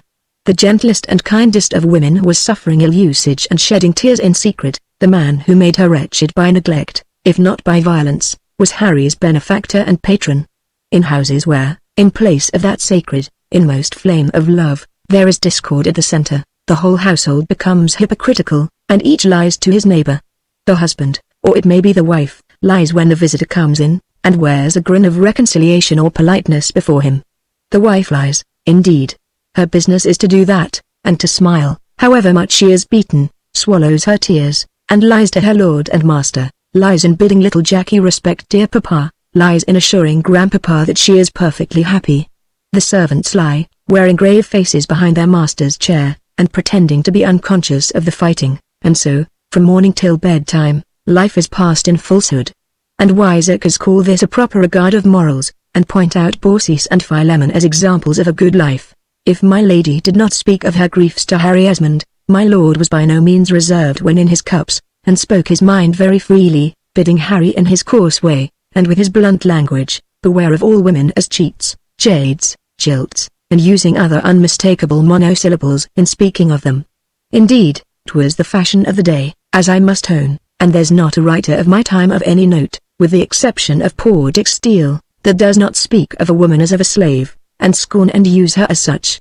Mr. Pope, Mr. Congreve, Mr. Addison, Mr. Gay, every one of 'em, sing in this key, each according to his nature and politeness, and louder and fouler than all in abuse is Dr. Swift, who spoke of them as he treated them. Worst of all, much of the quarrels and hatred which rise between married people come in my mind from the husband's rage and revolt at discovering that his slave and bedfellow, who is to minister to all his wishes, and his church sworn to honor and obey him as his superior, and that he, and not she, ought to be the subordinate of the twain, and in these controversies, I think, lay the cause of my lord's anger against his lady.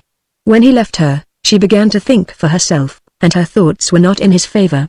After the illumination, when the love lamp is put out that anon we spoke of, and by the common daylight we look at the picture, what do daubit looks? What do clumsy effigy? How many men and wives come to this knowledge, think you?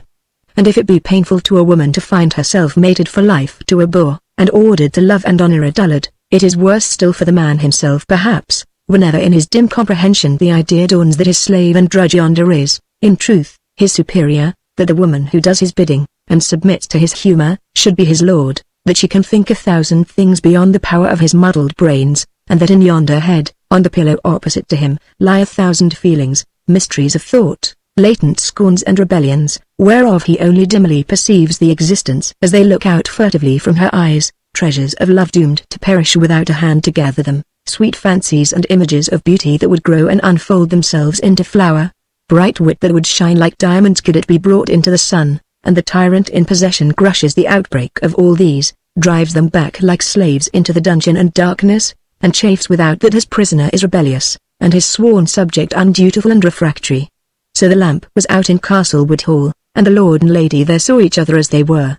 With her illness and altered beauty my lord's fire for his wife disappeared, with his selfishness and faithlessness her foolish fiction of love and reverence was rent away. Love ! Who is to love what is base and unlovely? Respect! Who is to respect what is gross and sensual? Not all the marriage oaths sworn before all the parsons, cardinals, ministers, muftis, and rabbins in the world, can bind to that monstrous allegiance. This couple was living apart then, the woman happy to be allowed to love and tend her children, who were never of her own goodwill away from her, and thankful to have saved such treasures as these out of the wreck in which the better part of her heart went down. These young ones had had no instructors save their mother, and Dr. Tusher for their theology occasionally, and had made more progress than might have been expected under a tutor so indulgent and fond as Lady Castlewood. Beatrix could sing and dance like a nymph. Her voice was her father's delight after dinner. She ruled over the house with little imperial ways, which her parents coaxed and laughed at. She had long learned the value of her bright A's, and tried experiments in coquetry, in corpory vili, upon rustics and country squires, until she should prepare to conquer the world and the fashion. She put on a new ribbon to welcome Harry Esmond, made eyes at him, and directed her young smiles at him, not a little to the amusement of the young man, and the joy of her father, who laughed his great laugh, and encouraged her in her 1,000 antics. Lady Castlewood watched the child gravely and sadly. The little one was pert in her replies to her mother, yet eager in her protestations of love and promises of amendment, and as ready to cry, after a little quarrel brought on by her own giddiness, until she had won back her mamma's favour, as she was to risk the kind lady's displeasure by fresh outbreaks of restless vanity. From her mother's sad looks she fled to her father's chair and boozy laughter. She already set the one against the other, and the little rogue delighted in the mischief which she knew how to make so early. The young heir of Castlewood was spoiled by father and mother both. He took their caresses as men do, and as if they were his right. He had his hawks and his spaniel dog, his little horse and his beagles. He had learned to ride, and to drink, and to shoot flying, and he had a small court, the sons of the huntsman and woodman, as became the heir apparent, taking after the example of my lord his father. If he had a headache, his mother was as much frightened as if the plague were in the house. My lord laughed and jeered in his abrupt way indeed. 'Twas on the day after New Year's Day, and an excess of mince pie, and said with some of his usual oaths in it, "Harry Esmond, you see how my lady takes on about Frank's Megrian. She used to be sorry about me, my boy, pass the tankard, Harry, and to be frightened if I had a headache once. She don't care about my head now. They're like that, women are all the same, Harry, or jilts in their hearts. Stick to college, stick to punch and buttery ale, and never see a woman that's handsomer than an old cinder-faced bedmaker. That's my counsel." It was my lord's custom to fling out many jokes of this nature, in presence of his wife and children, at meals, clumsy sarcasms which my lady turned many a time, or which, sometimes, she affected not to hear, or which now and again would hit their mark and make the poor victim wince, as you could see by her flushing face and eyes filling with tears, or which again worked her up to anger and retort, when, in answer to one of these heavy bolts, she would flash back with a quivering reply. The pair were not happy, nor indeed was it happy to be with them. Alas, that youthful love and truth should end in bitterness and bankruptcy. To see a young couple loving each other is no wonder, but to see an old couple loving each other is the best sight of all. Harry Esmond became the confidant of one and the other, that is, my lord told the lad all his griefs and wrongs, which were indeed of Lord Castlewood's own making, and Harry divined my lady's, his affection leading him easily to penetrate the hypocrisy under which Lady Castlewood generally chose to go disguised, and see her heart aching whilst her face wore a smile. 'Tis a hard task for women in life, that mask which the world bids them wear. But there is no greater crime than for a woman who is ill-used and unhappy to show that she is so. The world is quite relentless about bidding her to keep a cheerful face, and our women, like the Malabar wives, are forced to go smiling and painted to sacrifice themselves with their husbands, their relations being the most eager to push them on to their duty, and, under their shouts and applauses, to smother and hush their cries of pain. So, into the sad secret of his patron's household, Harry Esmond became initiated, he scarce knew how. It had passed under his eyes 2 years before, when he could not understand it, but reading, and thought, and experience of men, had oldened him, and one of the deepest sorrows of a life which had never, in truth, been very happy, came upon him now, when he was compelled to understand and pity a grief which he stood quite powerless to relieve. It hath been said my lord would never take the oath of allegiance, nor his seat as a peer of the kingdom of Ireland, where, indeed, he had but a nominal estate, and refused an English peerage which King William's government offered him as a bribe to secure his loyalty. He might have accepted this, and would doubtless, but for the earnest remonstrances of his wife, who ruled her husband's opinions better than she could govern his conduct, and who being a simple-hearted woman, with but one rule of faith and right, never thought of swerving from her fidelity to the exiled family, or of recognizing any other sovereign but King James, and though she acquiesced in the doctrine of obedience to the reigning power, no temptation, she thought, could induce her to acknowledge the Prince of Orange as rightful monarch, nor to let her lord so acknowledge him. So my Lord Castlewood remained a non-juror all his life nearly, though his self-denial caused him many a pang, and left him sulky and out of humour. The year after the Revolution, and all through King William's life, 'tis known there were constant intrigues for the restoration of the exiled family, but if my Lord Castlewood took any share of these, as is probable, 'twas only for a short time, and when Harry Esmond was too young to be introduced into such important secrets. But in the year 1695, when that conspiracy of Sir John Fenwick, Colonel Lowick, and others, was set on foot, for waylaying King William as he came from Hampton Court to London, and a secret plot was formed, in which a vast number of the nobility and people of honour were engaged, Father Holt appeared at Castlewood, and brought a young friend with him, a gentleman whom 'twas easy to see that both my lord and the father treated with uncommon deference. Harry Esmond saw this gentleman, and knew and recognized him in after life, as shall be shown in its place, and he has little doubt now that my Lord Viscount was implicated somewhat in the transactions which always kept Father Holt employed and travelling hither and thither under a dozen of different names and disguises. The father's companion went by the name of Captain James, and it was under a very different name and appearance that Harry Esmond afterwards saw him.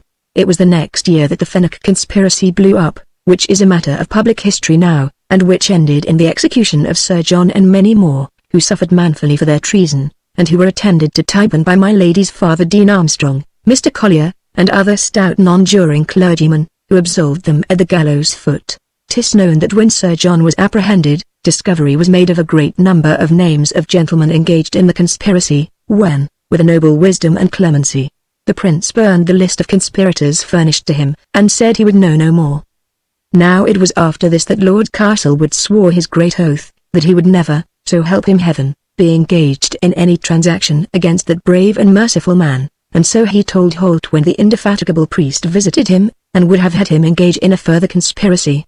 After this my lord ever spoke of King William as he was as one of the wisest, the bravest, and the greatest of men. My Lady Esmond, for her part, said she could never pardon the king, first, for ousting his father-in-law from his throne, and secondly, for not being constant to his wife, the Princess Mary. Indeed, I think if Nero were to rise again, and be King of England, and a good family man, the ladies would pardon him. My lord laughed at his wife's objections. The standard of virtue did not fit him much.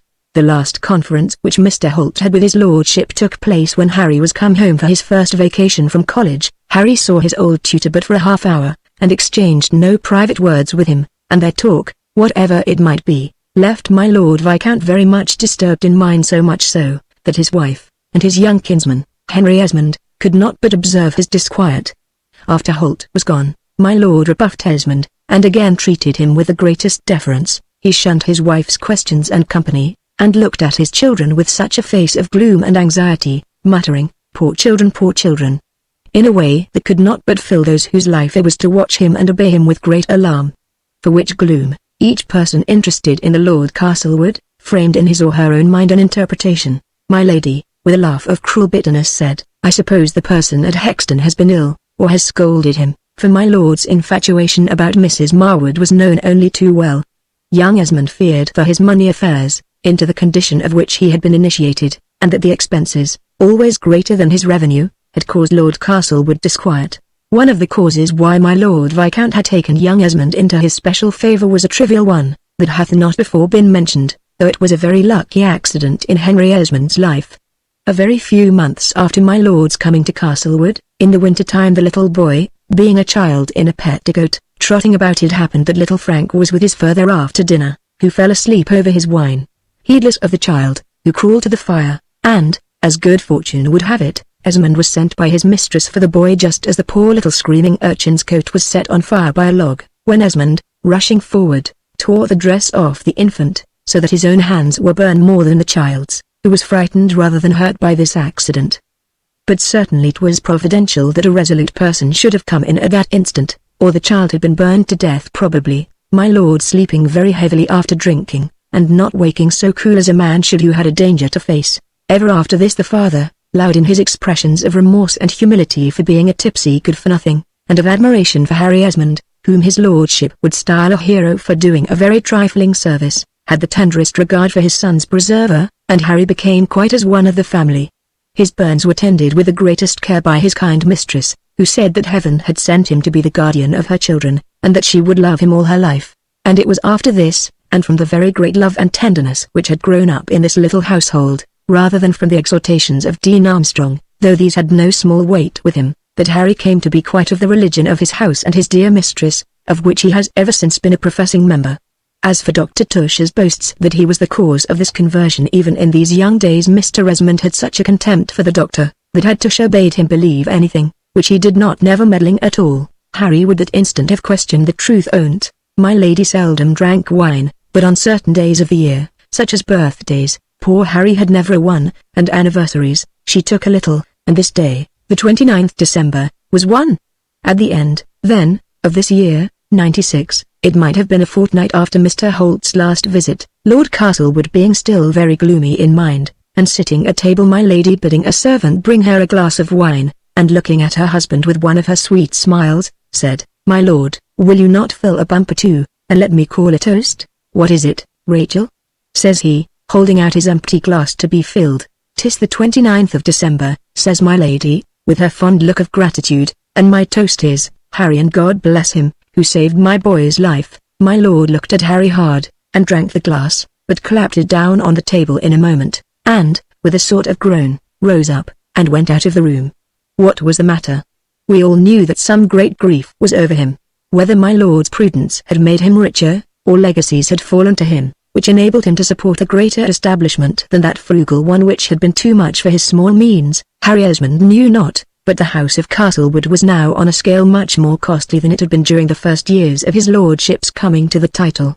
There were more horses in the stable and more servants in the hall, and many more guests coming and going now than formerly, when it was found difficult enough by the strictest economy to keep the house as befitted one of his lordship's rank, and the estate out of debt. And it did not require very much penetration to find that many of the new acquaintances at Castlewood were not agreeable to the lady there. Not that she ever treated them or any mortal with anything but courtesy, but they were persons who could not be welcome to her, and whose society a lady so refined and reserved could scarce desire for her children. There came fuddling squires from the country round, who bawled their songs under her windows and drank themselves tipsy with my lord's punch and ale. There came officers from Hexton, in whose company our little lord was made to hear talk and to drink, and swear too, in a way that made the delicate lady tremble for her son. Esmond tried to console her by saying what he knew of his college experience, that with this sort of company and conversation a man must fall in sooner or later in his course through the world, and it mattered very little whether he heard it at 12 years old or 20. The youths who quitted mother's apron strings, the latest being not uncommonly the wildest rakes.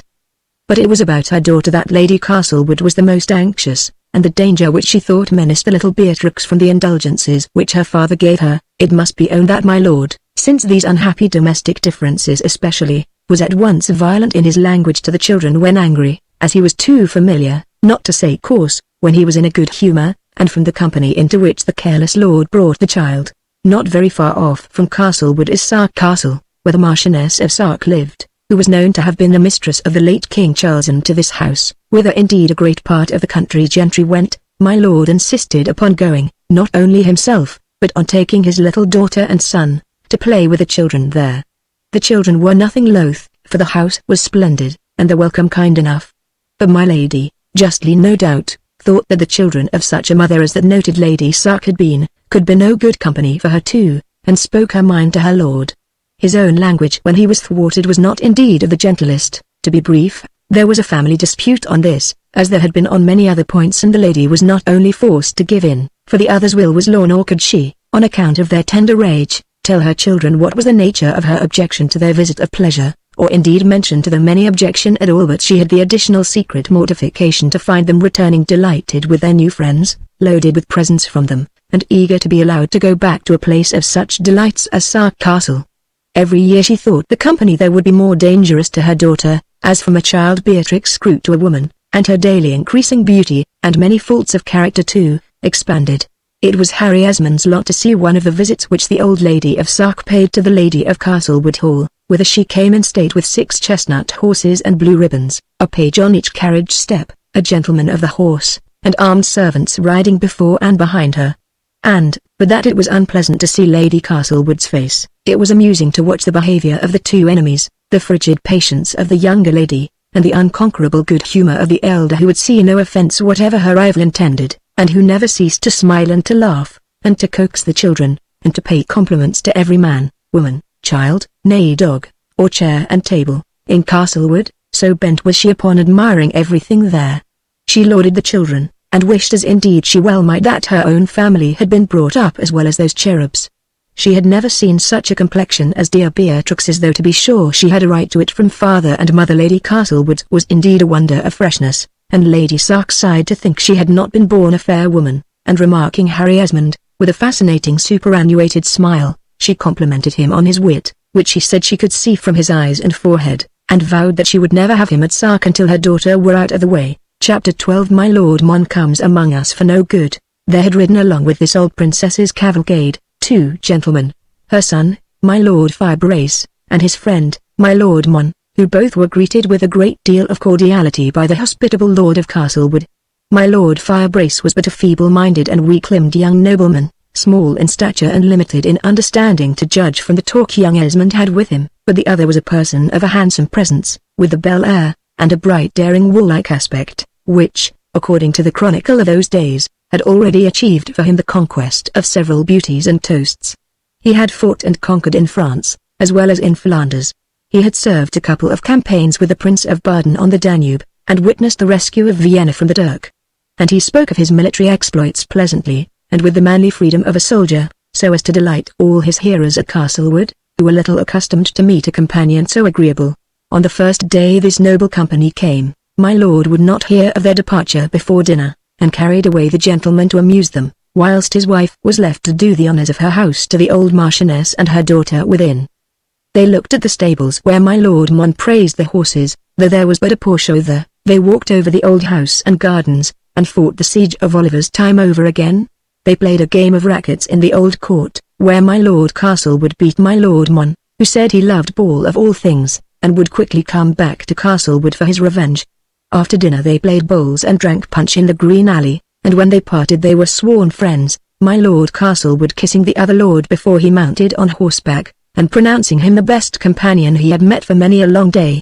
All night long, over his tobacco pipe, Castlewood did not cease to talk to Harry Esmond in praise of his new friend, and in fact did not leave off speaking of him until his lordship was so tipsy that he could not speak plainly any more. At breakfast next day it was the same talk renewed, and when my lady said there was something free in the Lord Mon's looks and manner of speech which caused her to mistrust him, her lord burst out with one of his laughs and oaths, said that he never liked man, woman, or beast, but what she was sure to be jealous of it, that Mon was the prettiest fellow in England, that he hoped to see more of him whilst in the country, and that he would let Mon know what my Lady Prude said of him. Indeed, Lady Castlewood said, I liked his conversation well enough. 'Tis more amusing than that of most people I know. I thought it, I own, too free, not from what he said, as rather from what he implied. Sure. Your ladyship does not know the world, said her husband, and you have always been as squeamish as when you were a miss of 15. You found no fault when I was a miss at 15. Begad, madame, you are grown too old for a pinafore now, and I hold that 'tis for me to judge what company my wife shall see," said my lord, slapping the table. "Indeed, Francis, I never thought otherwise," answered my lady, rising and dropping him a curtsy, in which stately action, if there was obedience, there was defiance too, and in which a bystander, deeply interested in the happiness of that pair as Harry Esmond was, might see how hopelessly separated they were, what a great gulf of difference and discords had run between them. "By God, Mon is the best fellow in England, and I'll invite him here, just to plague that woman. Did you ever see such a frigid insolence as it is, Harry?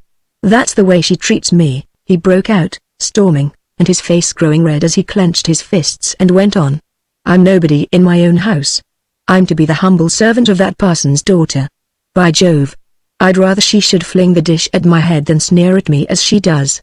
She puts me to shame before the children with her DD airs, and, I'll swear, tells Frank and Beatty that papa's a reprobate, and that they ought to despise me. Indeed and indeed, sir, I never heard her say a word but of respect regarding you," Harry Esmond interposed. "No, curse it.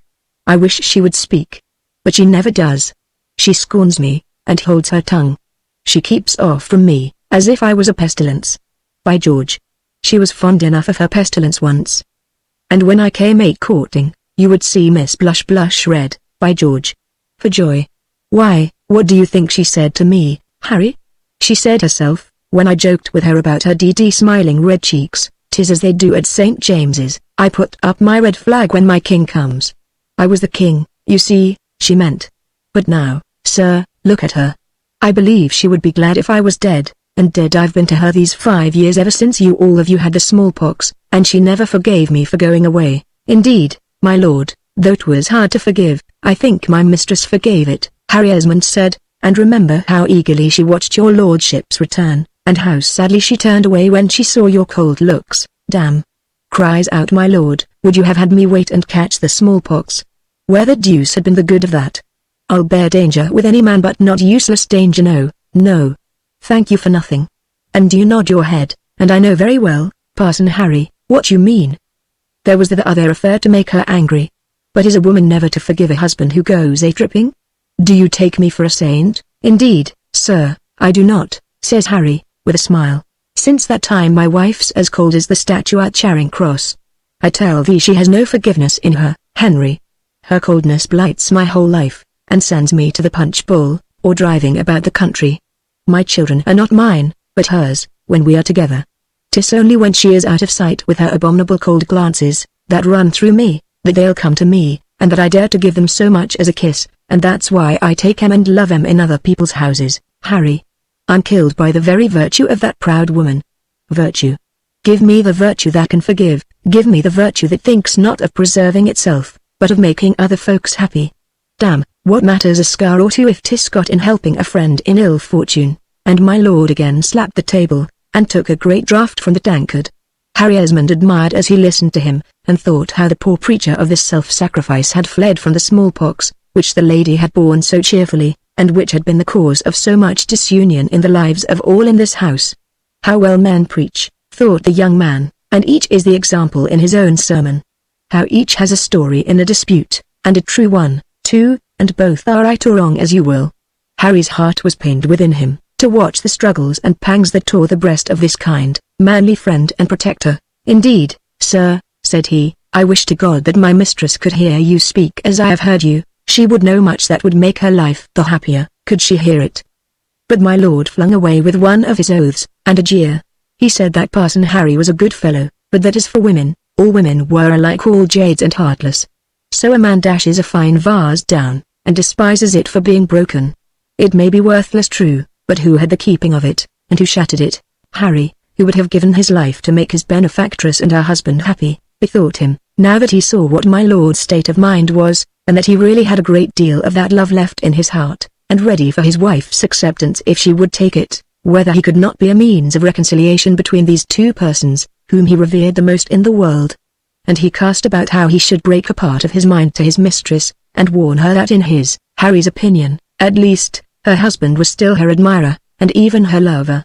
But he found the subject a very difficult one to handle, when he ventured to remonstrate, which he did in the very gravest tone, for long confidence and reiterated proofs of devotion and loyalty had given him a sort of authority in the house, which he resumed as soon as ever he returned to it, and with a speech that should have some effect, as, indeed, it was uttered with the speaker's own heart. He ventured most gently to hint to his adored mistress that she was doing her husband harm by her ill opinion of him, and that the happiness of all the family depended upon setting her right. She, who was ordinarily calm and most gentle, and full of smiles and soft attentions, flushed up when young Esmond so spoke to her, and rose from her chair, looking at him with a haughtiness and indignation that he had never before known her to display. She was quite an altered being for that moment, and looked an angry princess insulted by a vassal. "Have you ever heard me utter a word in my lord's disparagement?" she asked hastily, hissing out her words, and stamping her foot. "Indeed, no," Esmond said, looking down. "Are you come to me as his ambassador you?" She continued. "I would sooner see peace between you than anything else in the world," Harry answered, "and would go of any embassy that did that end. So you are my lord's go-between." She went on, not regarding this speech. "You are sent to bid me back into slavery again, and inform me that my lord's favor is graciously restored to his handmaid. He is weary of Covent Garden, is he, that he comes home and would have the fatted calf killed? There's good authority for it." "Surely," said Esmond, "for a son, yes, but my lord is not my son. It was he who cast me away from him. It was he who broke our happiness down, and he bids me to repair it. It was he who showed himself to me at last, as he was, not as I had thought him. It is he who comes before my children stupid and senseless with wine, who leaves our company for that of frequenters of taverns and bagnios, who goes from his home to the city yonder and his friends there, and when he is tired of them returns hither, and expects that I shall kneel and welcome him. And he sends you as his chamberlain.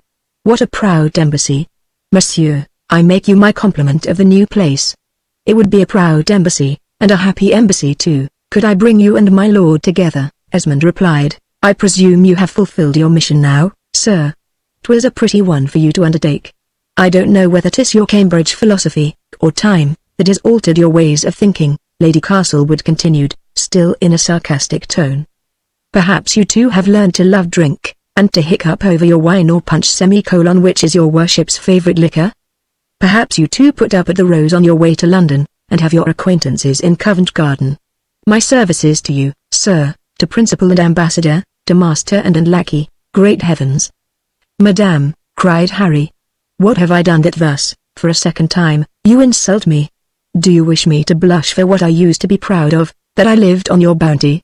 Next to doing you a service, which my life would pay for, you know that to receive one from you is my highest pleasure. What wrong have I done you that you should wound me so, cruel woman? What wrong?" she said, looking at Esmond with wild eyes. "Well, none that you know of, Harry, or could help. Why did you bring back the smallpox?" she added, after a pause, "from Castlewood village? You could not help it, could you? Which of us knows whither fate leads us? But we were all happy, Henry, till then." And Harry went away from this colloquy, thinking still that the estrangement between his patron and his beloved mistress was remediable, and that each had at heart a strong attachment to the other. The intimacy between the Lords Mon and Castlewood appeared to increase as long as the former remained in the country, and my Lord of Castlewood especially seemed never to be happy out of his new comrade's sight.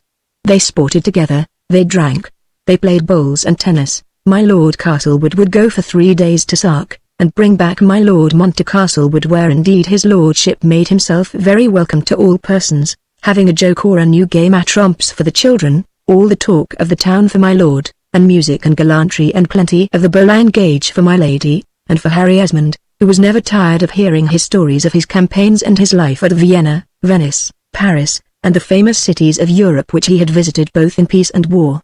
And he sang at my lady's harpsichord, and played cards or backgammon, or his new game of billiards with my lord, of whom he invariably got the better, always having a consummate good humour, and bearing himself with a certain manly grace, that might exhibit somewhat of the camp and Alsatia perhaps, but that had its charm, and stamped him a gentleman. And his manner to Lady Castlewood was so devoted and respectful, that she soon recovered from the first feelings of dislike which she had conceived against him, nay, before long, began to be interested in his spiritual welfare, and hopeful of his conversion, lending him books of piety, which he promised dutifully to study. With her my lord talked of reform, of settling into quiet life, quitting the court in town, and buying some land in the neighbourhood, though it must be owned that, when the two lords were together over their Burgundy after dinner, their talk was very different, and there was very little question of conversion on my Lord Mon's part. When they got to their second bottle, Harry Esmond used commonly to leave these two noble topers, who, though they talked freely enough, heaven knows, in his presence, good Lord, what a set of stories, of Alsatia and Spring Garden, of the taverns and gaming houses, of the ladies of the court, and mesdames of the theatres, he can recall out of their godly conversation. Although, I say, they talked before Esmond freely, yet they seemed pleased when he went away, and then they had another bottle, and then they fell to cards, and then my Lord Mon came to her ladyship's drawing-room, leaving his boon companion to sleep off his wine. 'Twas a point of honour with the fine gentlemen of those days to lose or win magnificently at their horse matches, or games of cards and dice, and you could never tell, from the demeanour of these two lords afterwards, which had been successful and which the loser at their games. And when my lady hinted to my lord that he played more than she liked, he dismissed her with a pish, and swore that nothing was more equal than play betwixt gentlemen, if they did but keep it up long enough. And these kept it up long enough, you may be sure. A man of fashion of that time often passed a quarter of his day at cards, and another quarter at drink. I have known many a pretty fellow, who was a wit too, ready of repartee, and possessed of 1,000 graces, who would be puzzled if he had to write more than his name. There is scarce any thoughtful man or woman, I suppose, but can look back upon his course of past life, and remember some point, trifling as it may have seemed at the time of occurrence, which has nevertheless turned and altered his whole career. 'Tis with almost all of us, as in M. Massillon's magnificent image regarding King William, a grainder sable that perverts or perhaps overthrows us, and so it was but a light word flung in the air, a mere freak of perverse child's temper, that brought down a whole heap of crushing woes upon that family whereof Harry Esmond formed a part. Coming home to his dear Castlewood in the 3rd year of his academical course, wherein he had now obtained some distinction, his Latin poem on the death of the Duke of Gloucester, Princess Anne of Denmark's son, having gained him a medal, and introduced him to the society of the university wits, Esmond found his little friend and pupil Beatrix grown to be taller than her mother, a slim and lovely young girl, with cheeks mantling with health and roses, with eyes like stars shining out of azure, with waving bronze hair clustered about the fairest young forehead ever seen, and a mien and shape haughty and beautiful, such as that of the famous antique statue of the huntress Diana, at one time haughty, rapid, imperious, with eyes and arrows that dart and kill. Harry watched and wondered at this young creature, and likened her in his mind to Artemis with the ringing bow and shafts flashing death upon the children of Niobe. At another time she was coy and melting as Luna shining tenderly upon Endymion.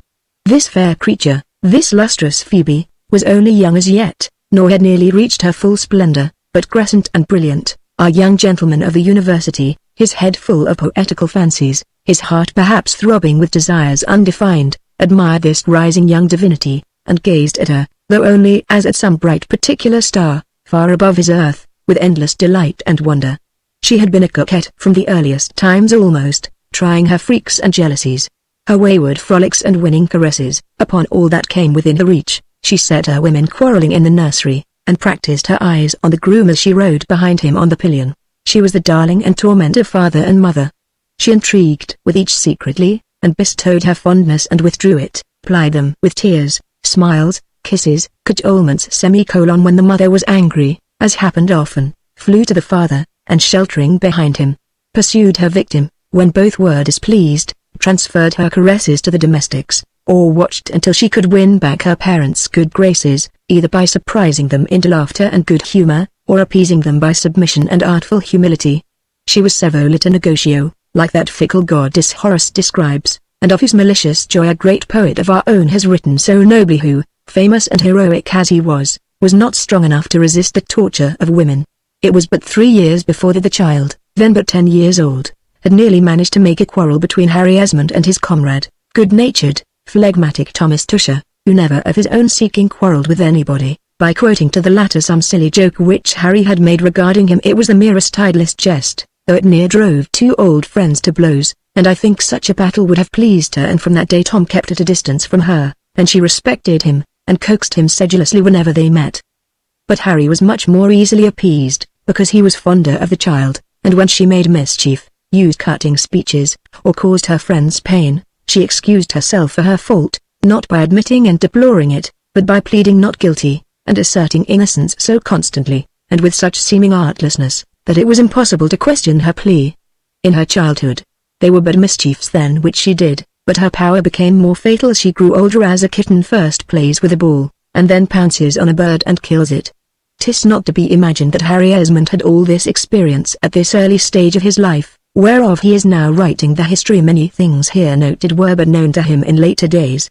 Almost everything Beatrix did or undid seemed good, or at least pardonable, to him then, and years afterwards. It happened, then, that Harry Esmond came home to Castlewood for his last vacation, with good hopes of a fellowship at his college, and a contented resolve to advance his fortune that way. 'Twas in the first year of the present century, Mr. Esmond, as far as he knew the period of his birth, being then 22 years old. He found his quondam pupil shot up into this beauty of which we have spoken, and promising yet more, her brother, my lord's son, a handsome high-spirited brave lad, generous and frank, and kind to everybody, save perhaps his sister, with whom Frank was at war, and not from his but her fault adoring his mother, whose joy he was, and taking her side in the unhappy matrimonial differences which were now permanent, while of course Mistress Beatrix ranged with her father. When heads of families fall out, it must naturally be that their dependents wear the one or the other party's colour, and even in the parliaments in the servants' hall or the stables, Harry, who had an early observant turn, could see which were my lord's adherents and which my lady's, and conjecture pretty shrewdly how their unlucky quarrel was debated. Our lackeys sit in judgment on us. My lord's intrigues may be ever so stealthily conducted, but his valet knows them, and my lady's woman carries her mistress's private history to the servants' scandal market, and exchanges it against the secrets of other Abigails. Chapter 13. My lord leaves us and his evil behind him. My lord Mon, of whose exploits and fame some of the gentlemen of the university had brought down but ugly reports, was once more a guest at Castlewood, and seemingly more intimately allied with my lord even than before. Once in the spring those two noblemen had ridden to Cambridge from Newmarket, whither they had gone for the horse racing, and had honoured Harry Esmond with a visit at his rooms, after which Dr. Montague, the master of the college, who had treated Harry somewhat haughtily, seeing his familiarity with these great folks, and that my Lord Castlewood laughed and walked with his hand on Harry's shoulder, relented to Mr. Esmond, and condescended to be very civil to him, and some days after his arrival, Harry, laughing, told this story to Lady Esmond, remarking how strange it was that men famous for learning and renowned over Europe, should, nevertheless, so bow down to a title, and cringe to a nobleman ever so poor. At this Mistress Beatrix flung up her head, and said it became those of low origin to respect their betters, that the parsons made themselves a great deal too proud, she thought, and that she liked the way at Lady Sark's best, where the chaplain, though he loved pudding, as all parsons do, always went away before the custard. And when I am a parson, says Mr. Esmond, will you give me no custard, Beatrix? You are different, Beatrix answered. You are of our blood. My father was a parson, as you call him, said my lady. But mine is a peer of Ireland, says Mistress Beatrix, tossing her head. Let people know their places. I suppose you will have me go down on my knees and ask a blessing of Mr. Thomas Tosher, that has just been made a curate and whose mother was a waiting maid, and she tossed out of the room, being in one of her flighty humours then. When she was gone, my lady looked so sad and grave, that Harry asked the cause of her disquietude. She said it was not merely what he said of Newmarket, but what she had remarked, with great anxiety and terror, that my lord, ever since his acquaintance with the Lord Mon especially, had recurred to his fondness for play, which he had renounced since his marriage. But men promise more than they are able to perform in marriage, said my lady, with a sigh. I fear he has lost large sums, and our property, always small, is dwindling away under this reckless dissipation. I heard of him in London with very wild company. Since his return, letters and lawyers are constantly coming and going. He seems to me to have a constant anxiety, though he hides it under boisterousness and laughter. I looked through the door last night, and before, said my lady, and saw them at cards after midnight. No estate will bear that extravagance, much less ours, which will be so diminished that my son will have nothing at all, and my poor Beatrix no portion. I wish I could help you, madame, said Harry Esmond, sighing, and wishing that unavailingly, and for the 1000th time in his life. Who can? Only God, said Lady Esmond. Only God, in whose hands we are. And so it is, and for his rule over his family, and for his conduct to wife and children, subjects over whom his power is monarchical. Anyone who watches the world must think with trembling sometimes of the account which many a man will have to render. For in our society there's no law to control the king of the fireside. He is master of property, happiness, life almost. He is free to punish, to make happy or unhappy, to ruin or to torture. He may kill a wife gradually, and be no more questioned than the grand seigneur who drowns a slave at midnight. He may make slaves and hypocrites of his children, or friends and freemen, or drive them into revolt and enmity against the natural law of love. I have heard politicians and coffee-house wiseacres talking over the newspaper, and railing at the tyranny of the French king, and the emperor, and wondered how these, who are monarchs, too, in their way, govern their own dominions at home, where each man rules absolute. When the annals of each little reign are shown to the supreme master, under whom we hold sovereignty, histories will be laid bare of household tyrants as cruel as Murat, and as savage as Nero, and as reckless and dissolute as Charles. If Harry Esmond's patronage was in the latter way, from a disposition rather self-indulgent than cruel, and he might have been brought back to much better feelings, had time been given to him to bring his repentance to a lasting reform. As my lord and his friend Lord Mon were such close companions, Mistress Beatrix chose to be jealous of the latter, and the two gentlemen often entertained each other by laughing, in their rude boisterous way, at the child's freaks of anger and show of dislike. When thou art old enough, thou shalt marry Lord Mon, Beatrix's father would say, on which the girl would pout and say, I would rather marry Tom Tusher. And because the Lord Mon always showed an extreme gallantry to my Lady Castlewood, whom he professed to admire devotedly, one day, in answer to this old joke of her father's, Beatrix said, I think my lord would rather marry Mamma than marry me, and is waiting till you die to ask her.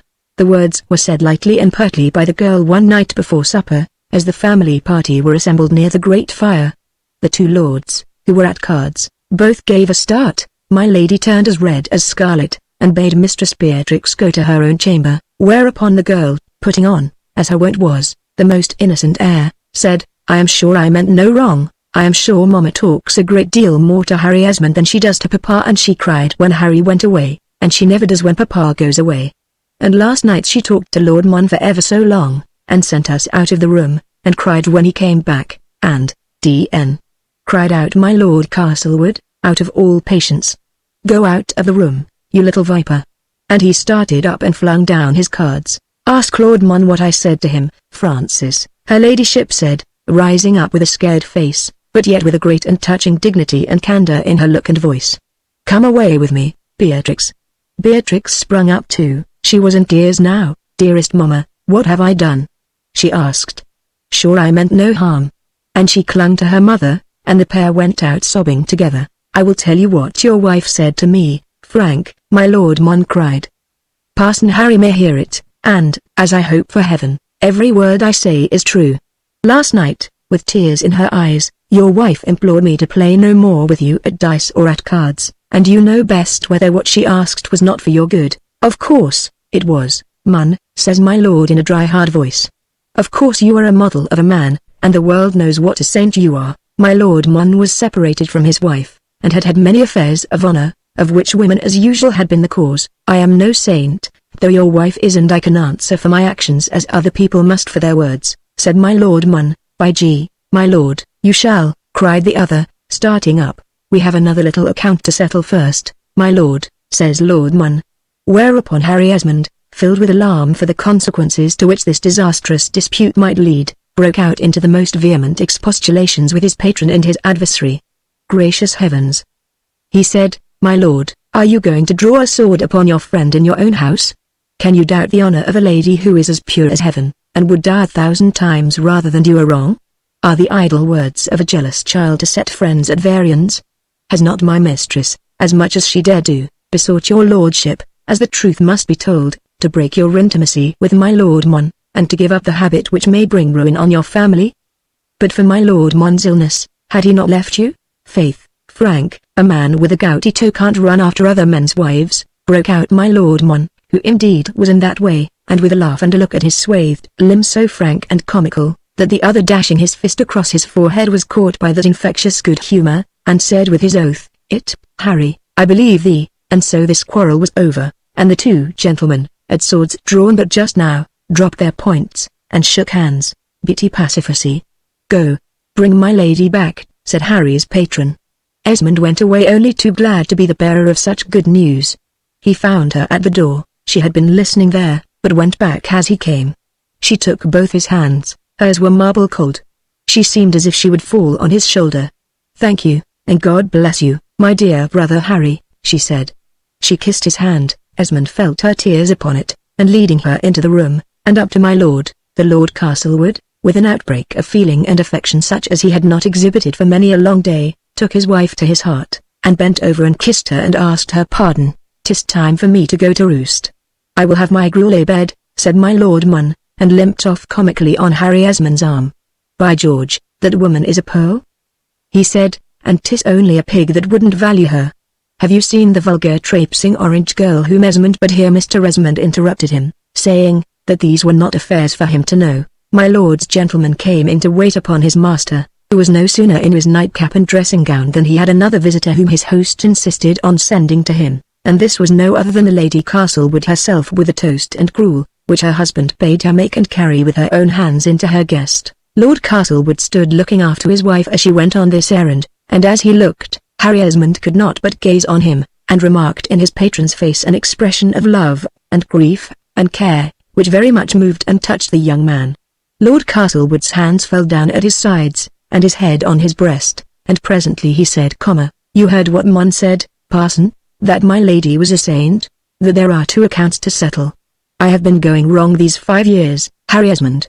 Ever since you brought that damned smallpox into the house, there has been a fate pursuing me, and I had best have died of it, and not run away from it like a coward. I left Beatrix with her relations, and went to London, and I fell among thieves, Harry, and I got back to confounded cards and dice, which I hadn't touched since my marriage, no, not since I was in the Duke's Guard, with those wild Mohawks. And I have been playing worse and worse, and going deeper and deeper into it, and I owe Mun £2,000 now, and when it's paid I am little better than a beggar.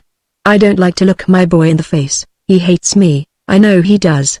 And I have spent Beatty's little portion, and the Lord knows what will come if I live. The best thing I can do is to die, and release what portion of the estate is redeemable for the boy." Mun was as much master at Castlewood as the owner of the hall itself, and his equipages filled the stables, where, indeed, there was room and plenty for many more horses than Harry Esmond's impoverished patron could afford to keep.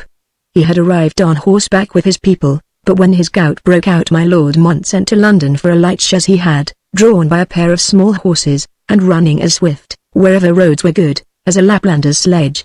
When this carriage came, his lordship was eager to drive the Lady Castlewood abroad in it, and did so many times, and at a rapid pace, greatly to his companion's enjoyment, who loved the swift motion and the healthy breezes over the downs which lie hard upon Castlewood, and stretch thence towards the sea. As this amusement was very pleasant to her, and her lord, far from showing any mistrust of her intimacy with Lord Mun, encouraged her to be his companion as if willing by his present extreme confidence to make up for any past mistrust which his jealousy had shown. The Lady Castlewood enjoyed herself freely in this harmless diversion, which, it must be owned, her guest was very eager to give her, and it seemed that she grew the more free with Lord Mun, and pleased with his company, because of some sacrifice which his gallantry was pleased to make in her favour. Seeing the 2 gentlemen constantly at cards still of evenings, Harry Esmond one day deplored to his mistress that this fatal infatuation of her lord should continue, and now they seemed reconciled together, begged his lady to hint to her husband that he should play no more. But Lady Castlewood, smiling archly and gaily, said she would speak to him presently, and that, for a few nights more at least, he might be let to have his amusement. "Indeed, madame," said Harry, "you know not what it costs you, and 'tis easy for any observer who knows the game, to see that Lord Mun is by far the stronger of the 2. "I know he is," says my lady, still with exceeding good humour. "He is not only the best player, but the kindest player in the world." "Madame, madame," Esmond cried, transported and provoked. "Debts of honour must be paid some time or other, and my master will be ruined if he goes on." "Harry, shall I tell you a secret?" my lady replied, with kindness and pleasure still in her eyes. "Francis will not be ruined if he goes on, he will be rescued if he goes on. I repent of having spoken and thought unkindly of the Lord Mun when he was here in the past year. He is full of much kindness and good, and 'tis my belief that we shall bring him to better things. I have lent him Tillotson and your favourite Bishop Taylor, and he is much touched, he says, and as a proof of his repentance, and herein lies my secret. What do you think he is doing with Francis? He is letting poor Frank win his money back again. He hath won already at the last 4 nights, and my Lord Mun says that he will not be the means of injuring poor Frank and my dear children. And in God's name, what do you return him for the sacrifice?" asked Esmond, aghast, who knew enough of men, and of this one in particular, to be aware that such a finished rake gave nothing for nothing. "How, in heaven's name, are you to pay him?" repay him. With a mother's blessing and a wife's prayers, cries my lady, clasping her hands together.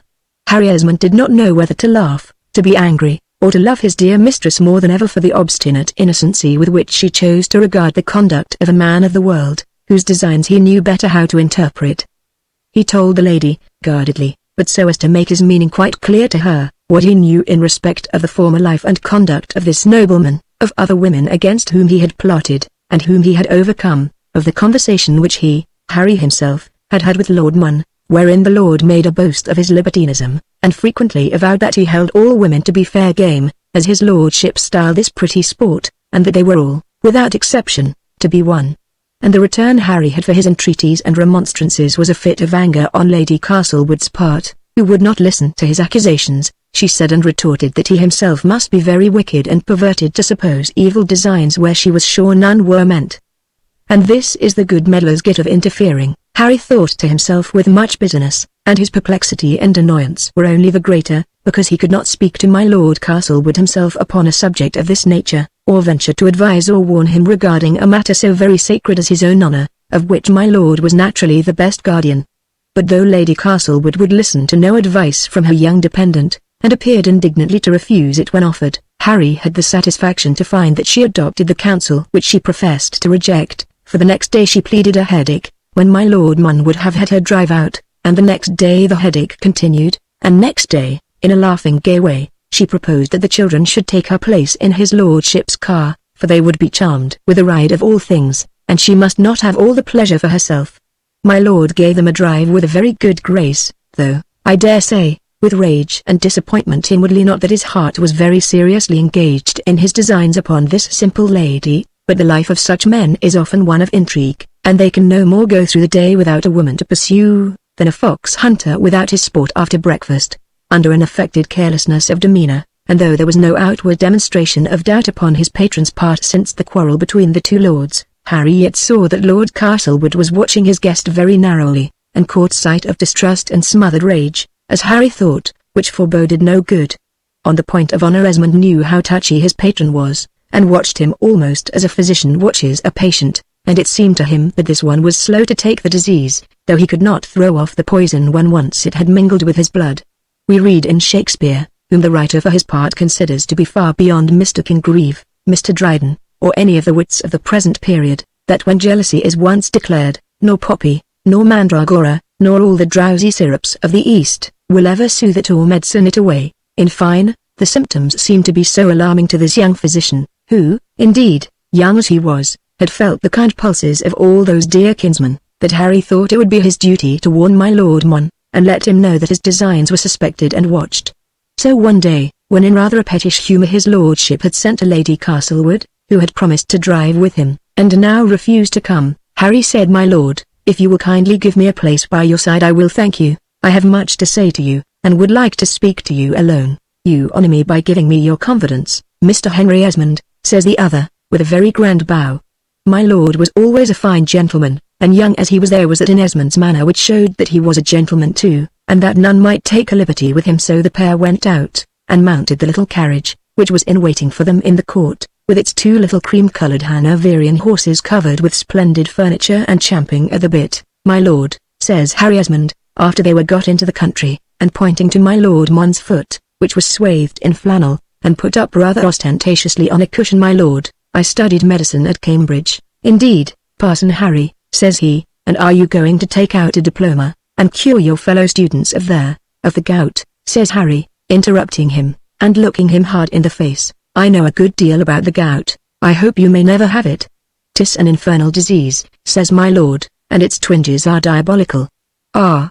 And he made a dreadful wry face, as if he just felt a twinge. "Your lordship would be much better if you took off all that flannel. It only serves to inflame the toe," Harry continued, looking his man full in the face. "Oh! It only serves to inflame the toe, does it?"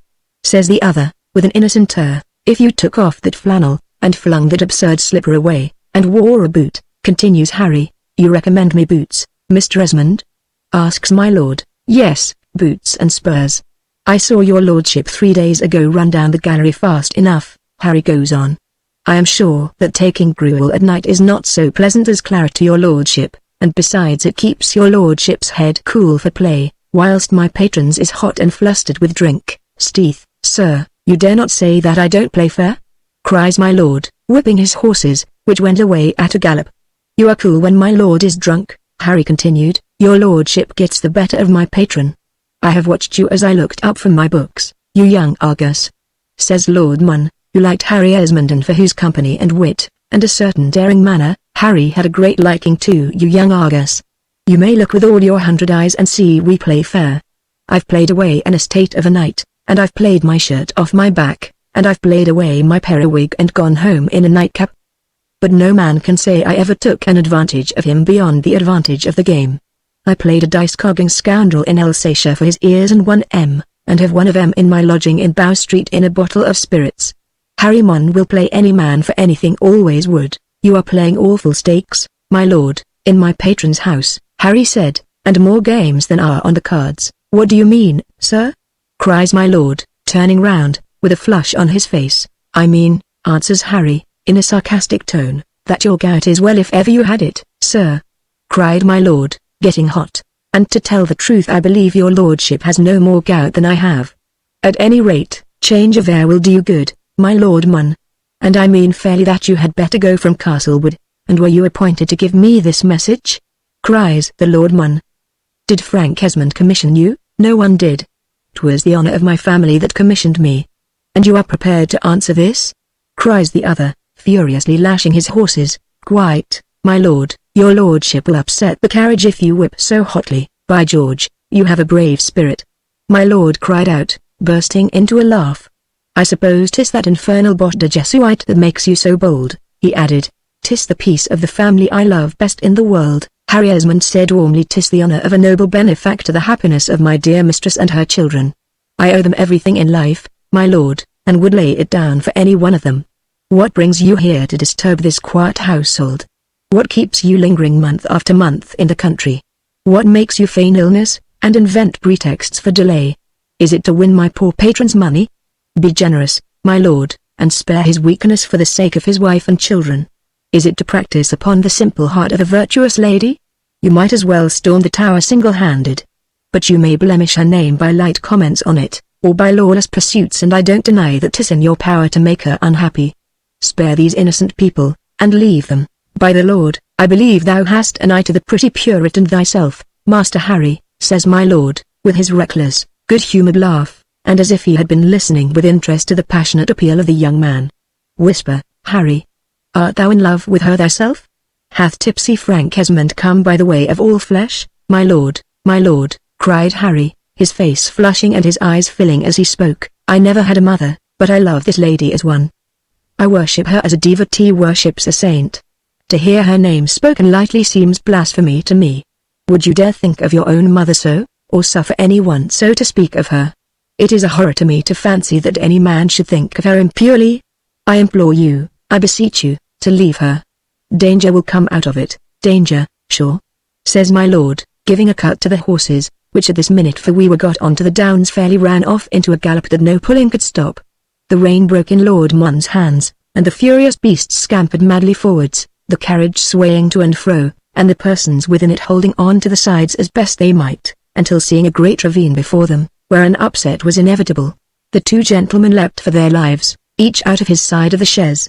Harry Esmond was quit for a fall on the grass, which was so severe that it stunned him for a minute, but he got up presently very sick, and bleeding at the nose, but with no other hurt.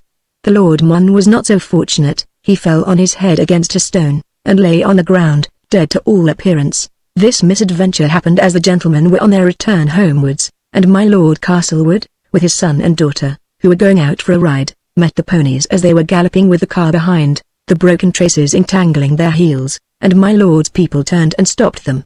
It was young Frank who spied out Lord Mun's scarlet coat as he lay on the ground, and the party made up to that unfortunate gentleman and Esmond, who was now standing over him. His large periwig and feathered hat had fallen off, and he was bleeding profusely from a wound on the forehead, and looking, and being, indeed, a corpse. Great God! He's dead, says my lord. Ride, someone, fetch a doctor. Stay. I'll go home and bring back Tusher, he knows surgery, and my lord, with his son after him, galloped away. They were scarce gone when Harry Esmond, who was indeed but just come to himself, bethought him of a similar accident which he had seen on a ride from Newmarket to Cambridge, and taking off a sleeve of my lord's coat, Harry, with a penknife, opened a vein of his arm, and was greatly relieved, after a moment, to see the blood flow. He was near half an hour before he came to himself, by which time Dr. Tusher and little Frank arrived, and found my lord not a corpse indeed, but as pale as one. After a time, when he was able to bear motion, they put my lord upon a groom's horse, and gave the other to Esmond, the men walking on each side of my lord, to support him, if need were, and worthy Dr. Tusher with them. Little Frank and Harry rode together at a foot pace. When we rode together home, the boy said, "We met Mamma, who was walking on the terrace with the doctor, and Papa frightened her, and told her you were dead, that I was dead." Asks Harry, "Yes. Papa says, 'Here's poor Harry killed, my dear,' on which Mamma's gives a great scream, and oh, Harry! She drops down, and I thought she was dead too.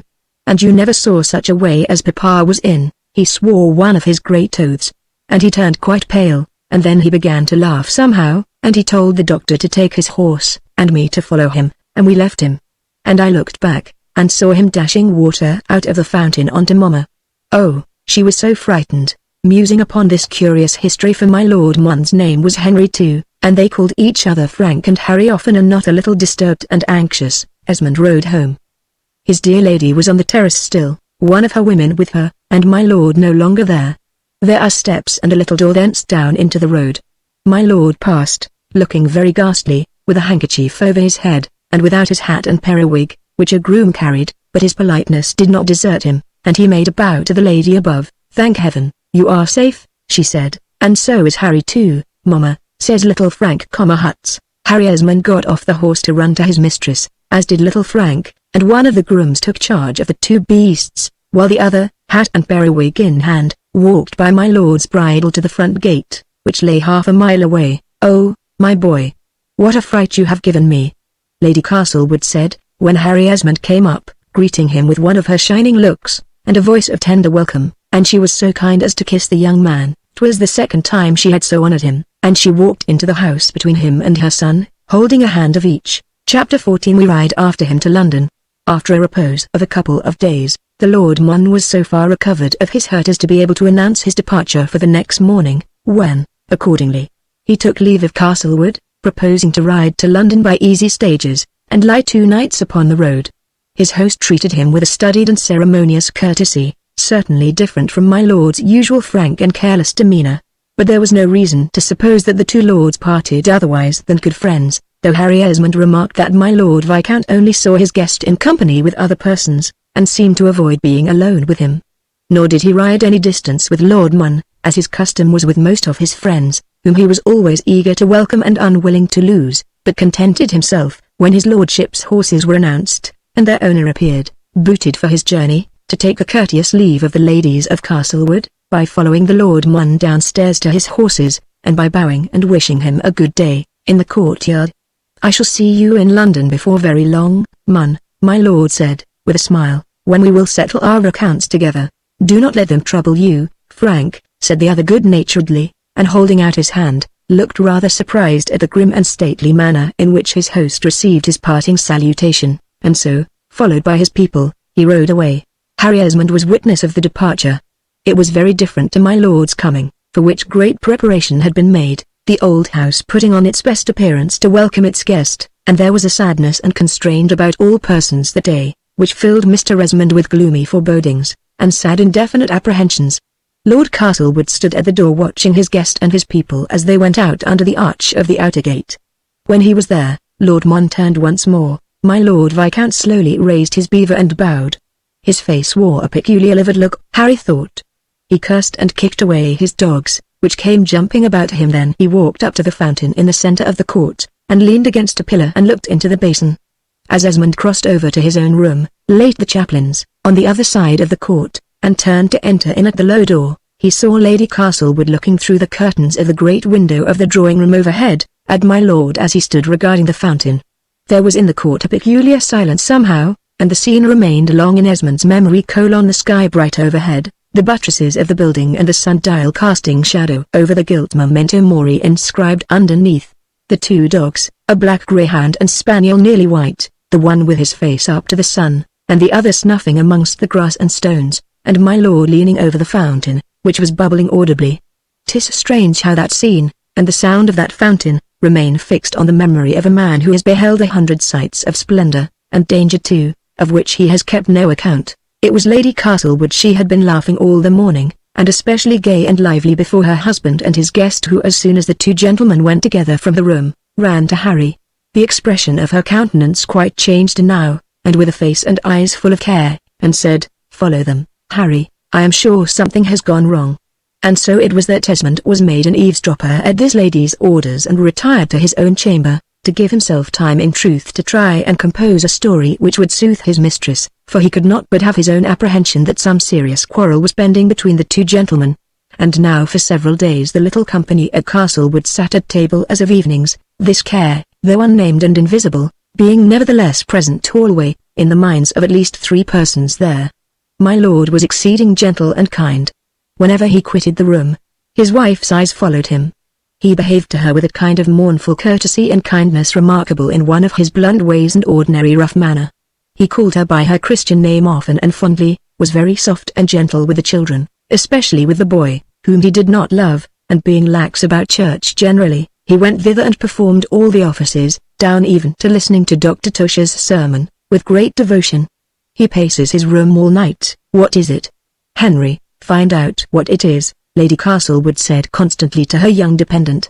"He has sent 3 letters to London," she said. "Another day, indeed, madame, they were to a lawyer," Harry answered, who knew of these letters, and had seen a part of the correspondence, which related to a new loan my lord was raising, and when the young man remonstrated with his patron, my lord said, he was only raising money to pay off an old debt on the property, which must be discharged.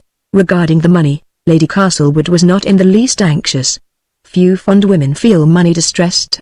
Indeed, you can hardly give a woman a greater pleasure than to bid her pawn her diamonds for the man she loves, and I remember hearing Mr. Congreve say of my Lord Marlborough, that the reason why my lord was so successful with women as a young man, was because he took money of them.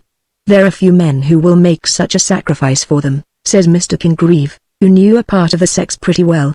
Harry Esmond's vacation was just over, and, as hath been said, he was preparing to return to the university for his last term before taking his degree and entering into the church. He had made up his mind for this office, not indeed with that reverence which becomes a man about to enter upon a duty so holy, but with a worldly spirit of acquiescence in the prudence of adopting that profession for his calling.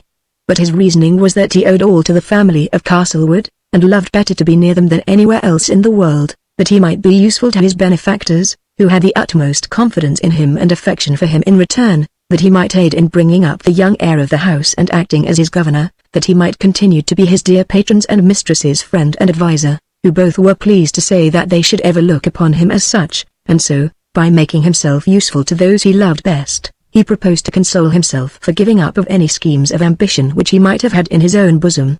Indeed, his mistress had told him that she would not have him leave her, and whatever she commanded was will to him. The Lady Castlewood's mind was greatly relieved in the last few days of this well-remembered holiday time, by my lord's announcing one morning, after the post had brought him letters from London, in a careless tone, that the Lord Mon was gone to Paris, and was about to make a great journey in Europe, and though Lord Castlewood's own gloom did not wear off, or his behaviour alter, yet this cause of anxiety being removed from his lady's mind, she began to be more hopeful and easy in her spirits, striving to, with all her heart, and by all the means of soothing in her power, to call back my lord's cheerfulness and dissipate his moody humour. He accounted for it himself, by saying that he was out of health, that he wanted to see his physician, that he would go to London, and consult Dr. Cheyne. It was agreed that his lordship and Harry Esmond should make the journey as far as London together, and of a Monday morning, the 11th of October, in the year 1700, they set forwards towards London on horseback. The day before being Sunday, and the rain pouring down, the family did not visit church, and at night my lord read the service to his family very finely, and with a peculiar sweetness and gravity speaking the parting benediction, Harry thought, as solemn as ever he heard it. And he kissed and embraced his wife and children before they went to their own chambers with more fondness than he was ordinarily wont to show, and with a solemnity and feeling of which they thought in after days with no small comfort. They took horse the next morning, after a dux from the family as tender as on the night previous, lay that night on the road, and entered London at nightfall, my lord going to the Trumpet, in the Cockpit, Whitehall, a house used by the military in his time as a young man, and accustomed by his lordship ever since. An hour after my lord's arrival, which showed that his visit had been arranged beforehand, my lord's man of business arrived from Gray's Inn, and thinking that his patron might wish to be private with a lawyer, Esmond was for leaving them, but my lord said his business was short, introduced Mr. Esmond particularly to the lawyer, who had been engaged for the family in the old lord's time, who said that he had paid the money, as desired that day, to my Lord Mon himself, at his lodgings in Bow Street, that his lordship had expressed some surprise, as it was not customary to employ lawyers, he said, in such transactions between men of honour, but nevertheless, he had returned my Lord Viscount's note of hand, which he held at his client's disposition. I thought the Lord Mon had been in Paris, cried Mr. Esmond, in great alarm and astonishment. He has come back at my invitation, said my Lord Viscount. We have accounts to settle together. I pray heaven they are over, sir, says Esmond. Oh, quite, replied the other, looking hard at the young man. He was rather troublesome about that money which I told you I had lost to him at play. And now 'tis paid, and we are quits on that score, and we shall meet good friends again. My lord, cried out Esmond, I am sure you are deceiving me, and that there is a quarrel between the Lord Mon and you. Quarrel pish. We shall sup together this very night, and drink a bottle. Every man is ill-humoured who loses such a sum as I have lost. But now 'tis paid, and my anger is gone with it. Where shall we sup, sir? Says Harry. We. Let some gentlemen wait till they are asked, says my Lord Viscount with a laugh. You go to Duke Street, and see Mr. Betterton. You love the play, I know. Leave me to follow my own devices, and in the morning we'll breakfast together, with what appetite we may, as the place says, by G. My lord, I will not leave you this night, says Harry Esmond. I think I know the cause of your dispute. I swear to you 'tis nothing. On the very day the accident befell Lord Mon, I was speaking to him about it. I know that nothing has passed but idle gallantry on his part. You know that nothing has passed but idle gallantry between Lord Mon and my wife, says my lord, in a thundering voice. You knew of this and did not tell me? I knew more of it than my dear mistress did herself, sir, 1,000 times more. How was she, who was as innocent as a child, to know what was the meaning of the covered addresses of a villain? A villain he is, you allow, and would have taken my wife away from me. Sir, she is as pure as an angel, cried young Esmond. Have I said a word against her? Shrieks out my lord. Did I ever doubt that she was pure? It would have been the last day of her life when I did. Do you fancy I think that she would go astray? No, she hasn't passion enough for that. She neither sins nor forgives. I know her temper, and now I've lost her, by heaven I love her 10,000 times more than ever I did. Yes, when she was as young and as beautiful as an angel, when she smiled at me in her old father's house, and used to lie in wait for me there as I came from hunting, when I used to fling my head down on her little knees and cry like a child on her lap and swear I would reform, and drink no more and play no more, and follow women no more, when all the men of the court used to be following her, when she used to look with her child more beautiful, by George, than the Madonna in the Queen's chapel. I am not good like her, I know it. Who is, by heaven, who is? I tired and wearied her, I know that very well. I could not talk to her. You men of wit and books could do that, and I couldn't. I felt I couldn't. Why, when you was but a boy of 15 I could hear you two together talking your poetry and your books till I was in such a rage that I was fit to strangle you. But you were always a good lad, Harry, and I loved you, you know I did. And I felt she didn't belong to me, and the children don't. And I besotted myself, and gambled and drank, and took to all sorts of deviltries out of despair and fury. And now comes this Mon, and she likes him. I know she likes him, indeed, and on my soul, you are wrong, sir, Esmond cried. She takes letters from him, cries my lord. Look here, Harry, and he pulled out a paper with a brown stain of blood upon it. It fell from him that day he wasn't killed. One of the grooms picked it up from the ground and gave it me. Here it is in their DD comedy jargon. Divine Gloriana, why look so coldly on your slave who adores you? Have you no compassion on the tortures you have seen me suffering? Do you vouchsafe no reply to billets that are written with the blood of my heart? She had more letters from him, but she answered none, cries Esmond. That's not Mon's fault, says my lord, and I will be revenged on him, as God's in heaven, I will. For a light word or two, will you risk your lady's honor and your family's happiness, my lord? Esmond interposed beseechingly. Sure there shall be no question of my wife's honor, said my lord. We can quarrel on plenty of grounds beside. If I live, that villain will be punished. If I fall, my family will be only the better. There will only be a spendthrift the less to keep in the world, and Frank has better teaching than his father. My mind is made up, Harry Esmond, and whatever the event is, I am easy about it. I leave my wife and you as guardians to the children." Seeing that my lord was bent upon pursuing this quarrel, and that no entreaties would draw him from it, Harry Esmond, then of a hotter and more impetuous nature than now, when care, and reflection, and grey hairs have calmed him, thought it was his duty to stand by his kind, generous patron, and said, "My lord, if you are determined upon war, you must not go into it alone. 'Tis the duty of our house to stand by its chief, and I should neither forgive myself nor you if you did not call me, or I should be absent from you at a moment of danger." "Why, Harry, my poor boy, you are bred for a parson," says my lord, taking Esmond by the hand very kindly, "and it were a great pity that you should meddle in the matter." "Your lordship thought of being a churchman once," Harry answered, "and your father's orders did not prevent him fighting at Castlewood against the Roundheads. Your enemies are mine, sir. I can use the foils, as you have seen, indifferently well, and don't think I shall be afraid when the buttons are taken off them."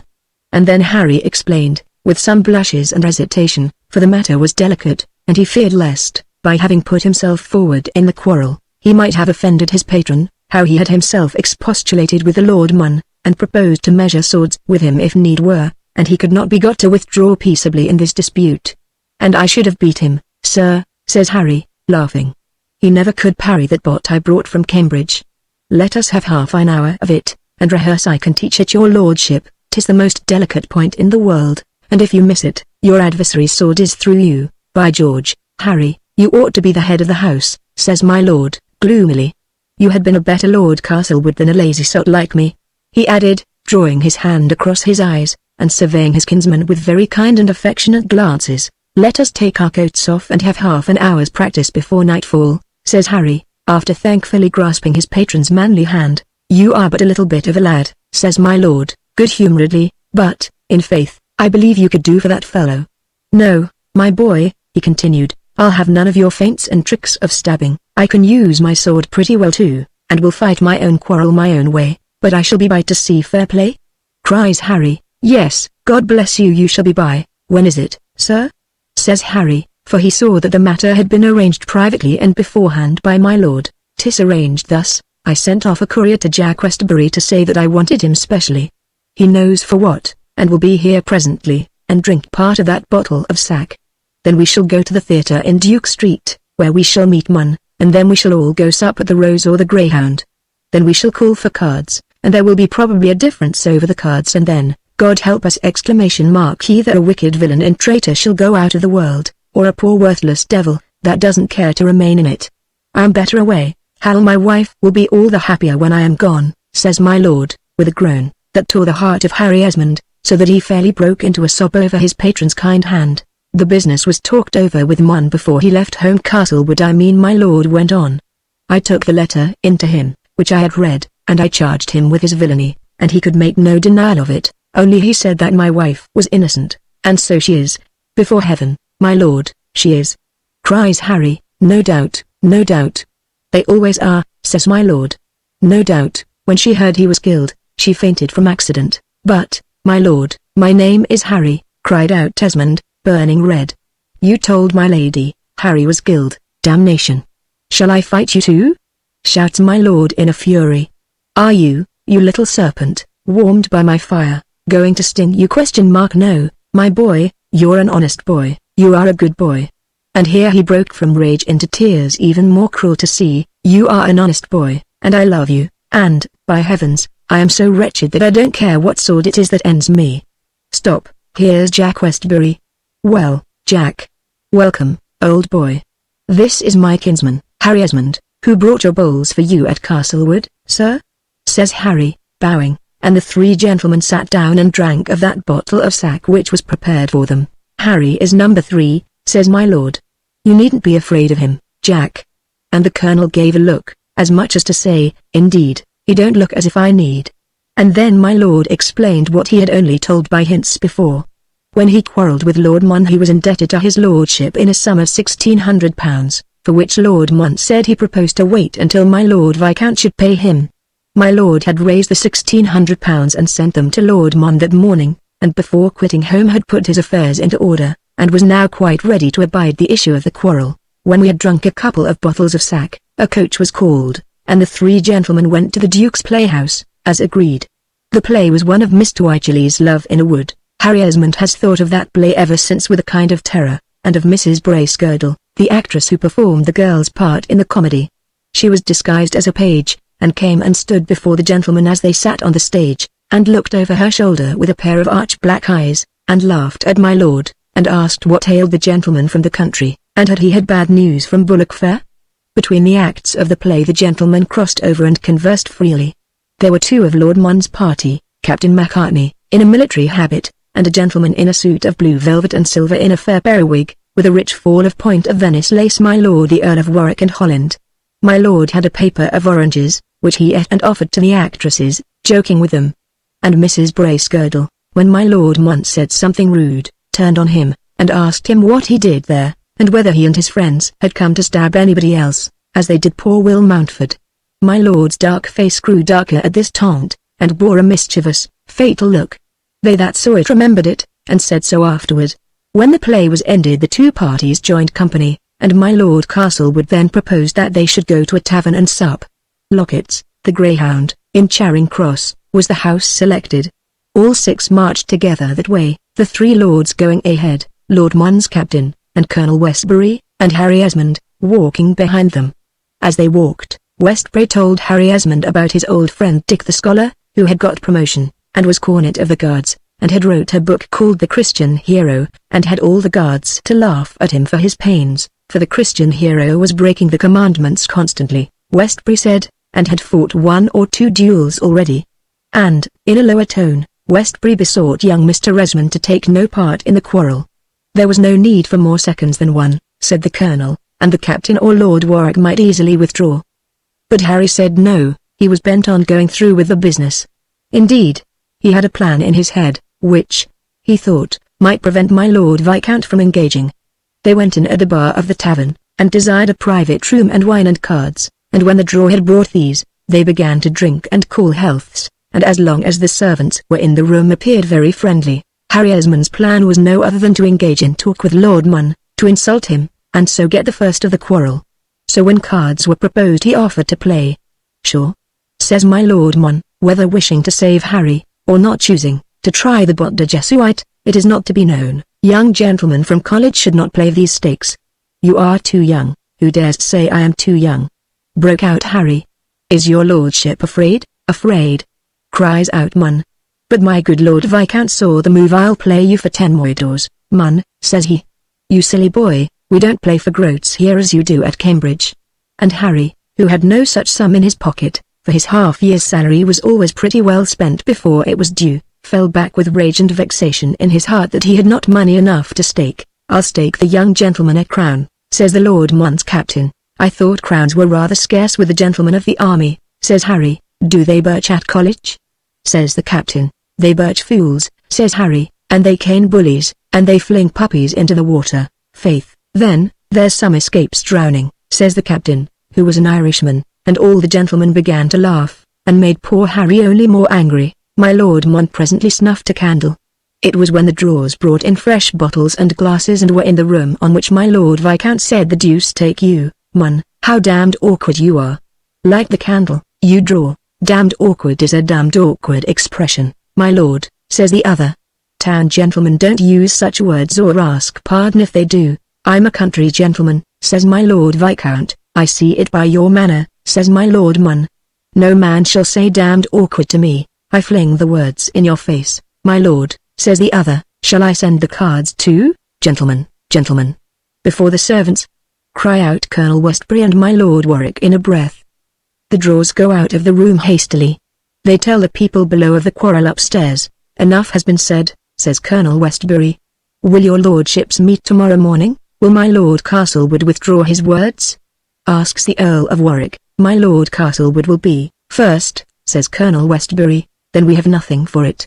Take notice, gentlemen, there have been outrageous words. Reparation asked and refused, says my Lord Castlewood, putting on his hat. Where shall the meeting be? And when, since my lord refuses me satisfaction, which I deeply regret, there is no time so good as now, says my Lord Mon. let us have chairs and go to Leicester Field. Are your lordship and I to have the honour of exchanging a pass or two? Says Colonel Westbury, with a low bow to my Lord of Warwick and Holland. It is an honour for me, says my lord, with a profound curtsy, to be matched with a gentleman who has been at Mons and Namur. Will your reverence permit me to give you a lesson? Says the captain. Nay, nay, gentlemen, two on a side are plenty, says Harry's patron. Spare the boy, Captain Macartney, and he shook Harry's hand for the last time, save one, in his life. At the bar of the tavern all the gentlemen stopped, and my Lord Viscount said, laughing, to the barwoman, that those cards set people sadly a-quarrelling, but that the dispute was over now, and the parties were all going away to my Lord Mon's house, in Bow Street, to drink a bottle more before going to bed. A half-dozen of chairs were now called, and the 6 gentlemen stepping into them, the word was privately given to the chairman to go to Leicester Field, where the gentlemen were set down opposite the Standard Tavern.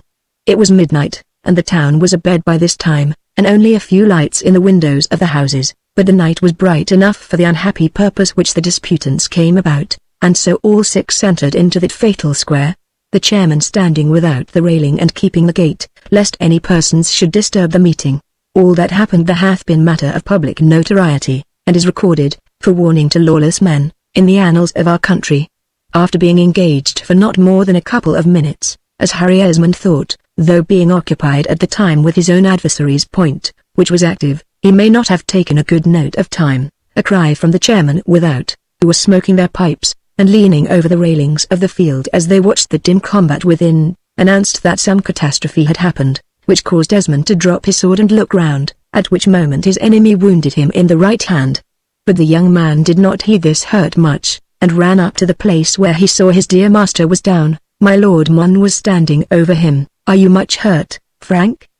He asked in a hollow voice. I believe I am a dead man, my lord said from the ground. No, no, not so, says the other, and I call God to witness, Frank Esmond, that I would have asked your pardon, had you but given me a chance.